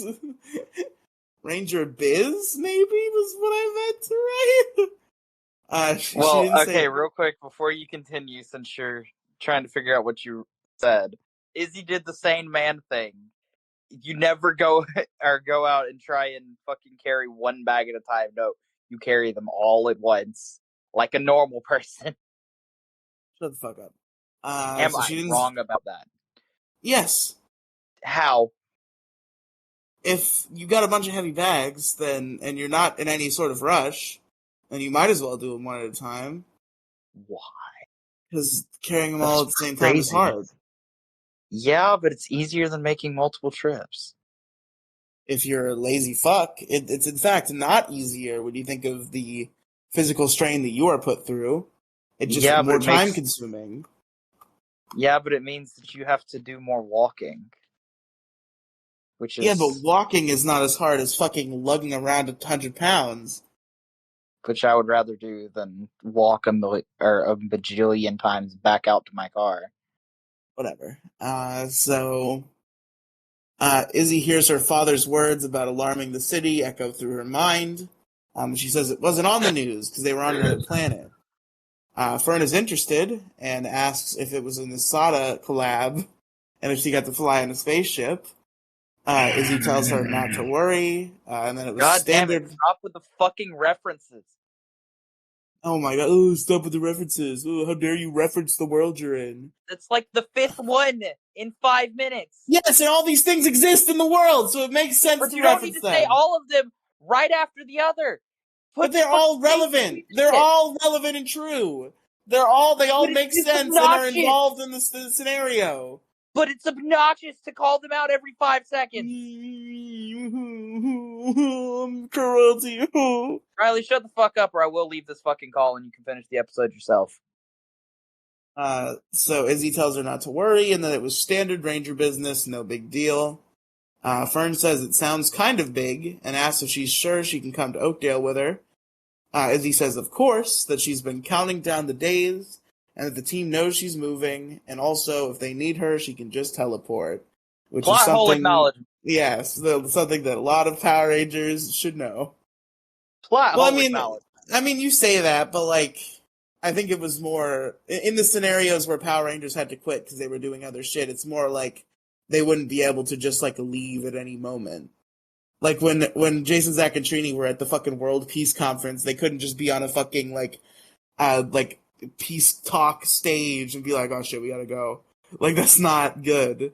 And Kim's like training for the Olympics and shit. So like, yeah, it still makes sense. Is he also going to do that? Yeah, but like she's just like she's not yet though. And she's hoping they get rid of this quick. She wasn't expecting to have to do Power Ranger shit anymore. But now she's like, oh shit, Lord Zed. Hopefully we can kind of just like deal with that quick and then just get back. Fern says it sounds like a lot to manage. Izzy says she is great at multitasking. She says she can carry the next load of bags and break the record she mentioned and heads back inside to do so. Then she gets beeped. Solon, beep, beep. It's not, yeah, that's not the sound it makes, but if only. That's but what it if should did, make. Pro Royalty would be like, the references! Oh, references! It's not calling shit out by name. I'm fine with a jingle. She reports an alien craft approaching Earth, and Izzy needs to get back to base right now. Izzy says she's on her way. She apologizes to Fern and says she has to go. Fern sadly says that didn't take long. Izzy tells her not to worry and says she'll meet her at the place to leave for Oakdale like they planned, Ranger's honor. Izzy kisses Fern on the cheek because much like Chaim and Bruce before him, Simon is a coward, and Izzy heads off. Billy is looking at the craft on the screen, saying it seems to be an even larger version of what they fought on Zordnia, and it's on a direct course for Earth. Could be Zed.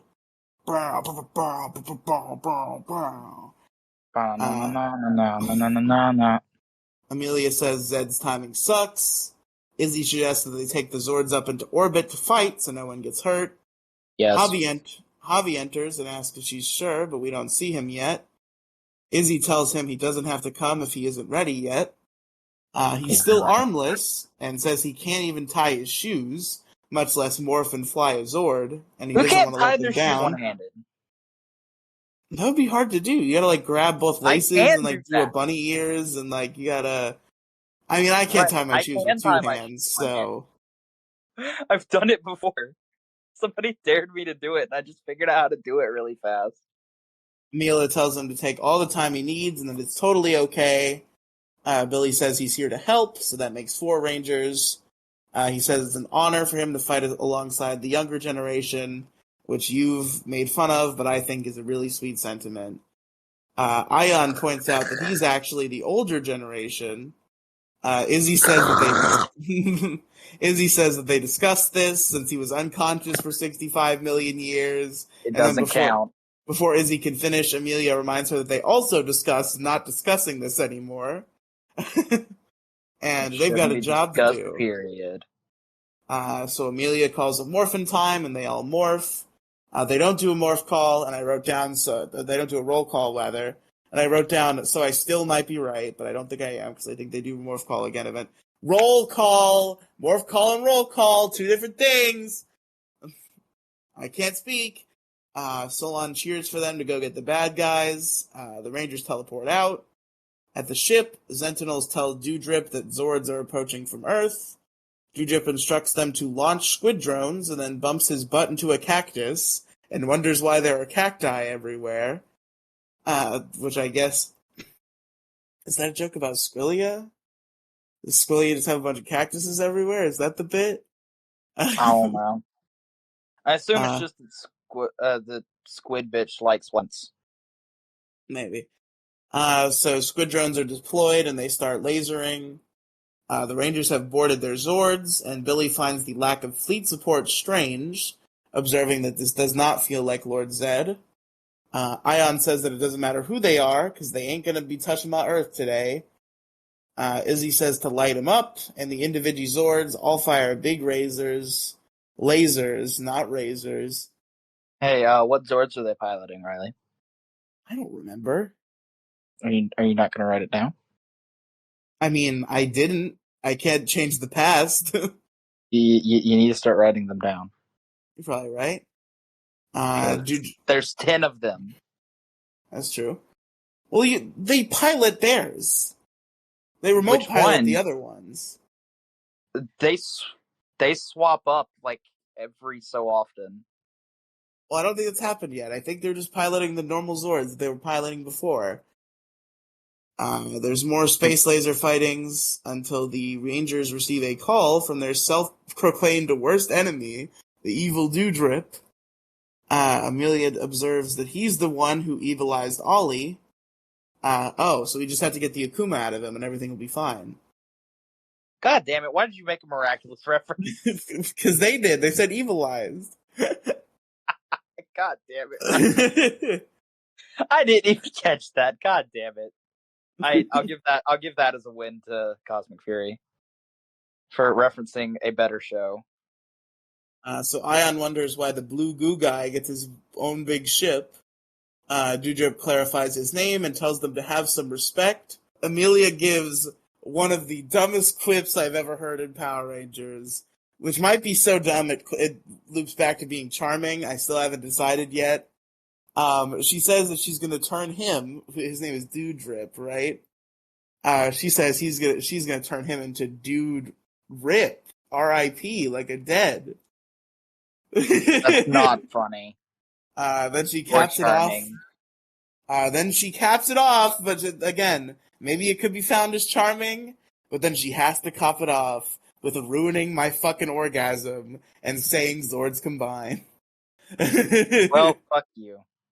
The Zords do in fact combine into the Cosmic Fury Megazord. Ion commands a cosmic blast, which blasts the ship. Izzy does the same, because double the lasers, double the fun. The ship is getting all fucked up, and Doudrip gets cactused again. Amelia says, "You think that's painful?" And they start their final strike, the Cosmic Mega Blast. The ship is about to be mega fucked, but Doudrip says that Lord Zed will be right behind him, and after he safely ejects, he will join him to... Boom! He's dead, actually. The Rangers declare a Cosmic Fury victory. Billy says that based on what he said, Zed's forces won't be far behind. Amelia agrees and says that's what she's worried about. Solon calls and tells them to head back to base because there's something they've just got to see. And what they've just got to see is Javi's new robot arm, which Solon is observing. Everything seems to be in order. Izzy gives him his jacket and asks how he feels. Javi does a sudden move, surprising Solon. He does another and groans about it not working right. Billy tells him not to panic and says the sync rate between his brain and his arm is going to fluctuate as the text gets to know him. The tech gets to know him, not the text. Javi accidentally throws something, which hits something.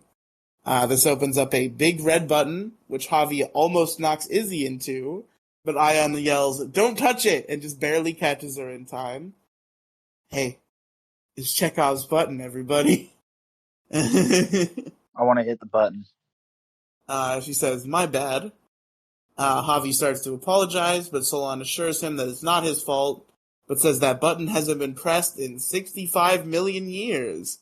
I wonder what's going to happen by the end of this episode. She closes the button. Perhaps. She closes the casing and tells Javi that it took her a long time to get used to her cybernetics. Billy tells him not to push himself too hard. Javi agrees and says that it's a lot to get used to. Izzy says that she and the others have his back. Ion adds that they have his front too. Javi thanks them. He asks how Ollie is doing, and with perfect timing, they hear Ollie screaming and throwing shit. Dr. Akana says he's persistent as ever, but she and Amelia have a plan. Amelia says they'll need some help. Dr. Akana says that she believes they can use the energy from the Dino Henge Triceratops statue, using the energy conductor that Tarek stole back when he was evil. Billy asks about Amelia's father being evil, questioning it not just being Ollie. She's got a lot of baggage in her family here, her family and the people she loves. And Amelia's like, yeah, my mom was too. That was like a whole thing. She continues to say they'll use the conductor to blast Ollie with pure grid energy. Billy sciences up the explanation a bit, saying they're proposing an energy purge to sanitize his corrupted link to the morphing grid, and that it might work. Dr. Arcana says that if it doesn't, they'll know that his Ranger energy, that's not a word. They'll know his Ranger energy is... Yep, they'll know his Ranger energy is fundamentally changed. Amelia says they shouldn't dwell on that, and that Zed could arrive at any second, so they'll need the whole team to stand a chance against him. And she adds that the plan has a lot of moving parts. She's got a whole fucking scheme here. We go back to the main big shit. What? That's better than the joke that you could have made. The main big ship, I assume, is what I meant. No, we're going back to the main big shit. Yep. That's its entire show. Inkworth is sanding Bajilia's nails. She tells him to be careful as her nails cost more than him. Filing? No, it's sanding. I was hoping you said that, or you, wrote that wrong. No, he was sanding her nails. They said sanding. Sanding is a thing that you do.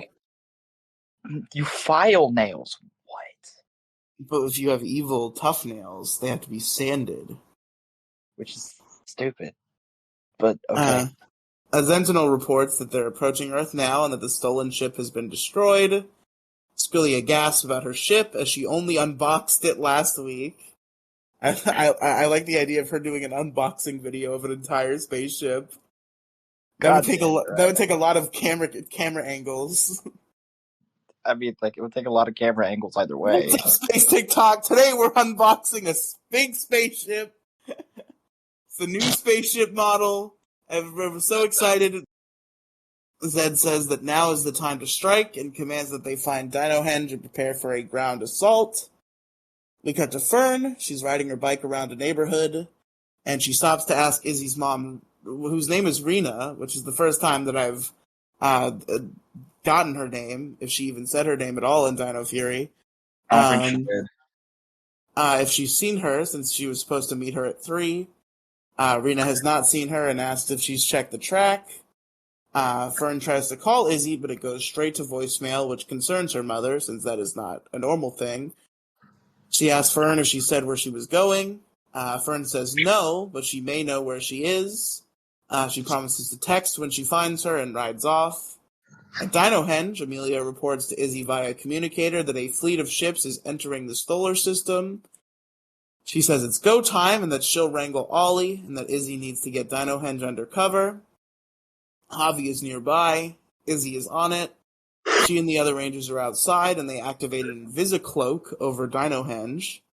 Ion and Billy are outside the dome and Ion confirms that the area has been properly invisified. Izzy says that she can't hold the dome and fight, so the boys need to have her back. Billy confirms that they'll keep an eye out for unwanted guests. Ion activates his vision-enhanced dino key, so he can watch better. It seems clear for a minute, but then he spots some Sentinels. Billy tells Ion to keep watch while he rolls out the welcome mat and heads to fight. Ion watches him run off and says, look at that young man go. Which, I like the pettiness of that. It's like, look at that young whippersnapper running off. Billy starts murking some Sentinels. They blast at him, but he gives no fucks and finishes him off, because he's a badass. Billy asks if there's more coming, and Ion doesn't see any more Sentinels, but he does see a bike. That's Fern. That ain't good. He tries to run to her, but is intercepted by another group of Sentinels. He starts to fight. Fern is intercepted by more Sentinels. Uh-oh. Ion calls Billy and tells him it's Izzy's girlfriend who's in trouble. Billy would love to help, but he is otherwise preoccupied with Sentinel combat. Izzy hears Fern is in trouble and says she's on her way. Dr. Arcana grabs her and says they need to stay out of sight and someone else will have to help Fern. Back at base, Amelia says she'll get Fern and tells Javi it will only take a second. And Javi says he'll go instead, since Amelia might not get another chance to fix Ollie. He morphs, Amelia wishes him good luck, and he teleports. He arrives to Fern, being cornered and pinned to the ground by Sentinels, and he starts to fight them off. As he fights, his arm starts glitching, so, not great timing on that. He does do some good kicks, though. Meanwhile, Dr. Arcana finishes the machine and tells Amelia she can bring Ollie up.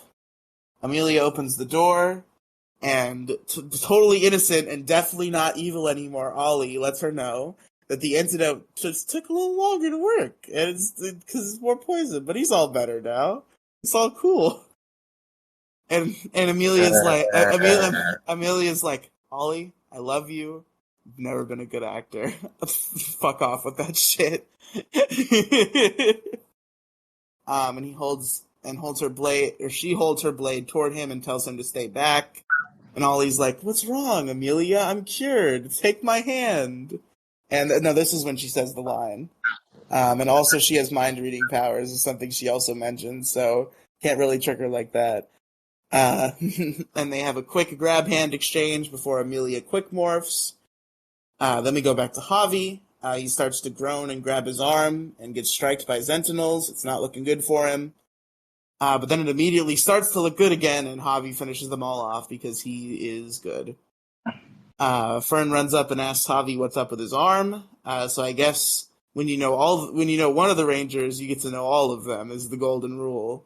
Because that's the thing, right? Like, that's always been a confusion. That's another plot hole, because, like, if you're trying to keep the identity secret, like, one of them, you don't have to know all of them.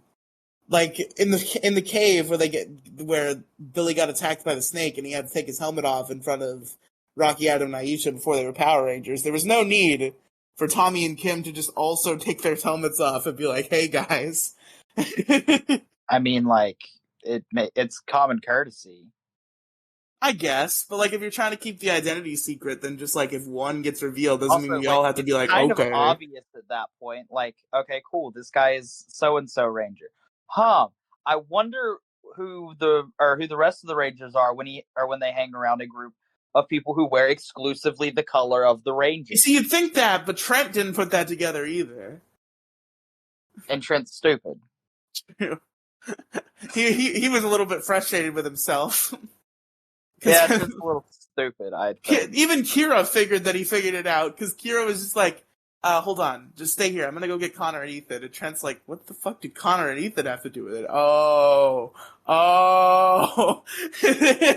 I'm just over here like, you dumb bitch. Like, bro, it's kind of obvious if you have the mental capacity of deduction and any capacity. Javi just says, my arm. Didn't Izzy tell you? Then there's a loud blast. There's more Sentinels now, so Javi teleports Fern out back to the base. They get there, and Fern's stomach does not like how teleporting feels. Javi tells her to... It feels either. Javi tells her to go hide in the bathroom because she needs to hide, and also probably needs the bathroom. Ollie has a blade, but not a morpher, yet he's holding his own against morphed Amelia quite well.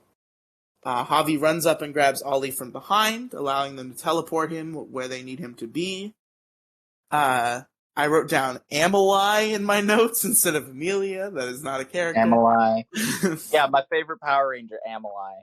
So Amelia kicks the blade out of his hand, and Javi tells Dr. Arcana to blast Ollie now. Ollie gets blue blasted. Then there's an explosion that knocks everyone to the ground, thus breaking Izzy's hold on the invisibility dome. The Sentinels laugh evilly and report to Zed that they've found Dino Henge. Solon asks if everyone is okay, but before that can be answered, Zed teleports in. Amelia tells Solon... I still don't like that the Sentinels can talk. It is annoying. Amelia tells Solon and Dr. Arcana to leave, and Solon teleports away. Dr. Arcana doesn't want to leave Ollie, but Amelia assures that she's got him and tells her to go somewhere far, far away, like Osaka far away. She teleports away, and Ion and Billy run in to join the fray. Zed does a big blast at them, knocking them away.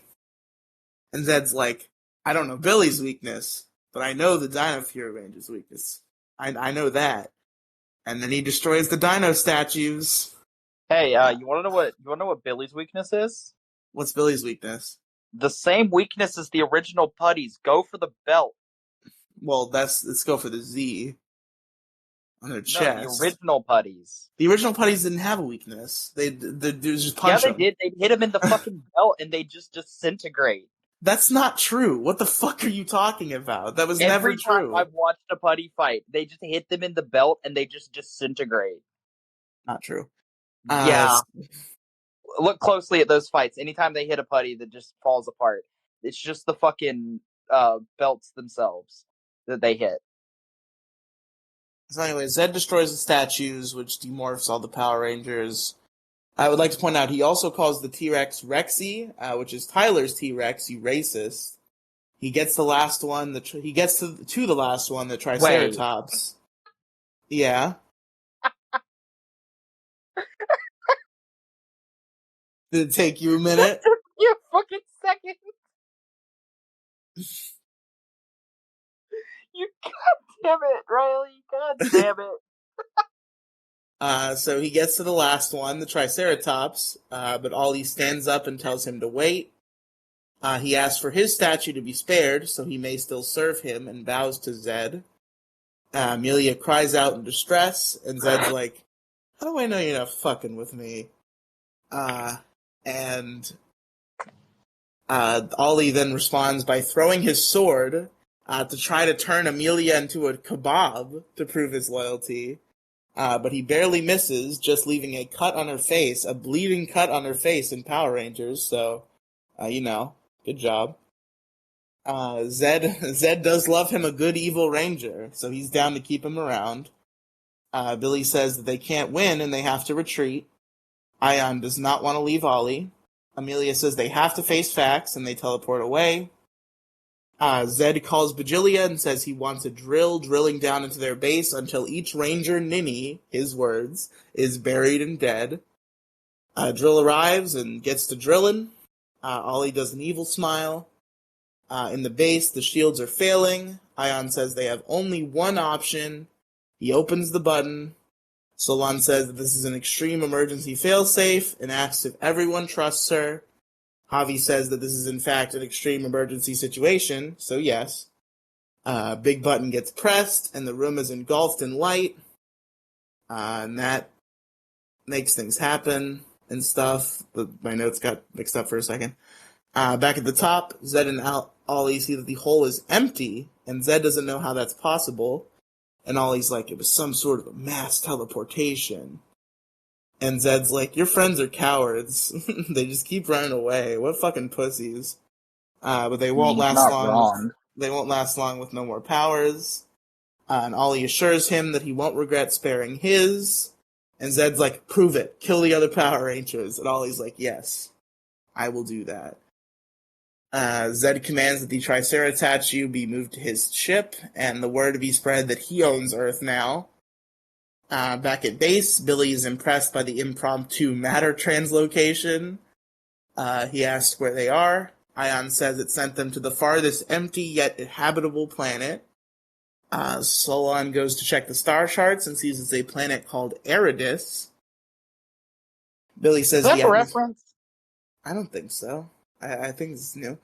Billy says the atmosphere is similar to Earth's, but they're 30 million light years away. A jump also apparently burns out the whole system, so they can't do it again. So, as Javi questions, they're safe, but stranded? And Ion's like, yeah, also, we don't have Zato, my boyfriend, or our powers. Amelia's like, we also don't have Ollie. And Solon's like, okay, what are we gonna do next? And Amelia wants to focus on the facts, just like the doctor taught her. They tried to help Ollie, and it failed, so now he's with Zed. Zato is missing, and only Billy can morph. They also can't get home, which Zed is likely invading as they speak. No giving up, though, because they have Billy, they have Solon, and they have each other, and they're the Power Rangers. The Rangers are somber, but they make it clear they won't give up. Izzy shrugs off the situation as no big, and then Fern enters like, this is no big? Because she's still there. And that's the end of the episode. Bum, bum, bum. Secrets, cliffhangers. So that's episode 2. Final thoughts? Ate it. Yeah, I know. To be clear, I didn't give final thoughts last time because Core Royalty went and I forgot. I liked the first episode. I think it was a solid beginning. I was into it the whole time. I was intrigued. This episode, I don't think is as good as that one, but it was fine. I think a lot of the emotional stuff with like Javi hit well. I liked Izzy having to Batman talk to her father. There was some fun stuff in this one. The funniest thing to come out of this entire thing was Zed being racist to T-Rexes. That's true. He is racist against T-Rexes. Fucking Rexy. It's not. You think all T-Rexes look the same, you piece of shit? That made me fucking cackle on air when you said that. Because, dude, what the fuck? So I made you do it first last time, so I'll do it this time. My favorite character in this episode, I'm gonna say Billy, because he got to be kind of like a mentor this episode. Like he was there for Javi. He was kind of he gave that line about it being an honor to fight alongside the younger generation, which I really liked. I think Billy got to strut his stuff a little bit in this episode, so I'm gonna give it to him. What about you? Mick. He's in it for like a second. And? Fair enough. It's Mick until he's not in an episode. Don't do that. If Mick is really good and probably the best part about the episode to me. But he doesn't even do anything funny in this episode. He just talks to Yeah, Ion he drives for a the second. best Zord. But he drives the best Zord. Fuck you. Fair. As long as he has the best Zord, he gets favorite character. Which, as far as I'm aware, doesn't last long. Fair. What about favorite scene, Crow? Mick piloting the Koguma Voyager. Come on. Yeah, I just said that whole thing last episode about keeping your favorite character and your favorite scene separate. You gave favorite character to Mick for that very reason. Pick something else. Come on. Unless we're gonna count Zed being racist to T-Rexes as a scene, That counts. then that. Okay, yeah, there you go. My favorite scene. I'm sorry, I had to. I unironically really like Izzy talking to Officer Garcia and Jane and Jay Borg. Like, between Izzy doing the Batman voice to hide from her father, just the really silly delivery of Jane being like, have you guys ever tried tricks? I really liked that scene, so I'll just give it to that. Okay. But as for ranking it, I feel like it's not quite as good as the premiere. Again, my opinion is the same. Okay. It's all downhill. So coming in at number 2, Beyond Repair. And there we go. We finally felled the fucking beast. Oh my god. The most infuriating experience of my life was trying to make this shit happen. Fucking 2.5 weeks of back and forth over this shit. Hypothetically, in a world that's not real, because obviously this is the same night. But yeah, we did it. You can join us next week for some Mighty Morphin before we go back to Cosmo Fury the week after. Now, Crow, you're about to yell at me. You're about to give me an I told you so and all that. These episodes are very dense, and I was not prepared for that. Should we just do one from now on? I fucking told you, bitch. I fucking told you. I wasn't. Listen, I underestimated how much filler time there is in Mighty Morphin episodes that makes it a lot easier to talk about them quickly. You fucking bitch. I told you. Yeah, so I think we're just gonna do one from now on. So that'll be... Fuck you. So you'll join us 2 weeks from now for episode 3 of Cosmic Fury. Next week for Gung Ho and Wheel of Misfortune, which we both watched for this show a month ago. Hypothetically. Hypothetically. Hopefully we'll have a guest for that if I can swing it. But either way. I still have notes for, I think it's Wheel of Misfortune. Yeah, you took the Wheel of Misfortune notes. I took the Gung Ho notes. And I'm not letting you retake those fucking notes. I told you I'm not going to do that. I never had showed any intention to do that. I do have to rewatch Gung Ho, though, because I don't remember what the fuck It's the same thing for me and Wheel of Misfortune. I don't remember what the fuck Gung Ho happened. But, So yeah, folks, thank you for the wait. Sorry we've been gone for a while, but hopefully we'll be back on track. Thanks for listening to Megazord Radio. Riely, where can our listeners find you? I was about to say I've been Riely, but yeah, they can find me in the link tree, which is in the description, or on my X in the pinned the chost? The pinned chost. You still can't. The pinned chost at Riely Tweets. It's got my link tree, linktr.ee/rielycinematicuniverse. All sorts of podcasts and YouTube channels and stuff. Particular shout out to Detour Ahead, which is a show I do every week with my friend Alex, where we pick a topic and we talk about it, but we don't always stay on topic. That's the name. And it's a good time. And you should listen to it. Where can they find you, bro? You can find me linktr.ee/crow_royalty, because somebody took my goddamn link. I don't actually think you want to look there. It's got my Twitter. It's got the podcast that I haven't been able to make consistently. We can do a crow's nest this weekend. You've done your plugs. I've done my plug. Until next time, we're morphing out of here. Link to Morphing Grid.